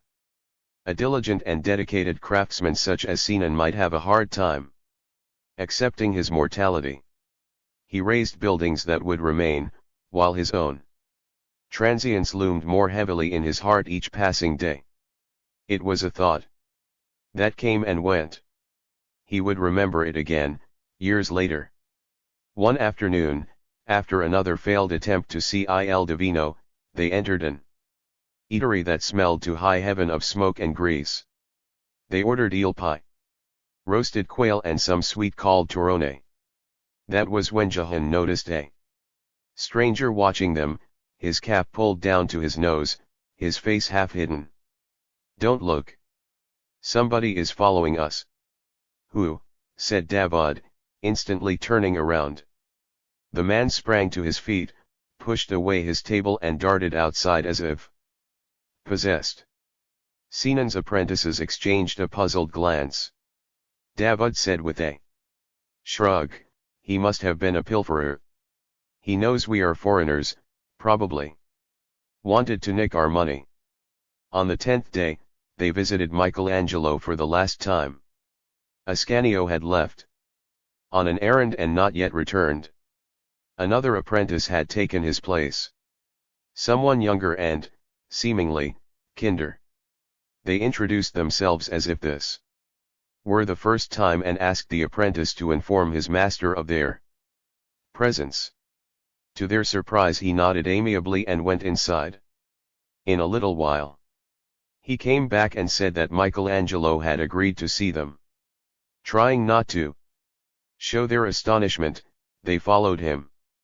It dawned on Jahan that Ascanio might have never asked Michelangelo whether he would like to see them, certain that Il Divino did not want to be disturbed. Apprentices who regarded their masters like their fathers tended to be overprotective, he decided. They were ushered into a large room. A clutter of paints, canisters, chisels, hammers, scrolls, books and clothes was scattered about. Most windows were covered with heavy, bright-hued curtains to block the noise from the street, giving the entire place an aura of unearthliness. In the midst of the jumble stood an elderly man, stiff and slender, working on a sculpture, a male head and torso. By the light spilling from candles made of goat's tallow, he had another burning candle strapped to the metal band on his head. He was neither tall nor solidly built, except for his shoulders, which were broad, and his arms, which were muscular. Small and dark were his eyes, solemn and sallow his countenance. His nose was flat, and, as for his beard, black bristles streaked with white. Jahan did not find it impressive. It was his hands that he was drawn to. Long, bony fingers, pale at the tips, chipped and chewed fingernails covered in dust and dirt. "Thank you for seeing us," Jahan said, bowing. Without turning around, Il Divino said, "I once got a letter from your Sultan." "That must have been the late Sultan Bayezid," Davud ventured. Ignoring the remark, Michelangelo said, "You don't make sculptures." "How? You can call it idolatry, I'll never understand." "But your Sultan was generous. I was keen to come. It would have been my grandissima Fergogna *, it wasn't meant to be." Gruff and throaty, like a man used to living inside his mind, he spoke so fast that Davud and Jahan had trouble following him with their limited Italian. He asked, "How is your master?" Only now remembering why they had come here in the first place, they presented the letter Sinan had entrusted to them. Wiping his palms on an apron, dirtier than his hands, Il Divino broke the seal. When he finished reading, there was something in his eyes that wasn't there a moment ago, a kind of restlessness. Davud told him they would be happy to carry any message he might wish to send to Sinan. Nodding, the artist strode to a table piled with oddments of all sorts. Shoving things onto the floor, he cleared a space for himself and sat down to compose a letter, his forehead furrowed in thought. Not knowing what to do meanwhile and not having been asked to sit, Jahan and Davud inspected their surroundings. On a workbench stood two models, both of San Pietro, one wooden, one clay. They noticed Michelangelo had redesigned the facade and got rid of the portico. He had also changed the shape of the main piers bearing the dome. The small windows were gone, replaced by fewer but larger windows that invited more light. A crash pulled them out of their trance. Michelangelo, having finished his letter, was searching for his wax. Frustrated, he had pushed aside a couple of scrolls, breaking a flask. They looked under books, in drawers, over boxes. At long last the lost item was found under a cushion, half crushed from being stepped on. Michelangelo melted the wax, put his seal on it, tied a ribbon round the letter. He must have seen their interest in the San Pietro models, for he said, Sangallo took years to complete his design. I've done mine in 15 days. Jahan was surprised to hear the anger in his voice. He, the most revered artist in Rome, was competing with a ghost. It occurred to Jahan that perhaps sculpture suited Michelangelo's temperament more than architecture. He didn't say this. Instead, having seen an exquisite drawing of a horse, he remarked, "You like animals?" "I study them." Michelangelo explained that he dissected corpses and goitres animals to see the muscles, the nerves, the bones. "I've a white elephant," Jahan said proudly. "We work on construction sites." "Your master employs an elephant? Maybe I should have one, too." He asked them about the Soleimani Mosque, commending Sinan on his work. Where did Michelangelo's knowledge come from, Jahan wondered. He was searching for some delicate way to inquire when the artist lifted his hand and said, "Altro non mi accade." Asterisk. They left quietly. That same week they set off for Istanbul, making the journey on 2 stallions. Fond as he was of his mount, Jahan missed Chota. He could not help but worry that the tamer who had replaced him had not done his job properly, or, even if he had, the animal had refused to eat, as elephants sometimes did, when they felt lonely or forlorn. But the closer they got to Istanbul, the more distraught he felt. In Rome he had managed not to think about Mirama, but now the memory of her came back with a vengeance, like rapids smashing the barrier that had trapped them. When they stopped to rest and relieve themselves, Jahan noticed that Davad looked pensive. As he knew his companion was an orphan and had been raised by his grandfather, he asked him about his childhood. "What is there to tell?" said Davad gently. He had been a lost, angry boy until Master Sinan had found him, educated him and changed his destiny. Afterwards they made their way to Adrianople wordlessly, each drawing into his own thoughts. Darkness descended, they galloped. Only when their backs could take no more and the horses were foaming at the mouth did they slow down. There was an inn nearby, and that was where they decided to spend the night. Inside, it was teeming. The dining hall was ample, though with ceilings so low that unless you sat you had to stoop. In one corner, in a fireplace hollowed out of stone, a cauldron blackened with soot simmered. At the long, wide wooden tables customers were perched, men of every age and religion. The instant Jahan and Davad entered, every head turned in their direction, and the noise slackened. Nobody welcomed them.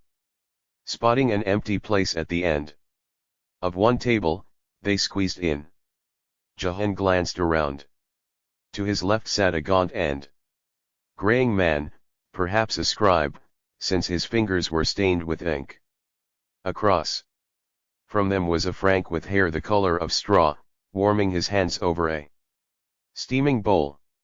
He doffed his hat towards them as though in salute. "Do you know him?" Jahan asked Davad. "How could I know anyone in this hole?" A dwarf passed by carrying a tray of drinks. As he purposefully made his way, somebody tripped him. He fell down, the cups rolling along the floor. Peals of laughter erupted. The dwarf stood up, blushed but calm. The customers went back to their food, as if it had been someone else howling a moment ago. They ate in silence. After supper Davad went upstairs for the evening prayer. Jahan decided to stay a bit longer. A kind of tranquility such as he had never encountered before came over him. He was lonely as an abandoned lighthouse. Yet in that moment he felt in company, though of what or whom he could not tell. For the first time the aching over Mirama's wedding stopped. "Your friend's gone?" Lifting his head, Jahan saw the man with the straw-colored hair gazing at him. "May I sit?" he asked, and without waiting for an answer did so. With a flick of his fingers he signaled to the dwarf. A minute later they had a jug on the table between them. "Let's drink," the stranger said. The wine tasted of tree bark and roses left to dry. The traveler, whose name was Tommaso, struck Jahan as an intelligent man. An Italian, he said he was. Going east, as he was dying to see the Hagia Sophia. Glasses were renewed. Then the jug. They talked amicably, though afterwards Jahan would not remember half of what was said. "Our master sent us to Rome," said Jahan. Tipsy as he was careful not to mention the letter they were carrying. "He wanted us to expand our knowledge." Like a man who had not spoken for a few days, Jahan talked about the things he was bent on achieving. Words dripping with wine. Since he had heard of Miramata's marriage, something in him longed to climb up fast. Tommaso regarded him over the brim of his cup and said, very slowly, "Does what we do in life matter so much? Or is it what we don't do that carries weight?" "What do you mean?" asked Jahan after he knocked back his drink. "Say you are passing through the woods and you see this woman. All alone. You could have her there, but you don't. That shows what kind of a man you are. A man swears at you. You could land a punch on his nose. If you don't, that is who you are." Jahan said, "So not doing something is a feat, then?" "True," Tommaso said with a smile. "You build with wood, stone, iron. You also build with absence. Your master knows this well." Jahan got a sick feeling in the pit of his stomach. "How do you know him?" "Everybody knows your master," said Tommaso as he stood up and threw the dwarf a coin. "Need to go, my friend." Secretly, Jahan was glad that Tommaso had paid. He would have felt guilty if he had had to spend his master's money on wine. Tommaso said, "If you want to thrive, that's fine. God bless you either way. Just don't become one of those wretched souls."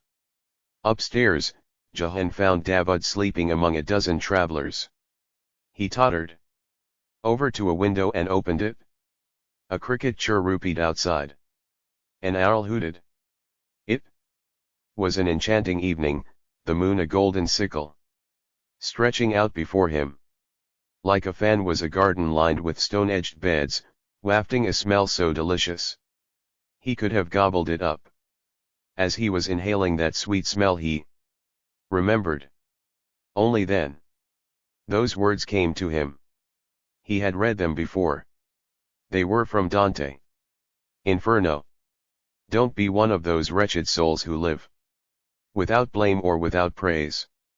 The next morning, when Jahan and David woke up, they discovered they had been robbed. Their boots, the coins left in their purses, the silver pin, the crystal ball and the sack where they kept their drawings, all had vanished. So had Jahan's leather-bound diary and the ring he had hidden inside. Every sketch they had meticulously made throughout the journey had been carried off. Gone, too, was Michelangelo's letter. What kind of bandits would steal architectural drawings? Jahan protested. They must have mistaken them for valuables, David said sadly. Oddly, nothing had been stolen from the other travelers. The thief, whoever he was, had targeted only Sinan's apprentices. They sobbed and wailed like children. They searched again and again. It was no use. Worried, mortified and broken, they left the inn. Each was accusing himself, Jahan for drinking the night before and David for falling asleep so early and so heavily. They would never get to know what Il Divino had written to their master.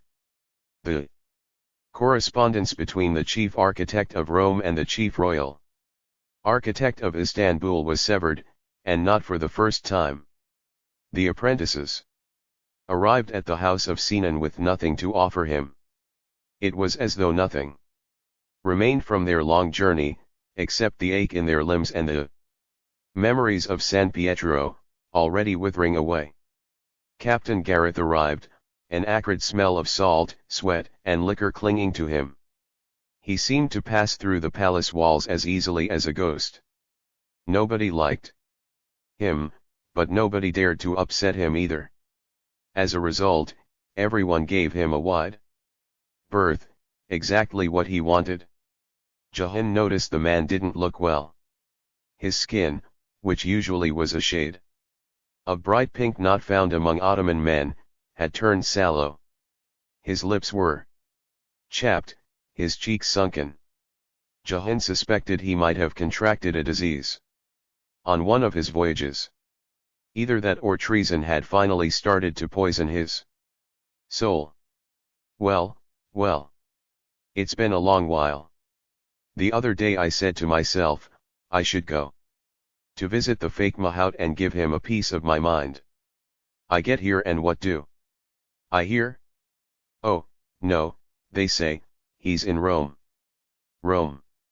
What a lucky lad you are. So how was it in the brothels? Would love to have a taste myself.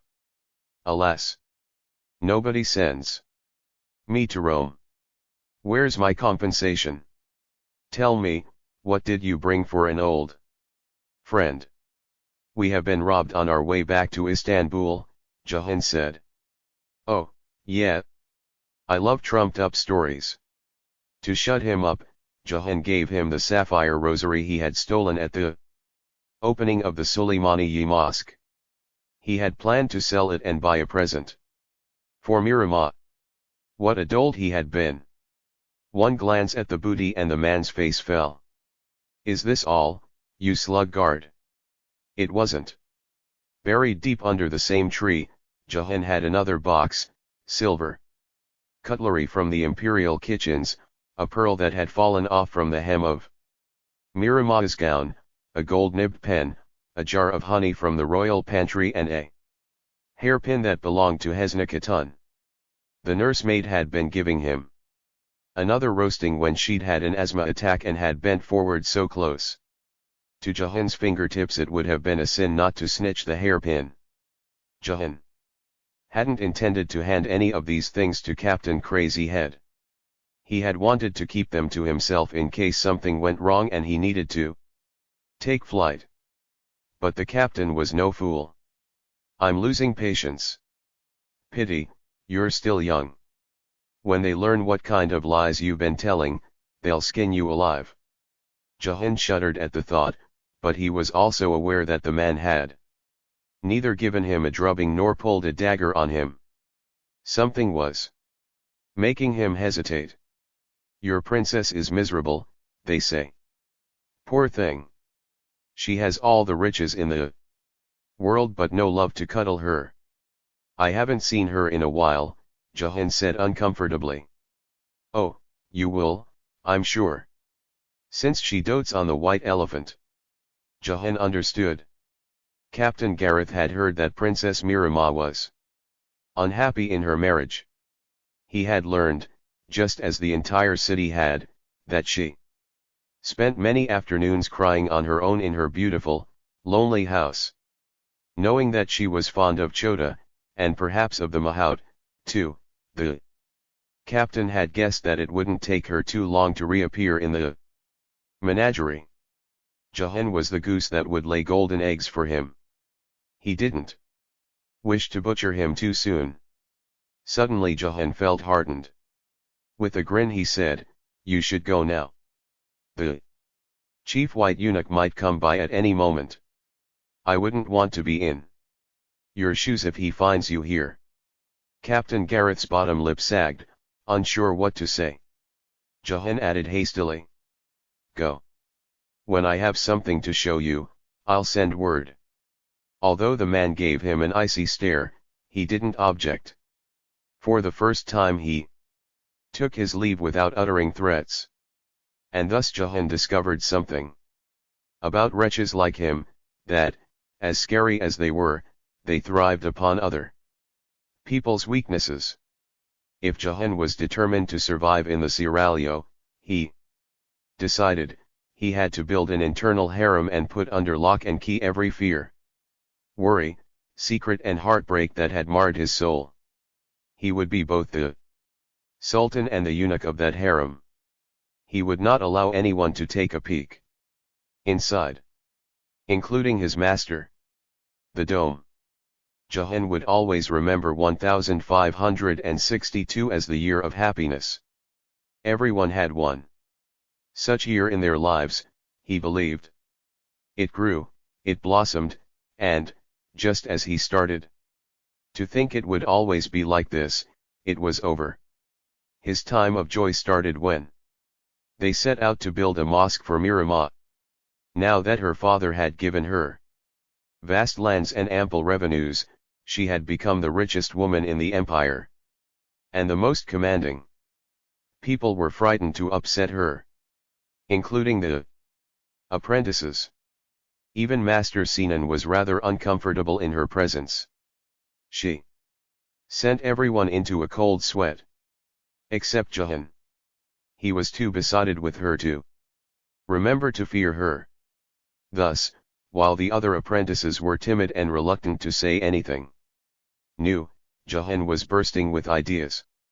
He worked so hard that, even though he was still no more than an apprentice, his master valued his eagerness.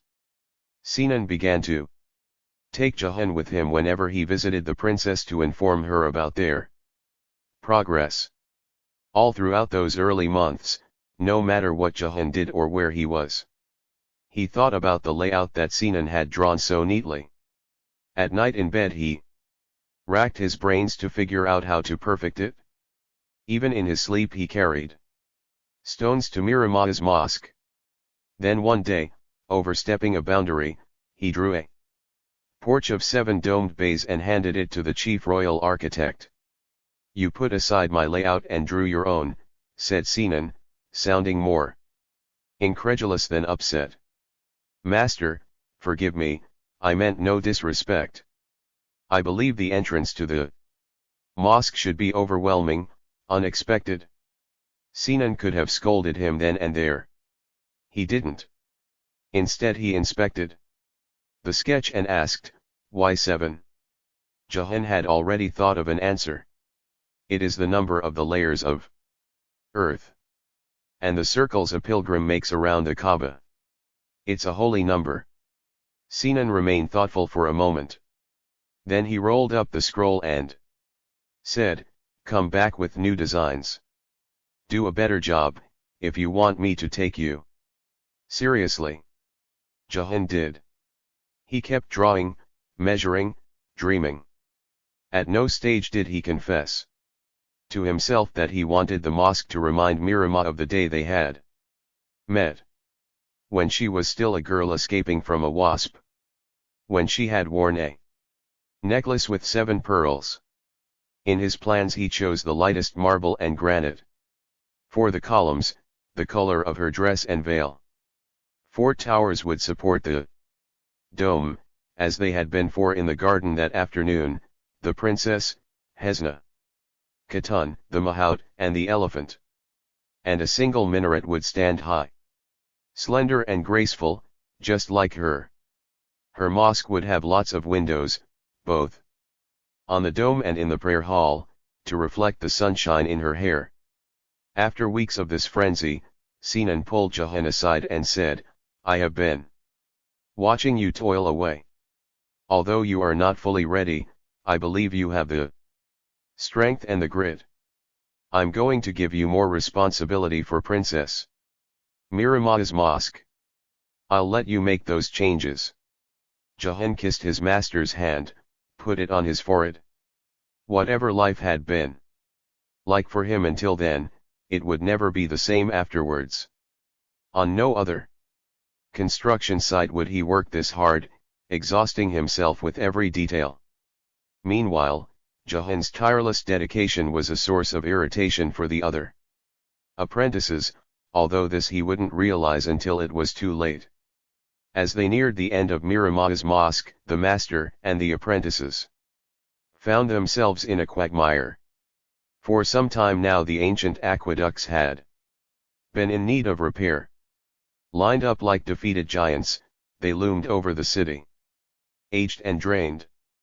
As the population of Istanbul grew, so did the demand for water. Deep under hospitals, inns, slaughterhouses, hammams, mosques, churches, and synagogues, holy springs percolated through the soil, except, it was not enough anymore. Sinan was ready to embark on the task. He did not just want to restore what had been done back in the days of the infidels, his intentions were bigger, more daring. He yearned to bring water to the entire city by building a succession of stone bridges, sluiceways and subterranean tunnels. Cisterns, open and covered, would supply provisions for dry summer seasons. It was a major venture and one that earned him adversaries aplenty, but none was powerful as Rustem Pasha, the royal groom, the new Grand Vizier and Miramah's husband. Rustem had opposed Sinan's plan from the beginning. Fresh water meant fresh migrants, more congestion, more hovels, more pestilence. Istanbul was crowded enough and could do without new settlers, each of whom would arrive with a bundle of dreams and disappointments. Many sided with Rustem, though for reasons of their own. Rival architects who begrudged Sinan his talent did not wish him to undertake such a colossal commission for fear that he might succeed. Layman insisted no mortal could fetch water from the mountains, unless he was Farhad bursting through Mount Baisutun to carry milk to Shirin. Preachers said the earth should be left undisturbed, lest the jinn awaken and heap calamities on mankind. While everyone sniped, Sinan went on working as if there were nothing to fret about. How he held on to his faith amid treachery and remained quiet in the face of malicious gossip was beyond Jahan's grasp. Not even once had the master returned slander with slander. He reminded Jahan of a turtle that, upon being prodded by children, retreats into its shell, waiting for the madness to pass. Yet the turtle that was Sinan kept working, all the time that he remained still. Nicola and Jahan were to assist the master in the water scheme. It was their responsibility to take the measurements, calculate the angles of the slopes, perfect the designs, and inspect where the Byzantine waterways had failed and how they could be improved. Once they had all this information, they would present their findings to the Sultan. Entrusted with a task this big, Nicola and Jahan were thrilled and anxious in equal measure. Of all the jobs they had undertaken over the years, this was by far the hardest.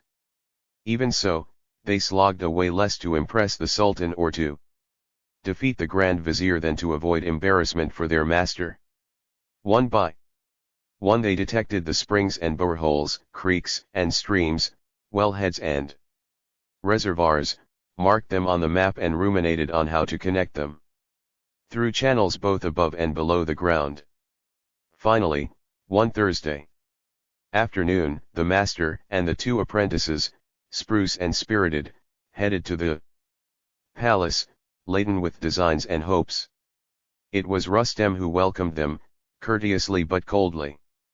Jahan dug his fingernails into his palms so as to stop from shaking in front of the Croatian who had stolen Miramah from him. The Grand Vizier did not notice a thing. With his tall body, cunning mind, and resilient nature, he had won a great many accolades. And today it seemed likely that he would do his best to obstruct Sinan. So deep was his dislike of the migrants from Anatolia that, in order to prevent them from coming, he was willing to sacrifice the prosperity of everyone in the city. Upon being ushered into the audience chamber, they found Sultan Suleiman. On his throne, which was covered in gold cloth and studded with gems. A fountain trickled in one corner, its sound breaking the silence in the room. The Lord of Worlds, wearing a robe of yellow satin with black sable, greeted Sinan warmly, though the hardness in his voice was lost on no one. He had put on bright colors for the first time in weeks. His two sons had become each other's worst enemy, but it was the loss of Hurrem that had shattered him like nothing else. The woman to whom he had written love poems, the mother of his 5 children, the queen who was both hated and adored, the concubine who had climbed higher than any other harem girl, the laughing one, was gone. She had died without seeing one of her sons on the Ottoman throne. After prostrating themselves 3 times on the ground, eyes cast down, the apprentices trod behind their master, the carpet soft and lush beneath their feet. Later on, Jahan would remember the light spilling from the sconces, and the smell of the linden tree outside the window that he dared not peek at but was comforted by all the same. Chief Royal Architect, defend your plans, ordered Sultan Suleiman. Sinan gave his apprentices a nod. They had drawn their sketches on panels of camel skin, so thin as to be transparent. 4 in total. Nicola and Jahan, each taking an end, unrolled and displayed the first design. Sinan, meanwhile, gave an account of what he intended to do, pointing every now and then at some detail. Neither the Sultan nor the Grand Vizier uttered a word. They swiftly proceeded to the second and third drawings, aqueducts of various sizes and at various locations. The fourth, that of a warren of underground conduits that would link several sources, the plan that most excited them, Sinan put aside. Had he found a more receptive audience, he would have shown it. Now, however, instinct told him to keep it to himself. Instead, he said that, with the help of ducks, he would make the water flow to gardens, courtyards, and vineyards. He said there was nothing as noble as relieving the thirst of the parched. When he finished, Sultan Suleiman hemmed and hawed for a while. Turning to the Grand Vizier, he asked his opinion. Rustem had been waiting for this moment. He spoke gingerly, as if what he were about to reveal caused him pain, yet he had no other choice. Architect Sinan is a skillful man. He came here with a sublime idea. But I'm afraid he doesn't understand this will only bring us trouble. What kind of trouble, Vizier? My Sultan, this is costly. It'll strain the treasury. When asked what he had to say to that, Sinan said, there are ways to cut expenses. Where we can, we'll choose the shortest route and use suitable materials. The Grand Vizier said, what will you have achieved then? More migrants. Say there is a fire, how will you put it out if you have houses planted side by side like wild mushrooms? Not expecting an answer, he produced a handkerchief and wiped his forehead. This city is full to bursting. We need no more. A shadow crossed Sinan's face. How many will arrive is a question that can be settled by our Sultan. But the people who are here ought to have water. This went on for a while. The chief royal architect countered the Grand Vizier, the Grand Vizier countered the chief royal architect. Finally, bored with the parley, the Sultan declared, that's enough, I've listened to both sides. You shall learn my decision. Sinan and his apprentices, walking backwards, left the chamber. Rustem stayed behind, which Jahan thought unfair. Surely in their absence he would try to persuade the sovereign. Jahan racked his brains to try to save the situation. If One of them could spend a bit more time alone with the Sultan. Without the interference of the Grand Vizier, he might be brought round. Otherwise, they stood no chance. That evening, enervated by the events of the day, the apprentices stayed in Sinan's house. Jahan had hoped to discuss things, but the master, never one for idle ramblings, made them study. Exhausted, they retreated to bed following supper. It was there, as he lay on his mat, tossing and turning in the dark, that Jahan came up with a plan. Unable to wait till the morning, he groped his way to the other side of the room, where Nicola was sound asleep. He shook him by the shoulder. Jolted out of whatever dream he was having, Nicola said, "Who is there?" "SHH, it's me." "Jahan, what's happened?" "Can't sleep. I keep thinking about how it went today." "Me too," he said, even though he had been dead to the world a moment ago. "How can our Sultan reach a just decision when the Vizier is with him all the time? Master sees the Sultan only once in a while.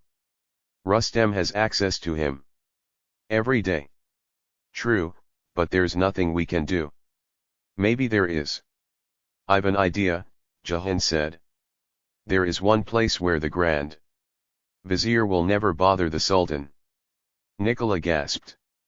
"You are going to enter the harem?" "Nay, dimwit one," Jahan said, chuckling despite himself. "There's another place the Vizier would not accompany him." "Guess." "Ok, I can't," Nicola pleaded. "Tell me." "Hunting. When the Sultan goes hunting, I'll follow him and explain our intentions. Without that nosy Vizier around, he'll think more clearly." "Brother, that's a brilliant plan," Nicola said. They both knew the Grand Vizier detested the chase. Being hopelessly clumsy, he could not move at the same pace as the others, let alone track a prey up and down the hills. "This'll be our gift to our master," Jahan said. "Don't tell him anything yet." Nicola's voice dwindled to a whisper. "What if it's dangerous?" "Why should it be? If the Sultan does not want to listen, I'll leave." "Shall I come with you?" "Better if I go alone. When I get back, I promise I'll tell you everything. But, be careful." "Don't worry, it's going to be fine." Despite his confidence, Jahan's mind was a beehive the rest of the week, his nerves in shreds. He constantly rehearsed, word by word, what he would tell the Sultan. Thanks to his companions in the menagerie, he knew where the Sultan would be hunting and when. Here began the second part of his plan, which he had not shared with Nicola. He would take Chota with him. So far all his efforts to endear the animal to the Sultan had been for naught. Now, Jahan thought, both the elephant and the mahout had a chance to win him over. The day, at last, arrived, and the morning saw Jahan, atop the elephant, a leather bag strapped to his back, reaching the enormous Bab-i-Humayun gate in the direction of Hagia Sophia and saluting the guards. "Where are you going?" one of them asked. "Our Sultan, refuge of the world, forgot his lucky bow. I've been ordered to take it to him." "Why didn't they send out a horseman?" demanded a second guard. "Because elephants are faster than horses," Jahan said without missing a beat. They sniggered. The first guard said, "Maybe I should go to check." "Sure, I'll wait. If the Sultan notices he doesn't have his lucky bow and gets upset, it won't be my fault." Chewing their mustaches, the men regarded him.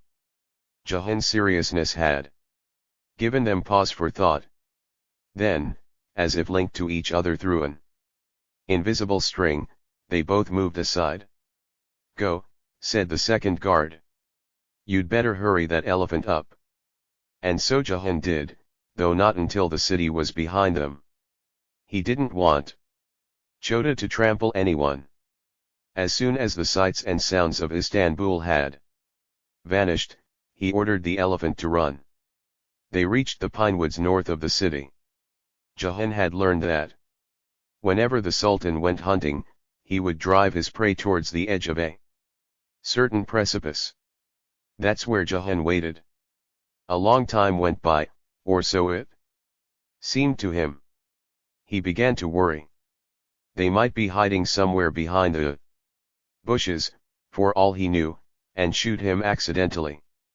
He was inventing new fears, when he heard the distant barking of dogs.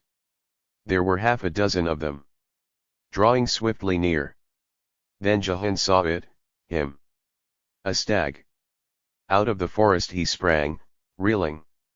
An arrow had pierced his neck and a second one his heart. It was a miracle that he was still running. As Jahan got off the elephant, the stag came closer, its antlers glittering in the sunset.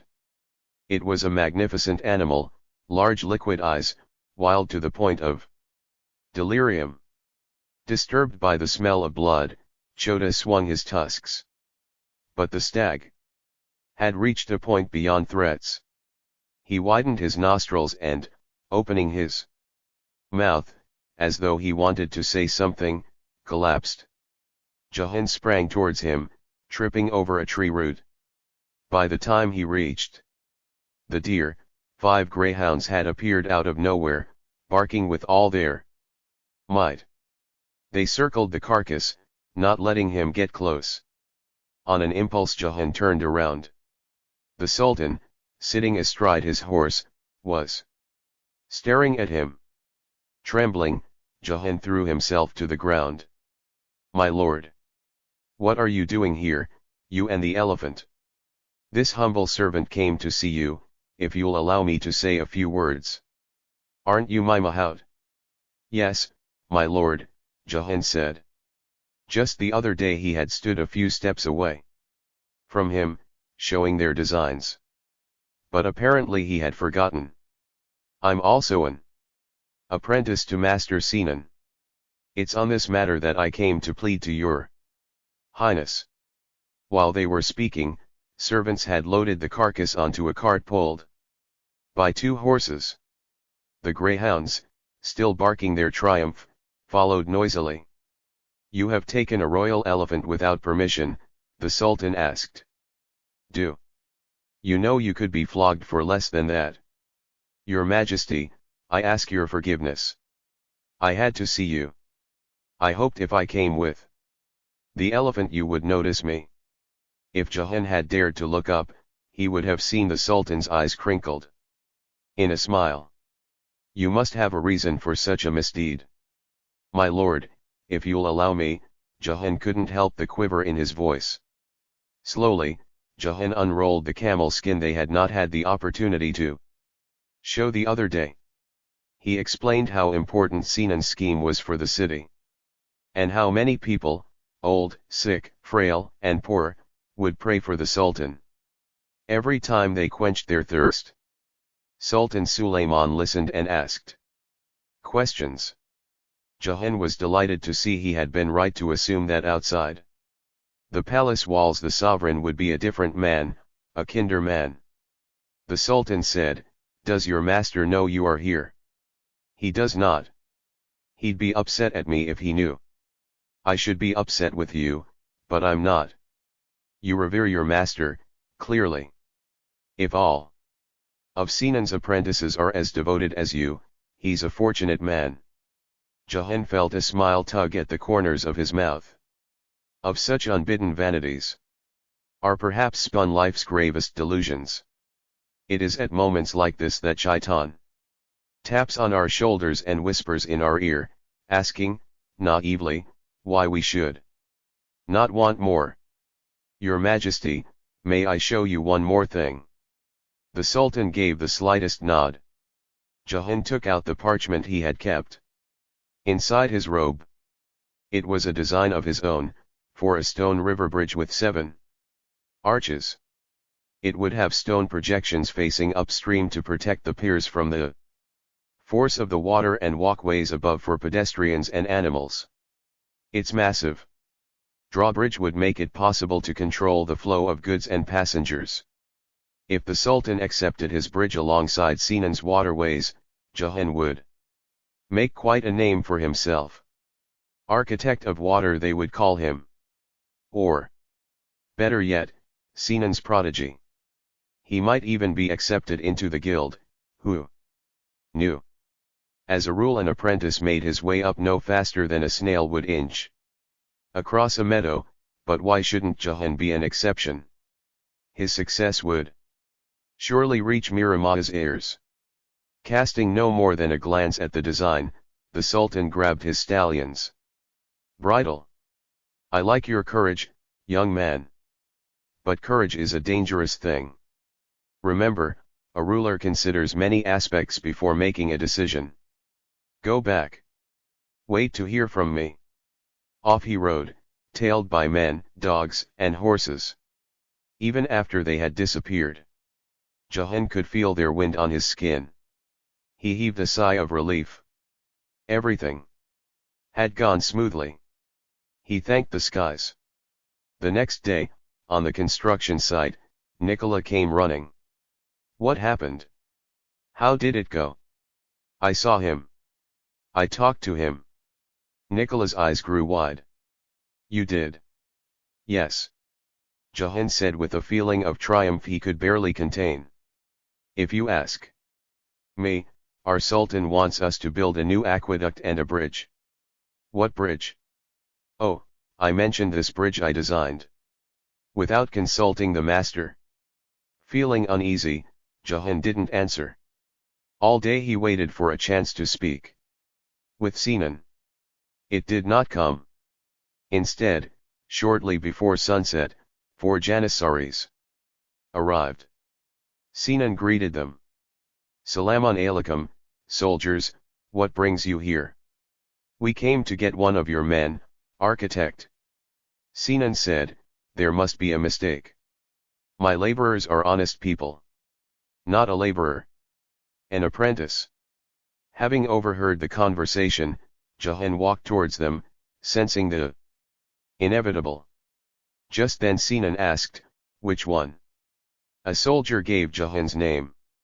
Baffled, Sinan blinked. He is a good student. The Grand Vizier's orders, said the head of the soldiers, who respected the master and did not want to upset him by dragging off his apprentice. He didn't do anything wrong, did he? Sinan insisted. No one volunteered an answer. Into the awkward silence, Jahan muttered, I'm sorry, master. Sinan's face crumpled as he realized there were things about which he did not know.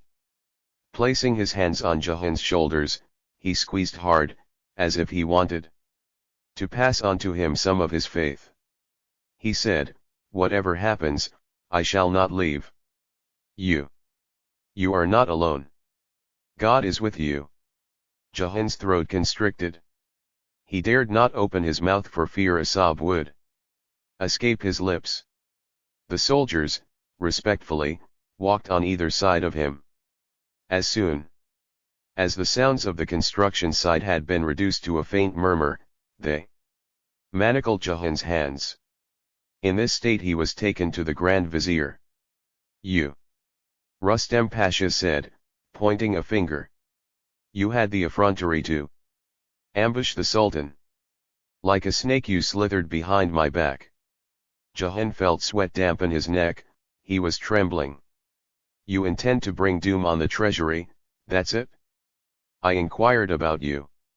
You seem to be full of lies. Are you an Iranian spy? My vizier, Jahan said, his voice breaking, I swear on the Holy Quran, I am no spy. I had no bad intentions. We'll see about that. Rustem called the guards. This was how Sinan's unruly apprentice, in an effort to help his master bring water to the city, found himself being taken to the dark dungeons of the fortress of 7 towers, where hundreds and hundreds of souls had gone before him. But only a handful had come out alive. Your name, the scribe asked for the second time.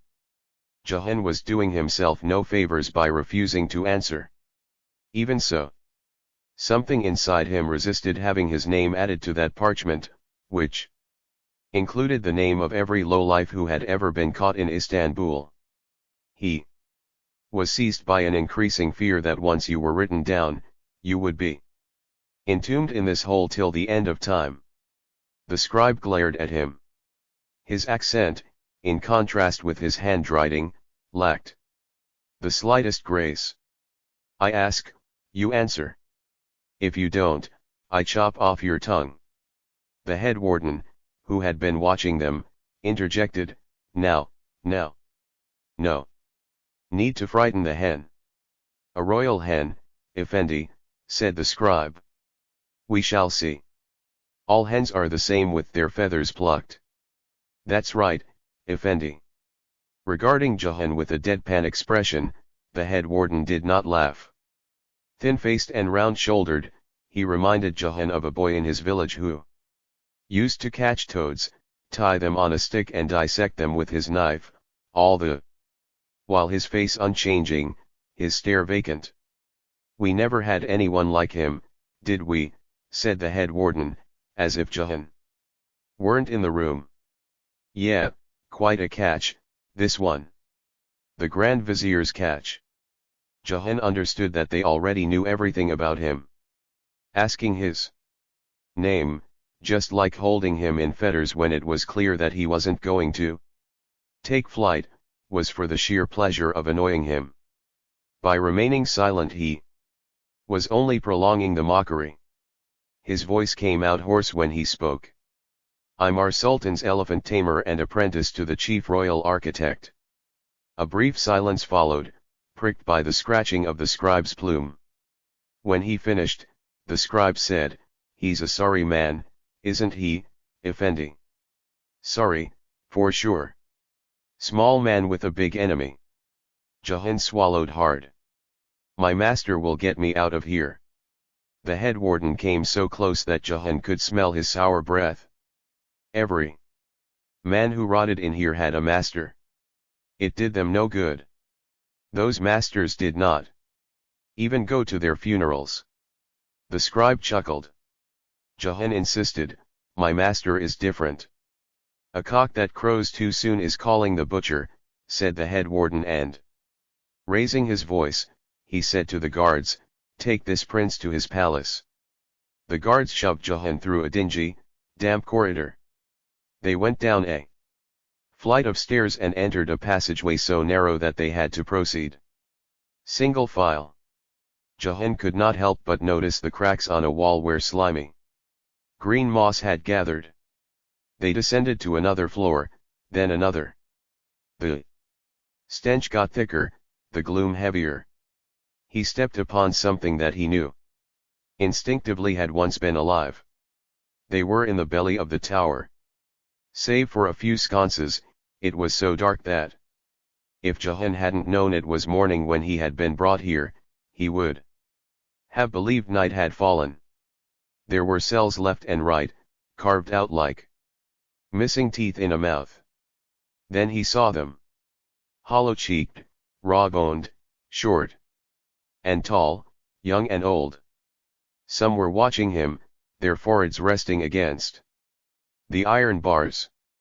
Others ignored him, turning their backs. Still others were lying on coarse mats. Every now and then, Jahan caught sight of a bony arm reaching out for a ladle of water, a haggard face peeking out from the shadows, turds piled beside buckets filled to the brim with excrement. One inmate cried out in a gravelly whisper, and when Jahan turned to hear what he was saying, he spat on his face. Unable to move his hands, Jahan tried to wipe off the phlegm with his shoulder. The prisoner laughed. Even when his lips had stopped moving, the laughter continued, low, creepy. In that moment Jahan felt like the tower was jeering at him. His knees gave way. True, he was a thief. But not like them. These people were bandits, murderers, rapists, marauders and brigands. He should not have been among them. Bitterness rose in his throat like bile, almost choking him. "Walk," barked a guard. Ahead of them something squeaked. The guard shone his torch on it. A bat. Jahan wondered how it had got in. There was no time to ponder. Opening a rusty gate, the guards pushed Jahan into an empty dungeon. "Here's your throne, your highness." Jahan waited for his eyes to get used to the dark. There were slivers of light from openings high above, no more than half a dozen and each no larger than a coin. This was where fresh air entered, if it did at all. He saw stone walls, a dirt floor, a threadbare mat and two wooden buckets, one of which was caked with faces, and the other filled with water in which a few dead insects floated. "Hey, why didn't you bring him here?" someone yelled from across the hall. The man raved about what he would do to Jahan. At each lecherous remark, his mates hooted with laughter. They went on in this vein for a while, he shouting obscenities and smacking his lips, the others cheering. Soon they were singing a song, banging, clapping, stomping their feet. Such was the noise. Jahan could not help but steal a glance at their cell, which, in contrast to his, was bright with candles. One of the inmates, a lad with curly hair, almond eyes, dimpled cheeks, began to dance while the others whistled and cheered. With a slow sway, he pulled his shirt up, exposing his belly button, on which shone a tiny pearl. Underneath, a word was tattooed in letters large and legible enough for Jahan to make it out: "Beloved." "Come on, Kamak. Shake that sweet rump." Emboldened, Kamak began to joggle his body. The harder he jerked and jiggled, the more ribald the taunting became. The other inmates, there were 4 of them, cackled, though Jahan noticed they were frightened of the bully. What struck him was that these prisoners were unchained, unlike himself, and pretty much everyone else whom he had passed along the way. How they had obtained this privilege, Jahan could not possibly imagine. As Jahan was observing the lad, the bully had been observing him. Suddenly, he grabbed Kamak from behind and thrust himself forward as if mounting him. His cronies roared. Blushing, Kamak broke into a nervous smile. The ruckus must have been heard from everywhere, but the guards had disappeared. The bully produced a blade from out of his boot. He licked its cold, sharp end and held it against Kamak's throat. The lad's Adam's apple bobbed up and down, but he continued swinging. For a while the three were locked in a world of their own: the bully, the dancer, the blade. The bully stepped aside, rolled up his sleeve. His left arm was covered in bruises and lacerations, some of the latter had scabbed over, while others seemed to be recent. With one quick move he slashed his flesh from wrist to elbow. Trickles of blood dropped onto the floor, which, Jahan only now realized, was flecked with black stains. Try as he might to appear indifferent, Jahan went limp. It occurred to him that he could kill this man. That was when a voice penetrated the air. "Enough, you lot." The command, unreal as it sounded, echoed off the walls and muted the commotion at once. Jahan glanced to his right, towards the cell at the end of the corridor. At first he saw nothing. Then, slowly, out of the dusk, strode a familiar face. Balaban. The bully gave a grunt. "The chaps were having a bit of fun." "Yeah? Tell 'em they're giving me a headache." The bully gestured to his men. They retreated to the corners of their cell, including the lad, who reluctantly strutted away. "One more thing," called Balaban. Stop cutting yourself, Abdullah. Don't want to see blood everywhere."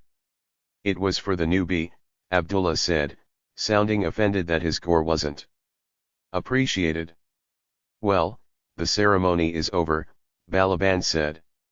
He approached the iron bars of his cell, only now glancing at Jahan. What do you know? It's the Indian guy. There were 5 gypsies with him in his dungeon, loyal to the core. One by one they bobbed their heads and saluted Jahan. How did you end up in this shithole? Asked Balaban. I have upset the Grand Vizier, said Jahan. And you? Me? I've done nothing. Just gave a cutty a little tickle. Balaban had been arrested for stealing a coach that belonged to a judge. This man had thrown Balaban's distant cousin into jail and sent his great uncle to the gallows tree. Determined to avenge his family, Balaban and his mates had purloined the cutty's jewels and caftans, cooked the peacocks in his courtyard, kidnapped his 4th wife and set his stables on fire.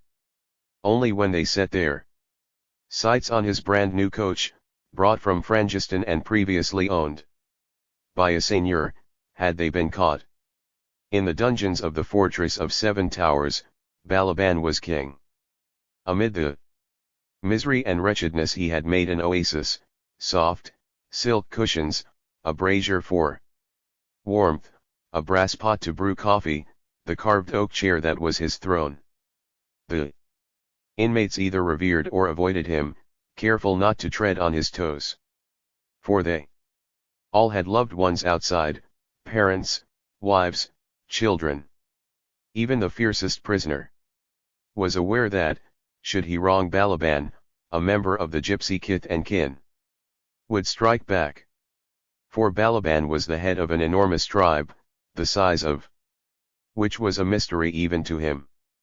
But this wasn't the only reason why he was held in the highest regard.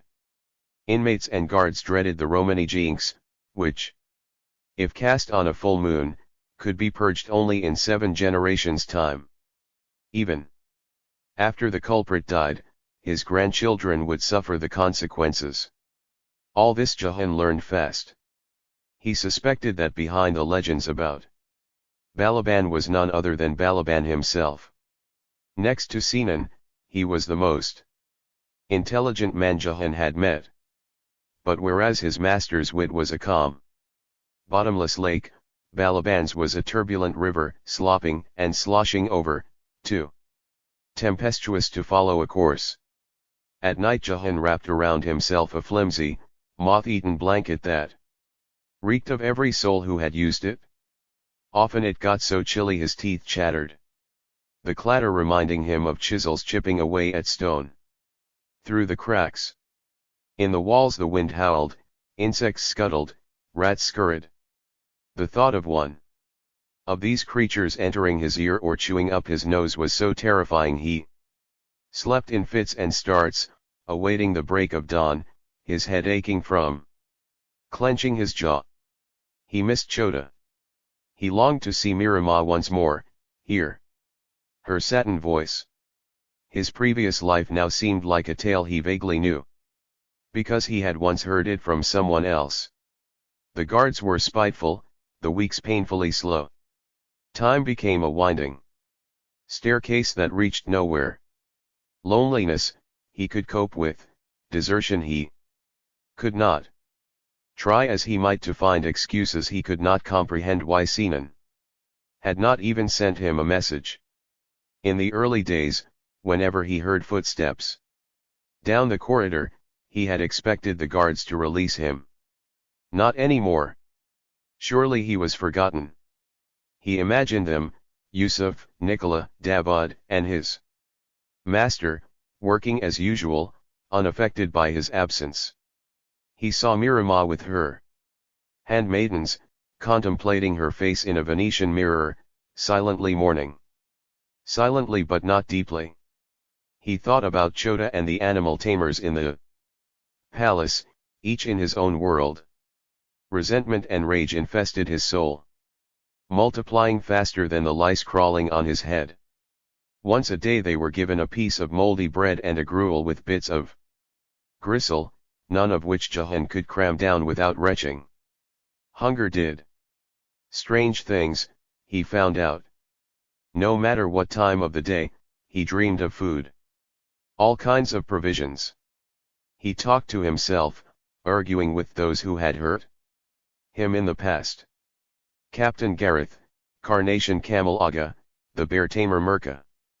Awake or asleep, he quarreled with each of them.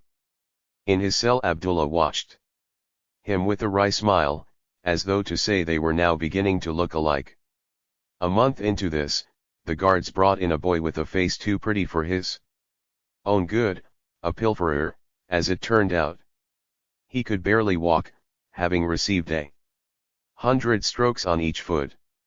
Afterwards he had duly kissed the hands of his punisher, thanking him for teaching him the way of righteousness. He was asked to pay the man who had flogged him in return for having tired him so. The boy had not a single asper to his name. He was beaten again, and sent to the fortress of 7 towers. There was plenty of space in Jahan's cell, but the boy was put in the one opposite. It didn't take Abdullah long to start harassing him. The boy resisted fiercely. Every so often Jahan heard his reedy voice, infused with fear. Dark circles appeared under his eyes. Jahan suspected he could not lay his head down to rest for having always to be alert. One morning, having only just passed out at dawn, Jahan awoke to muffled sounds. He noticed Kamak first, plucking his eyebrows in one corner of his cell. The others were playing a game of dice, yelling and swearing. Then he saw them. Abdullah had propped his blade against the boy's throat, forcing him to be quiet as he pulled his breeches down. Everyone was feigning ignorance. Jahan ran to the bars and shouted at the top of his voice, "Balaban!" Not a sound. "Balaban, hey!" "What?" came a grumpy response. "Why are you braying like a horse?" "The boy is in a bad way." "So help him." "If I were to help every witless lad, I wouldn't have time to shit." "He's only a child." "So? If you're a mallet, knock, if you're a peg, bear the knocking." Jahan bellowed, "Damn you! Do something or else." The sentence dangled in the air, unfinished. Jahan hesitated, swallowing hard. With what could he possibly threaten him? He added, wearily, "It means you are no different than Abdullah." "Never claimed I was," Balaban replied. Abdullah chuckled. His hands fondling the boy's haunches, he said, "You want to save him? Come, swap places." An awkward silence descended as Jahan considered what to do. Balaban, Kamak, the boy, the inmates down the corridor, it felt as though everyone was waiting for his response. Jahan felt a burning shame and yet also the need to say something remarkable. "I've an elephant. He's trampled many a man. When I get out of here, I swear he'll kill you." "What is an elephant?" said Abdullah, sounding confused. "A wild beast. Larger than a house." Abdullah scoffed. "Did you swallow hashish, eh? Where did you find it?" "It's true. Elephants are the biggest animals on earth. Mine will make a hash of you." "That's a lie," Abdullah said. "You better believe him," Balaban broke in. "Got an elephant myself. His elephant and mine are husband and wife. Clever animals. Smarter than you, for sure. They could squash you like a toad." Now that Balaban had sided with Jahan, Abdullah took the threat more seriously. Frowning, he asked, "What do they eat?" "Human flesh," Jahan said. "Liar," Abdullah said, though less certain this time. In that fleeting moment the boy freed himself from Abdullah's embrace and ran to the other side of the cell. He did not speak a word all day. Fortunately for him, he would soon be released. Glad as Jahan was to see him safe, he could not rise from his own mat to bid him farewell. He felt tired, and thirsty, and cold. Time had come to a stop for him. In fits of delirium, he kissed Mirama, laughed with Sinan, walked beside Nicola, Yusuf, and Davad. He saw a few ghouls and ifrits asterisk as well. One of them was quite pesky, insisting that he swallow a brew. I don't want anything from an ifrit, Jahan said. I'm no ifrit, you idiot. Jahan forced his eyes open. Balaban. Yeah, come on, drink. You're burning up. Holding the cup in one hand, Balaban helped Jahan to sit up and rest his back against the wall. What are you doing here? Looking after you. How did you get in? I've the keys to every cell in this corridor. You what? SHH, we'll talk about that later. Say, do you have a wife? Nay. How about a lover, eh? Big bosom, warm arse. Imagine she made a sherbet for you. Take a sip, don't break her heart. For the life of him Jahan could not think of Mirama preparing for him, or for anyone else, sherbet. Closing his eyes, he muttered, I don't want. Trust me and drink this. Trust you? You didn't help the boy. Balaban sighed. That boy was not one of ours. He had not sworn allegiance. If I protect everyone, how will I keep my own people loyal? I've enough to worry about. You know what they say, where there are two gypsies, there are three opinions. So you only protect yours. Yes, only family. Damn your family. Watch what you say, brother. Why should I help every rogue in this hole? Why are you helping me? I was wrong. You're worse than Abdullah.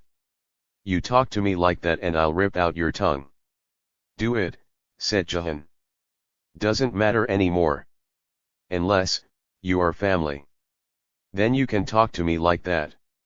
Seized by a fit, Jahan coughed, his shoulders convulsing. When he found his voice again, he asked, what are you talking about? Let's make a deal. You drink this, get well. I throw a feast come this spring. I make you an honorary Romani. I don't have to chop out your tongue. A ripple of laughter came from Jahan's lips. Balaban glowered at him. You think it's funny? Nay, it's not that, Jahan said. I'd be honored. It's just, I don't think I'll get out of here. Abdullah, having eavesdropped on them from his cell, yelled, let him rot. Shut your trap. Balaban shouted. Lowering his voice, he said to Jahan, you drink this, I make you a gypsy. This is an excellent brew, Daki Day's asterisk recipe. In his state it didn't occur to Jahan to ask who that was. As soon as he took a sip, he spat it out. What's this? Disgusting. Balaban sighed. With one brisk move, he pulled Jahan's head back, pressed it against his shoulder and poured the liquid down his throat. Spilling and gasping, and coughing and retching, Jahan nevertheless swallowed half of it. Good, Balaban said. Taking out a handkerchief from inside his waistcoat, he tied it around Jahan's head. This spring, you become family. Whether it was the magic of the brew, which Jahan consumed 3 times a day for the next week, or sheer luck, of which he didn't think he had much, he overcame the illness. He even found the strength to start designing again. In the fortress of 7 towers, if hope was a scarcity, shit was a superfluity. The buckets were seldom emptied and Jahan's was no exception. A pile of excrement had accumulated in one corner. In days of old, architects had scratched their designs into plaster tracing floors. Jahan drew on his floor with a twig and used shit as ink. First he designed a caravanserai. Wiped it off, tried a manor house, one worthy of Miramah. His masterpiece was a prison building. Not vertical but horizontal. Through large openings in the ceiling it would get lots of light and fresh air. In his prison he would never place the young convicts with the old. Nor would he keep anyone in chains. The convicts could work in ateliers, learning carpentry or masonry. There would be workshops adjacent to the master building. Until this day Jahan had enjoyed designing buildings but had never really given any thought to those who would be using them and to how they would feel. Now it was different. He cared about people as much as he did about buildings. "What are you doing?" Balaban asked the next time he came to check on him. "Drawing an almshouse. This part is the kitchen. And here is the library. If every wise man in the city would teach there for a day, imagine how even the destitute could thrive."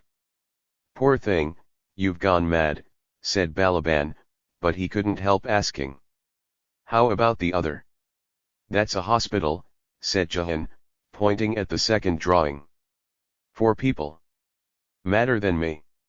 The building will contain them but without incarcerating them." "Well, do your drawings outside. I've got news." The Grand Vizier pardoned. "You? How do you know?" "I have family in the palace." A shadow crossed Jahan's face. "But why? What has changed?"